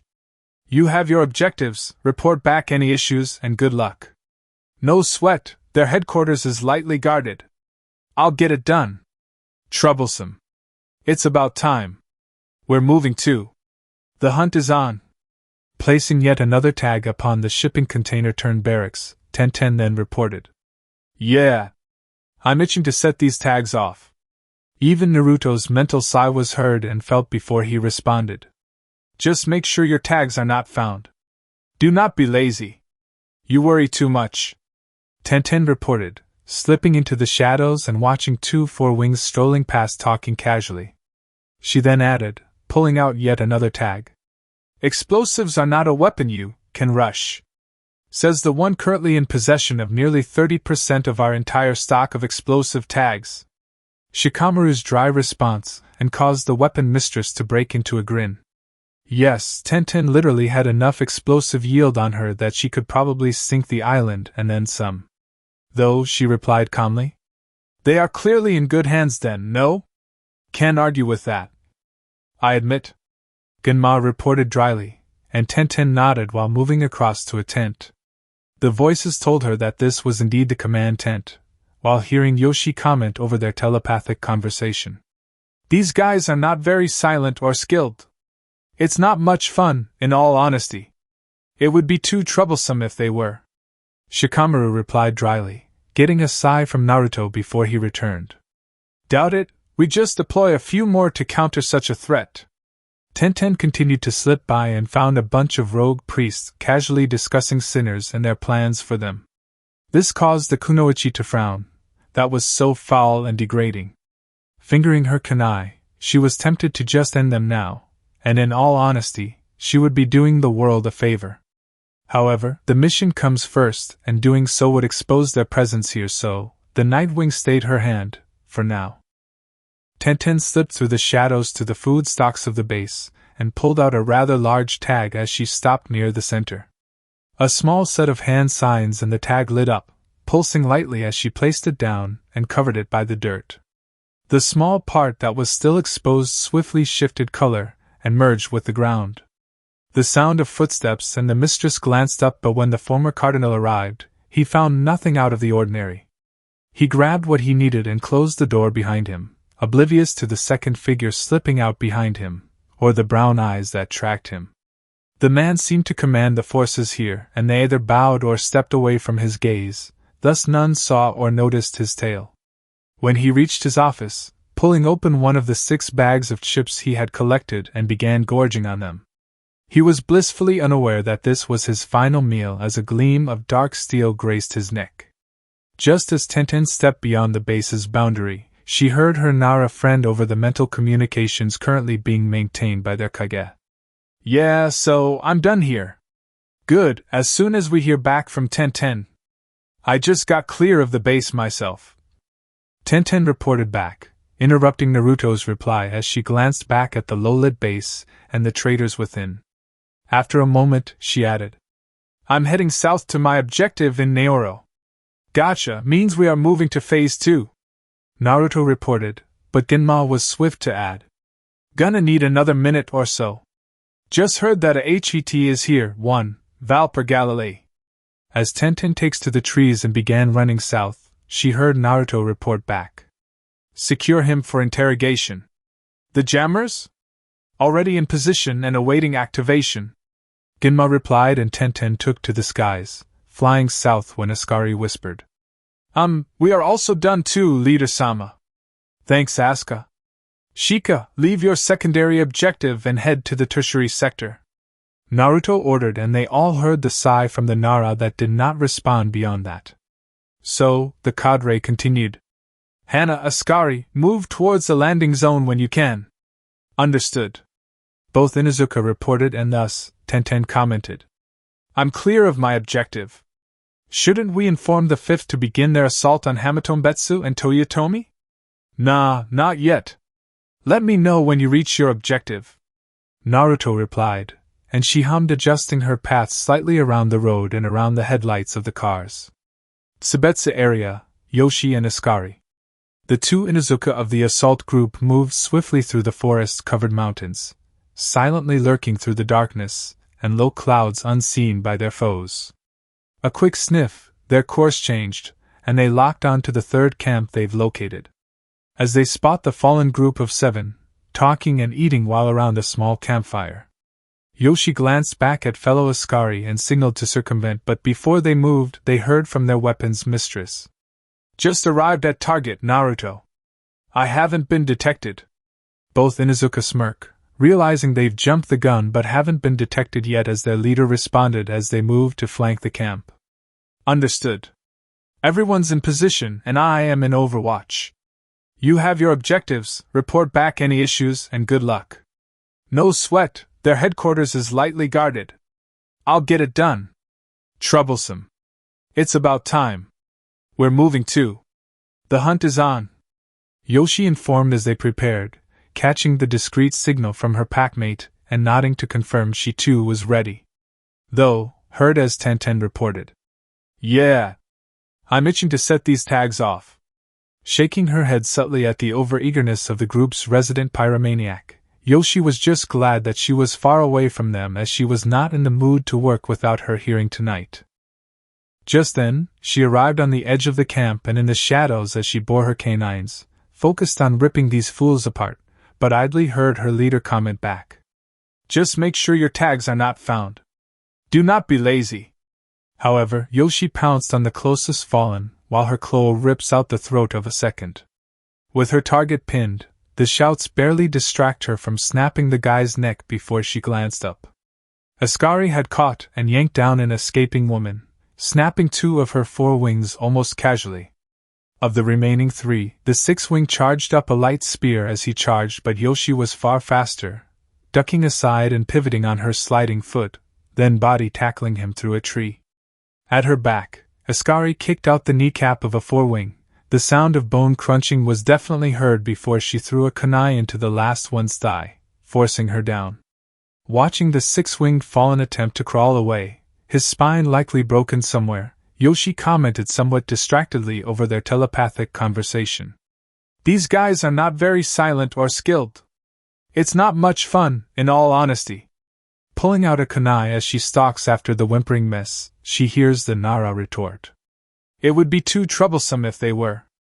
Just as Yoshi threw the kunai into the back of the man's head, he was countered immediately by her leader. Doubt it, we just deploy a few more to counter such a threat. With practiced ease, Yoshi burned up all the bodies while Ascari removed any sign of the camp with her earth jutsu. This reminded the older Inuzuka of her days as a hunter nin, and it was somewhat comforting. Even in another world, her skills are proving to be first-rate and useful to her and her pack's leader. Glancing over at the younger woman, the baby of the pack, Ascari too has come a long way. Sure, she prefers medical duties like Hana, but has stepped up when called upon, and has gained a lot more confidence in recent times. Probably after that night. A light blush raises to Yoshi's cheeks recalling that night, and maybe, if allowed, their leader would be up for a round 2, if they get this right perfectly as a reward. With the evidence removed or buried, Yoshi and Ascari follow their noses to the next area to see if they can find the major camp and destroy it, keeping the landing zone at Obihiro clear from a rapid flanking strike. As they move through the mountainous terrain, they found another camp filled with a bunch of single-set fallen sitting around on the floor and telling each other about their human conquests and their tallies. Yoshi looked to Ascari, who looked back and nodded. The two then went through hand signs before they both whispered, style, endless pit, dropping their hands on the stone at their feet. Abruptly, the rock beneath the 12 fallen snapped open and swallowed them all, not leaving enough space for their wings to spread out and earning screams of panic to erupt. The next moment, the holes seal up, silence returned, and the two kunoichi were preparing to move along to the next area when they got a lucky break. Likely hearing the screams and coming to investigate, a 6-winged woman soon arrived and only found the campfire burning. There was no sign of anything living and thus assumed she was hearing things as she muttered, "Mine's playing tricks on me. Damn slave driver telling us to patrol these empty places." She sighed tiredly before perking up, having come to a decision as she barely whispered, "Probably won't notice if I just head back and get drunk. Maybe get laid before they ask me for shit again." With a growing grin, she nodded to her thoughts and headed off, unaware of her two tails following in the darkness. Yoshi shook her head at this one's foolishness. Why speak aloud when something looks off? So glad that Ascari knows better than to make unnecessary noise, despite her limited field experience. Though both Inuzuka heard their Nara inform them all, via the mental connection currently being maintained by their leader. "Yeah, so I'm done here." Yoshi raised a brow at that, despite keeping track of the enemy above, and was silently impressed that he managed to finish his initial objective so fast. Her pack leader replied swiftly, "Good, as soon as we hear back from 1010. I just got clear of the base myself. I'm heading south to my objective in Naoro." Well, isn't that a surprise? 2 teams are already finished with their job, and they are only approaching their target, Yoshi mused. Though heard as Naruto responded, "Gotcha, means we are moving to phase 2. Gonna need another minute or so. Just heard that a HET is here, 1, Valper Galilei." Genma cut in and both Inuzuka stopped just as the base came into view, but continued on and reached the outside wall, unnoticed. Based off Yoshi's senses, there are at least 4 6-wings here, maybe an 8, and countless twin and single sets. Taking a moment to consider how best to wipe this base out, Yoshi heard Naruto order her fellow special jonin. "Secure him for interrogation." "The jammers?" "Already in position and awaiting activation." Genma replied and Yoshi nodded, as expected of the legendary casual shinobi. Though what surprised her was when her pack's youngest member, Ascari, whispered, We are also done too, Leader-sama." Looking to the shorter woman, brow arched, Yoshi's unasked question was responded to with a light shrug and soft smile. Shaking her head, she heard Naruto reply and then ordered, "Thanks, Asuka. Shika, leave your secondary objective and head to the tertiary sector." Both Inuzuka sweat dropped upon hearing the sigh from the Nara, though heard their leader address them both as he ordered, "Hana, Ascari, move towards the landing zone when you can." "Understood." Both Inuzuka reported in unison and without delay. It would be rude to keep their pack leader waiting, so they had to wipe out this camp swiftly and then head down to Obihiro. Thankfully, an idea came when Tenten informed them all. "I'm clear of my objective. Shouldn't we inform the 5th to begin their assault on Hamatombetsu and Toyotomi?"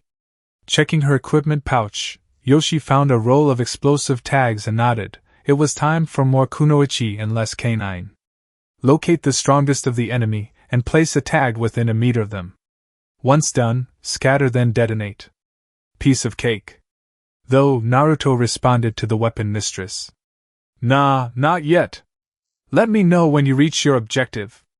Looking over, Yoshi spotted Ascari's sweet smile, though she was holding a larger roll than she was and for some reason, looked rather eager to test them out. Oh right, she probably hasn't had many times to use them before now. With a nod, the two snuck into the small compound and were about to give that weapon mistress a lesson on tactical explosive implementation. Somewhere on empty Sapporo, Shikamaru is laying among a grass field and stargazing at the moment, listening to comms idly as he had completed his objective already. Honestly, Shadow Walk makes things so much easier, and he had to thank the incident with his wrath clone for it. That shadow clone had figured it out, and had used it to cause a headache for even him. So, when it was eventually dispelled, he too knew how to use it, and has only thanked it mentally and in private. No need for those troublesome blondes to hear it, and call him out on getting out of work. Well, Naruto wouldn't, but Ino definitely would, and tell his troublesome blonde about it. Though Shikamaru hears something rather troublesome from one of the Inuzuka, Yoshi commented somewhat distractedly over their telepathic conversation. These guys are not very silent or skilled. It's not much fun, in all honesty. Glancing over to his right where 3 6-wings and an 8-wing were wrapped up in his shadows and being choked out, the Nara replied. It would be too troublesome if they were. Before returning his gaze back up, perfectly ignoring the muffled cries of panic and fear while he contemplated his next part of the plan. Should he take them hostages? Probably could actually give the troublesome blonde more work to do and get him off his back about whatever. Though, said blonde responded to his earlier statement. Doubt it, we just deploy a few more to counter such a threat. That was true, Shikamaru mused as he sighed and got up. Should probably get these guys and scrolls and hand them over at the end of the operation. That Okino and probably Ren would get a kick out of these guys. As he closed in on the struggling bundles, they finally pass out one after the other, as the shadows constricted around their necks. One after the next, he seals each one into a prisoner scroll, and man, is that not tedious work, am I right? With a sigh, Shikamaru seals away the 8-winged man, and then stargazed for a bit but was broken from it when he spotted a set of fallen looking around and slipped into the shadows again. After they passed, Shikamaru reported back. Yeah, so I'm done here. The duo who passed by only had 4 wings and were likely looking for the leaders he had just kidnapped after wiring the entire base to explode. Yeah, his shadow walk is really overpowered in sneaking around. There is probably a whole bunch of other things he can do, but exploring them is a drag and he has enough things to do as it is. Naruto though responded. Good, as soon as we hear back from 1010. I just got clear of the base myself. I'm heading south to my objective in Naoro. With a sigh, Shikamaru realized they are moving slightly ahead of schedule if 1010 was already done with her first objective. Troublesome Kunoichi and their instinctive need to give him more work. Naruto responded to her. Gotcha, means we are moving to phase 2. Gonna need another minute or so. Just heard that a HET is here, 1, Valper Galilee. Ginma cut in and caused the Nara to pause, look up to the sky and raise a brow. Yeah, that guy is on their most wanted list, right beneath the Devil House of Astaroth, which is below first place. Anything Nibirius. Maybe he should ask these guys if they know anything about the Nibirius house and update their current battle plan. Honestly, the second heaven gives the word that Devil House will be destroyed in record-setting time, the Nara is certain of it, and proud to have been the orchestrator of its downfall. Heading towards his secondary objective at a casual pace, Shikamaru heard Naruto's expected order come in. Secure him for interrogation. The jammers? Already in position and awaiting activation. Ginma replied and caused the Nara to realize what that likely meant and pause in his tracks. He was surprised when Ascari whispered. We are also done too, Leader-sama. Seems that the Inuzuka are eager to impress, Shikamaru mused with a smirk. As a Nara, that whole situation with the Inuzuka and their pack mindset is nothing but troublesome.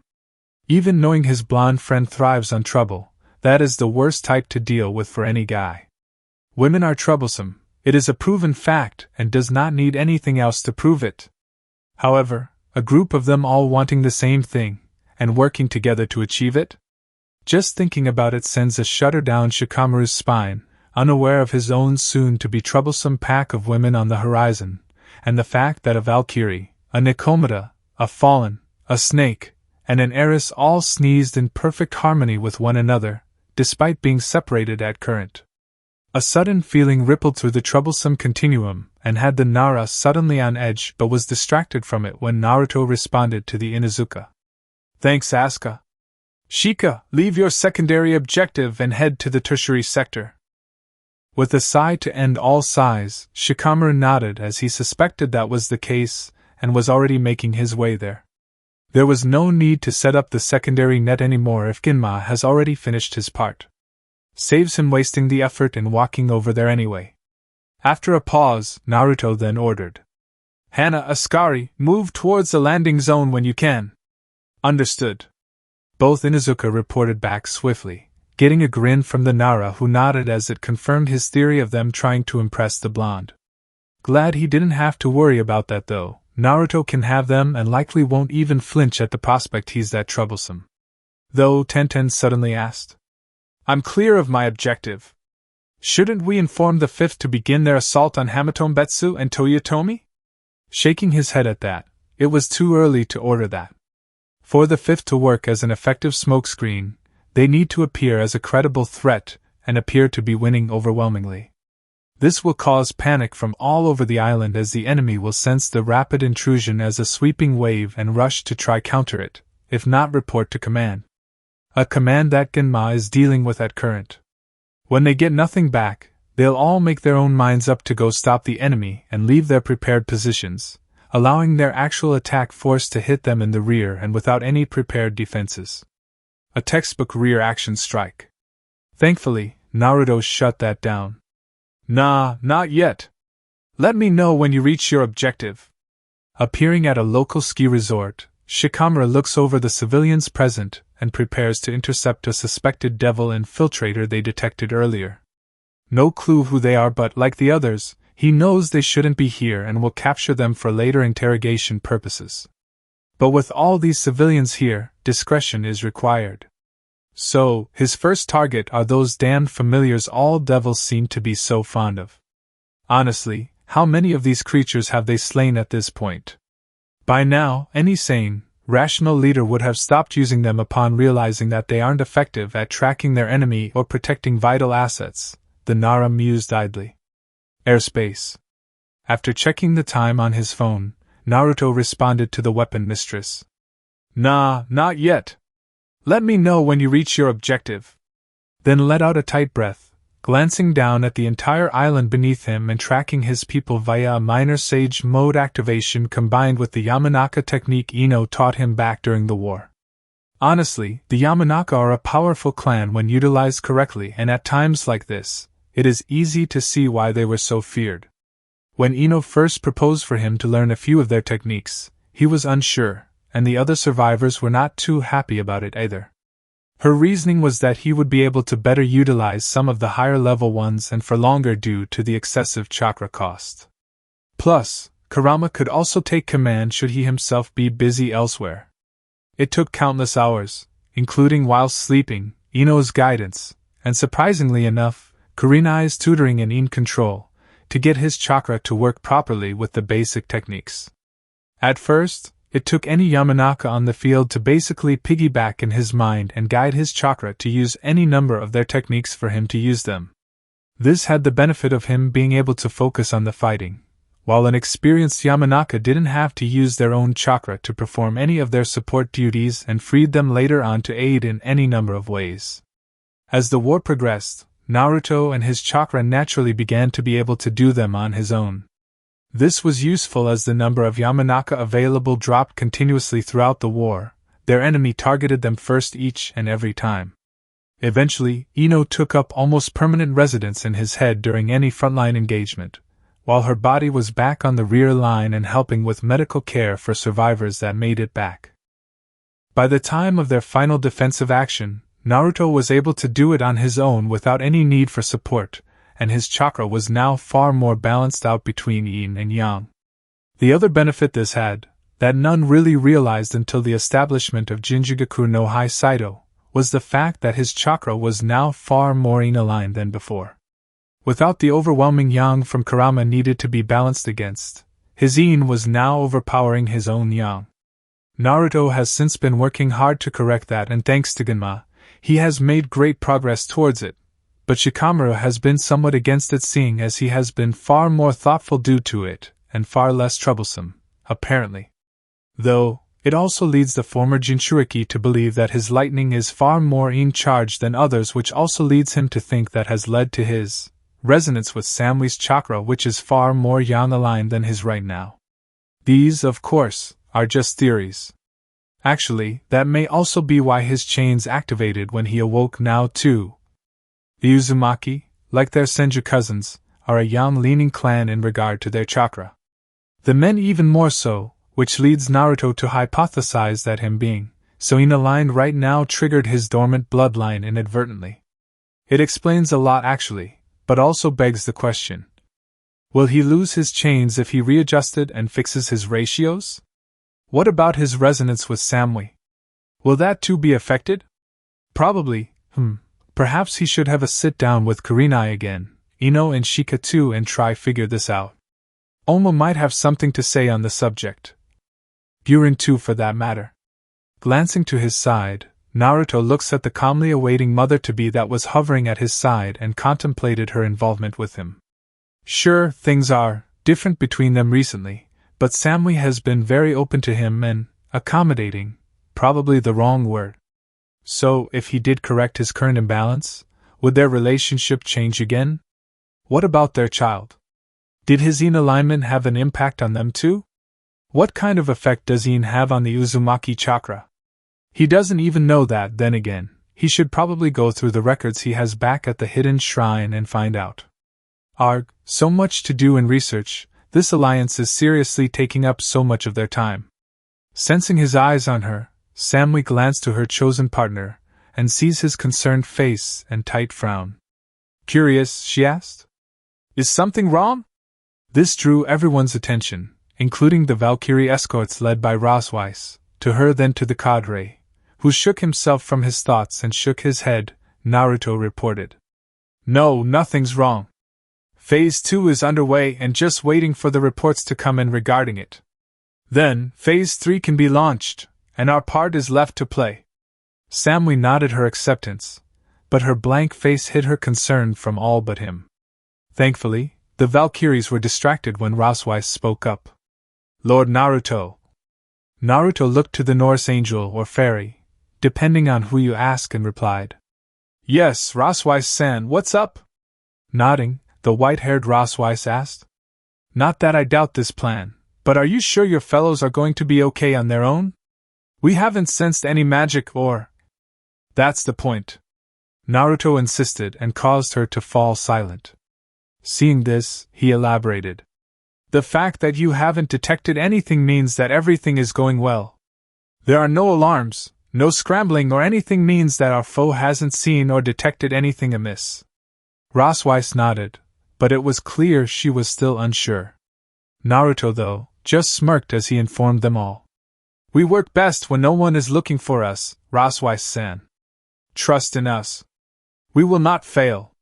She nodded and Naruto's eyebrows suddenly shot up, snapping to the direction of Shikamaru, who just sent a mental equivalent of a flare. The black-bang blonde asked mentally. Shika, what's wrong? Hearing her partner's surprise over the connection, Samui too followed the signal and heard as Shikamaru reported. Found that devil we suspected was here. You're never going to guess who it is? One clue, a repeat offender. It took Naruto a few moments to go through a list of devils the Nightwings have encountered and let go. It wasn't a very long list. With a twitching brow leading into a facepalm, he muttered. Please tell me he is not that stupid. He is, in fact, that stupid. Shikamaru's dry response getting a sigh from every Nightwing presently in the area of Hokkaido. Though, the Nara added. He isn't alone though. His subordinate is with him. Should I still capture him, or just kill him this time? No, we went through all that trouble to return him last time. Naruto mumbled and then sighed again, then whispered out over the connection. Troublesome. After a few moments, he ordered. Capture Phoenix-san again, his girl too, and we'll hand them over to the Yukai. This is their territory, let them handle it. Less work for me. Shikamaru reported and Naruto sighed aloud this time, looking to the curious Valkyrie captain. After a second thinking on whether or not it was worth it, he informed her. One of my men found a devil we have run into before down there. Rosweiss led her fellows in surprised brow lifting, getting a nod from both the present Nightwings, though it should be noted that Samui's eyes had hardened to diamond at the thought of that pest.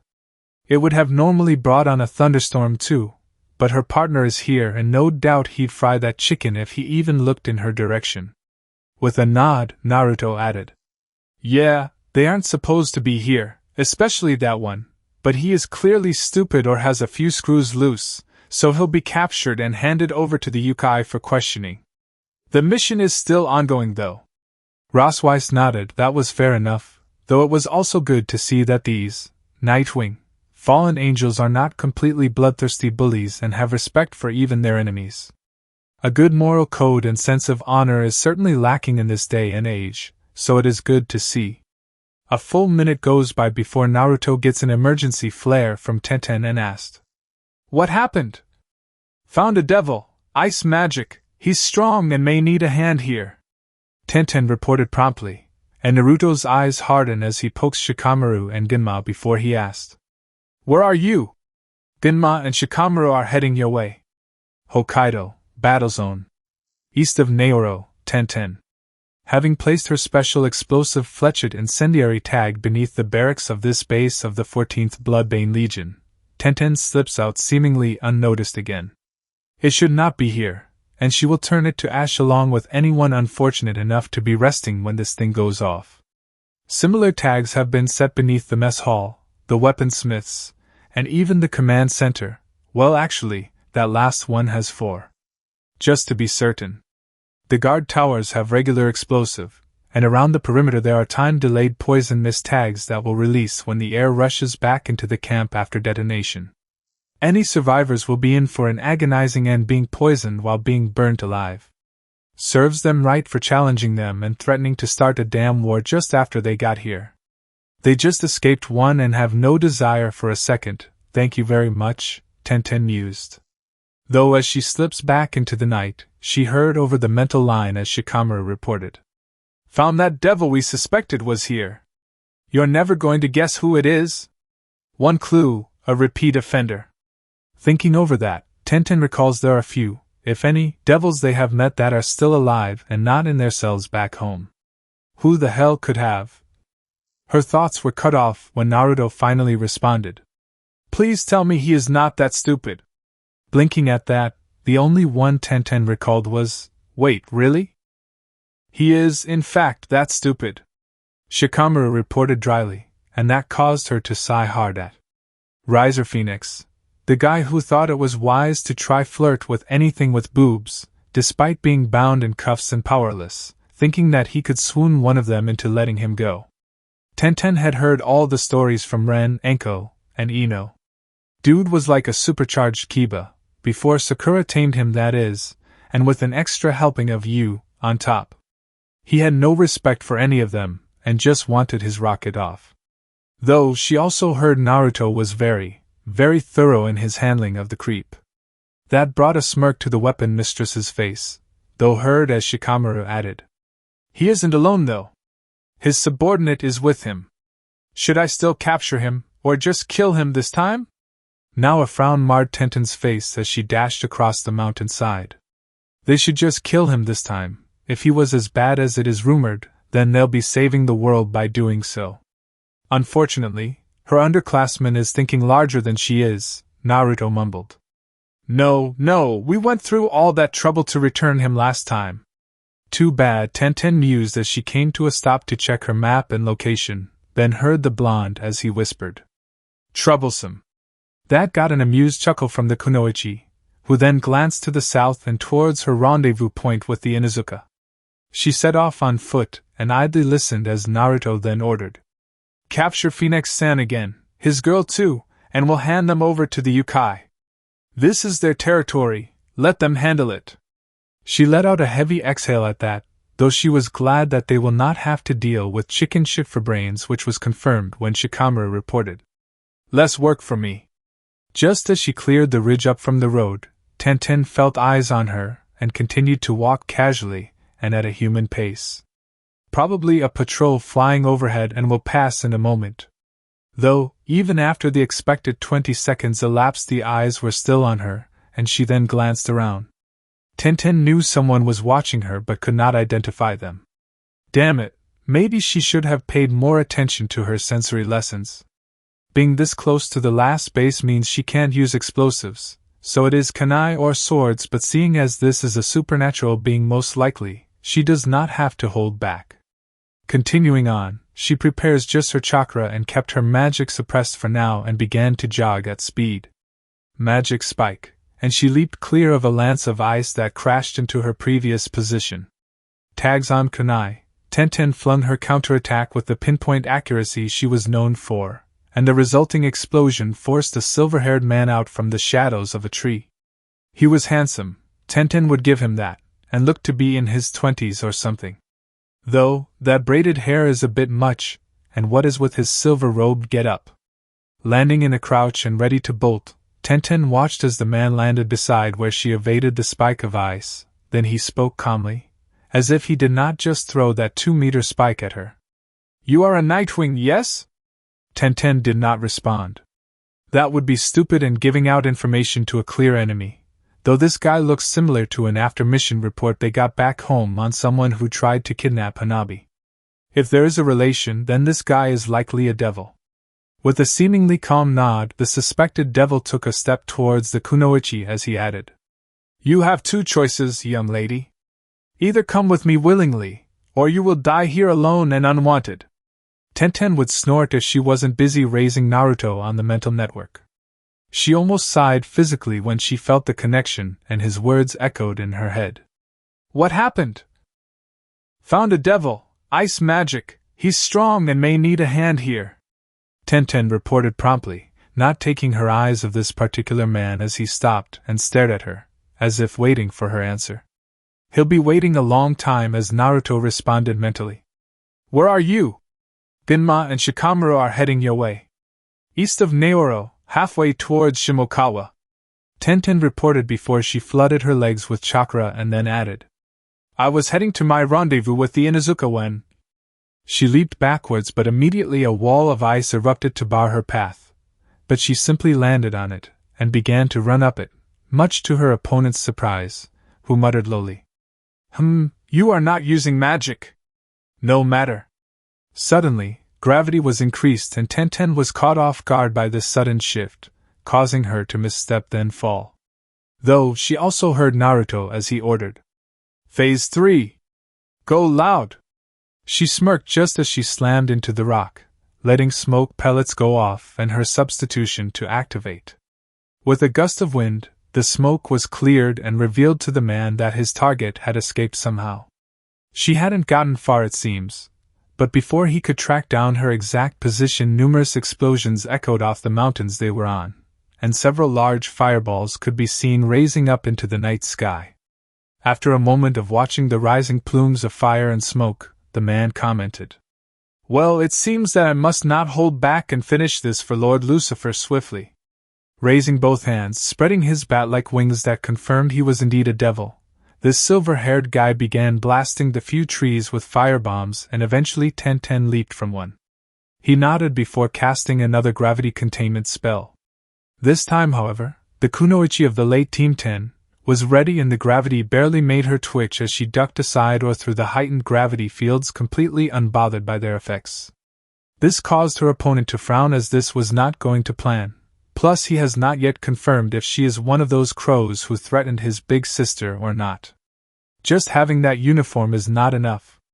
Summoning more of his demonic magic, the earth and fire answered his call and created a cage for this fleeing woman, yet she still managed to slip through the cracks, and so he gave chase, heading south.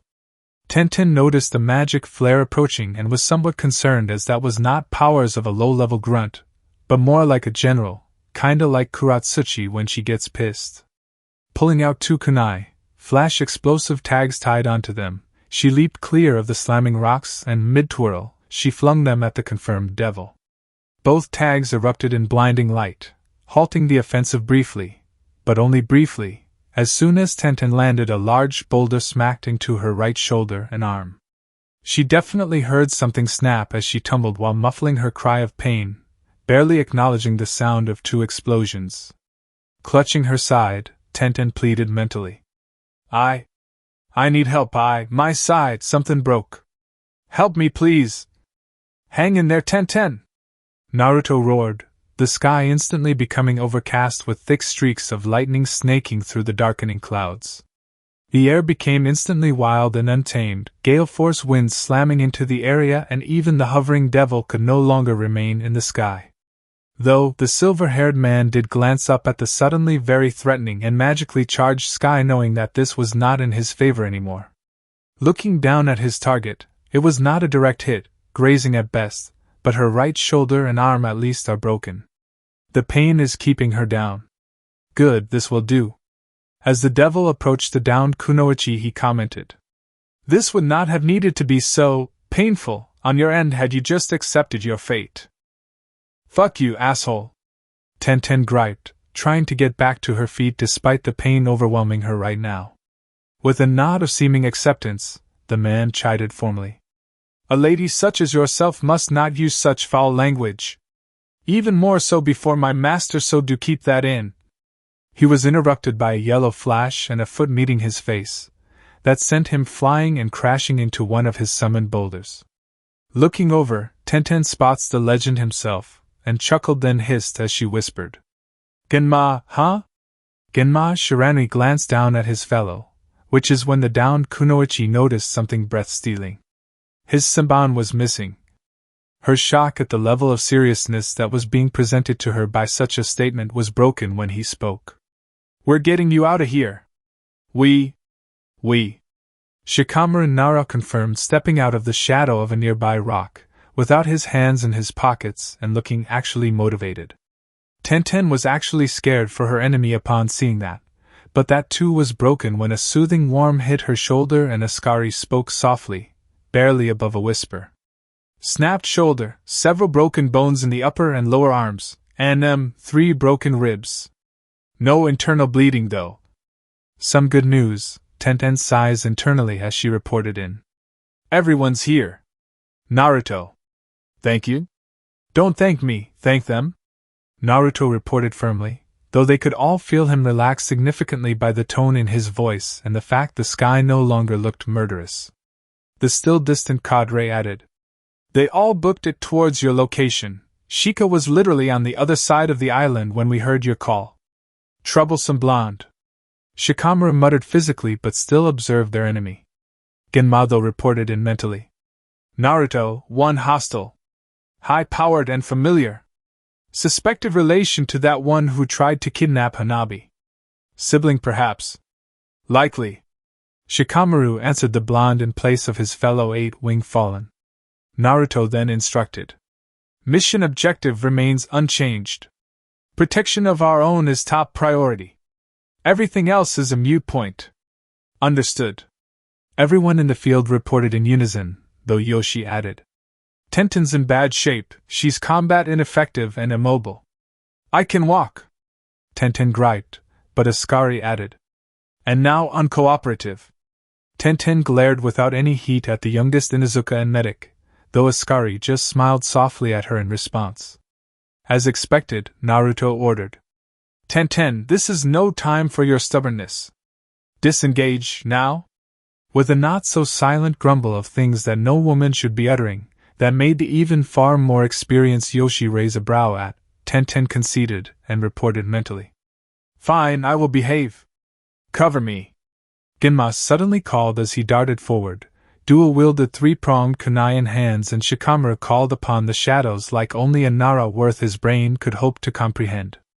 Their target, finally on his feet, jumped clear of the double opening slash that trisected the rock he had crashed into cleanly.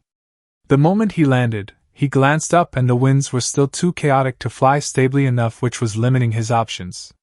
Though suddenly his entire body went stiff, unable to move just as the double knife wielder closed in again. Out of options, he casted a gravity spell on himself and got pulled up into the air. Genma had leaped back, unable to identify the spell his foe was using on himself, and it was too risky when their objective was Tenten's rescue and not his death. Plus, Shika's shadow was forced back too, meaning something powerful was the result. He wants to push the assault, but... Suddenly the enemy deployed his wings and released the spell as he announced, "It is unfortunate, but I have been called back by my master. Until we next meet." None stopped him as a magic circle appeared beneath him. However, what none were expecting was a bolt of lightning to hit just as he was teleporting out. When everyone opened their eyes or peeked out from behind their fingers, they heard Naruto as he muttered in their heads. Damn it, a fraction too slow. Genma and Shikamaru glanced up and off into the distance, with the Nara being the one to mutter. At least 100 kilometers. 130 easy. Genma added with a nod, then smirk, pulling his backup Saban out and placing it in his mouth. Once that serious business was done, he informed. We need to get back to our posts. Yoshi, Iskari, get Tenten to evac near. I'll get them back to Obihiro. Shikamaru informed, gaining everyone's attention.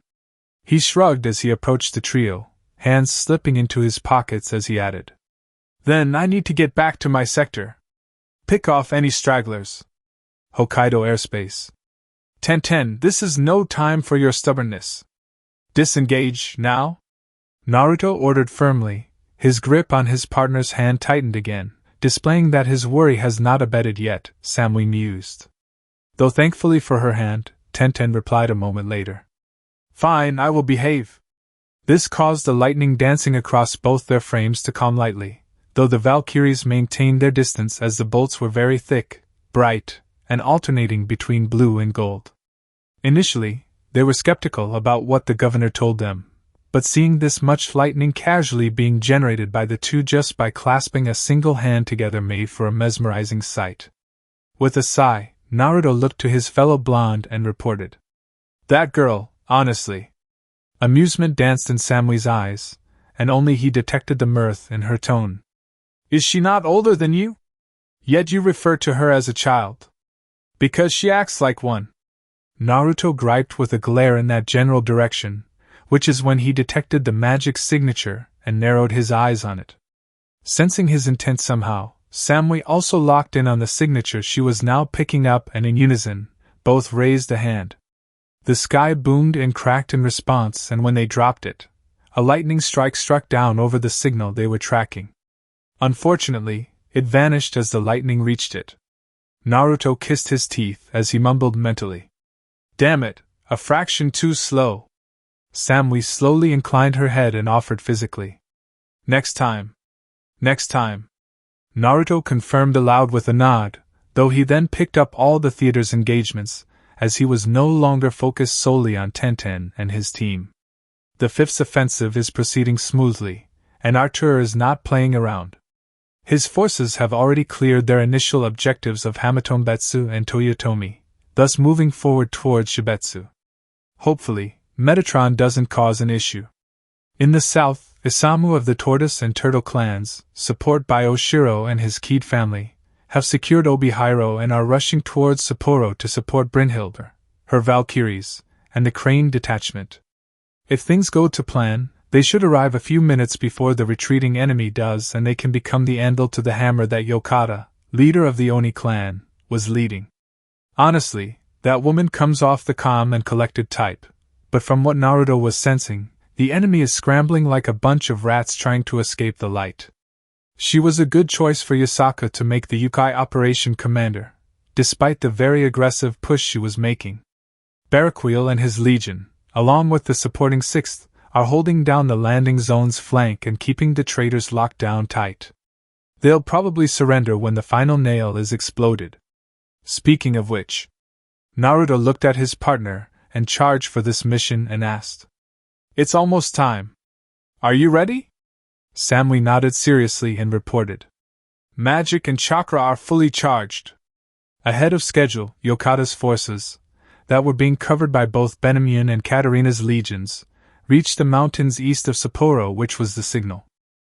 With a breath, Naruto turned to face Samui, and the two began to focus their chakra-laced magic, causing the lightning jumping between them to double in brightness and intensity. The Valkyrie escorts moved a good 20 meters further away from the duo as they nodded to one another. At this point, those on the ground could make out what appeared to be a sparkling star, with only a few knowing what it was.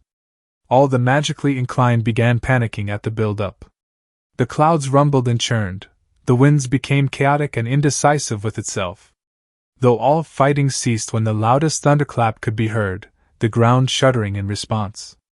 As for the two in question, they had just raised their free hands when the thunderclap sounded, and both simply raised a brow at that. So, Naruto looked up and muttered with intent. "Lord Susanoo, I know you're watching, so this is for you." Looking back down at their target, the isolated headquarters of both the traitorous 13th and 14th Legions, a cold smirk formed upon both Nightwings' faces as they whispered. "Storm Surge, Blade of Susanoo." The lightning roared as it formed, thundering with overwhelming power and might, before like a blade swing, it slashed through the air and in the next moment it was over. The flash was so bright, it would have blinded a blind person. The thundering explosion was so loud, it could have deafened, and anyone with enhanced hearing, and was unprepared, would be deaf for a while. The sheer amount of static charge that remained after the strike caused the fur on those with it to remain puffed and on end for as long as they were on the island. Thankfully, however, the unintended electromagnetic pulse that swept over the island only disabled electronics, and they would return to functionality by morning, mostly. Kyoto, Imperial Palace. After that, the remaining traitors surrendered and were rounded up by our forces. Naruto reported as he stood side by side with Raphael, on his right, and Yokata on his left, Brynhilde beyond her, as they were reporting into the Alliance leadership in the throne room. It was already the early morning of the next day at this point, having needed to clean up the area enough for the local yokai to take over. They insisted that they help, and Yokata made the call, so they returned to Kyoto victorious. Not that there was any doubt. Yasaka nodded her acceptance of the cadre's report before she asked, "How bad are Tenten-san's injuries? I do not believe I have ever heard of any Nightwing getting injured in the field." Many present nodded at that, beside Azazel and Naruto, both of whom sweat dropped at the sight, as the latter asked, "You are aware that we are not invincible, right? We can and do get hurt on a semi-frequent basis." The looks of incredulousness did not even twitch, so Azazel added, "He's right. I've seen them get blown up by their own equipment, plenty of slash wounds, puncture wounds, burns, bruises, and that thing that kid did that one time. Tabito, I think his name was." Naruto snorted, recalling said incident, and replied curtly, "Yes, it was him. Even to this day we haven't been able to replicate that, whatever that was, and Maki hasn't forgiven him either." Chuckling lightly, Azazel inclined his head as he responded, "I don't blame her. I take it he is also banned from." "Do you even have to ask?" Naruto questioned dryly. His face was blank and devoid of any emotion. Azazel's chuckle deepened and nodded before he asked, "Good point, though. Where are your Legion members? I haven't seen them yet." "I sent them back to headquarters already," Naruto reported promptly, waving that off as he added, "Most of us haven't been back in a few days, and I plan to head back after this myself." Azazel folded his arms and nodded, before he informed, "I shall join you after I speak with the others. Only authorized personnel, Azazel." Naruto warned, and the governor rolled his eyes. Azazel rebuffed, "I am not suicidal, Naruto. You know this." "That aside," Yasaka began, drawing eyes to her and allowed her to inform further, "we will need detailed reports regarding this operation as soon as possible. There has been an unexpected development." Naruto shared a glance with Raphael, both nodding as they looked forward as the Angel of Heaven spoke up. "A bad one? We are unsure." Michael returned carefully, and the commanders opposite him all nod as that meant trouble. With a tight breath, Naruto informed, "As is usual, Lady Yasaka, you will have the report within the next day and a half, at the latest. Depends on my medical staff and my operatives' willingness." Yasaka nodded but noticed his glare at Azazel, who promptly looked away from her. Though she listened as Yokata informed, "We shall make haste to match the pace of our allies." She bowed formally after she said that and got a nod back from the Kyuubi, a smile as Yasaka replied, "Thank you, Yokata-san." Raphael reported next, "I shall match them. I am unsure of Metatron's ability due to injury." Michael nodded and replied, "I shall handle Metatron, but this is of the highest priority." Raphael nodded his understanding. Thus Azazel went next. I shall meet with the other legion heads. See what shape they're in, Naruto informed. Well, besides Artur complaining about his men's ammo count and how they went overboard, I think they all did relatively well. Azazel chuckled and nodded, though his fellow fallen seraph added. Though, I suggest you all avoid talking about the shadows or the flash, if either is mentioned. All three leaders raised brows, but Yokata coughed to clear her throat before she added. That is indeed a wise course of action. I myself now know why Lord Shikamaru is in charge of our defense. Brynhild added. I too am somewhat at a loss for words. I believed him to be of a great mind, a thinker and tactician. To think he was capable of such. She shook her head to rid herself of the memory of the shadows consuming an entire squad and dragging them into the depths of Helheim. By the Bifrost. Azazel grinned at that as he offered. I forgot that Shikamaru took the field this time. Guess something happened to get him pretty motivated, huh? Naruto just nodded with a tight frown as he informed. We had 2 unauthorized incursions during our operation. They will be in our reports. With a sigh, Azazel nodded his acceptance as he looked at his fellow leaders. They too looked concerned for this report now. Yasaka especially, seeing as Shikamaru is a very calm, if she's being nice, person, and if he got worked up about something, it can't be good. Putting that aside for now, the Kyuubi nodded calmly. Yasaka then ordered. I understand. You are all dismissed for now. Naruto, when your report is ready, please deliver them personally to the shrine. I would like a word then. With a stiff nod, Naruto activated his teleportation circle and vanished within the next second. This caused raised eyebrows at the speed in which he left, though Azazel cackled as he explained.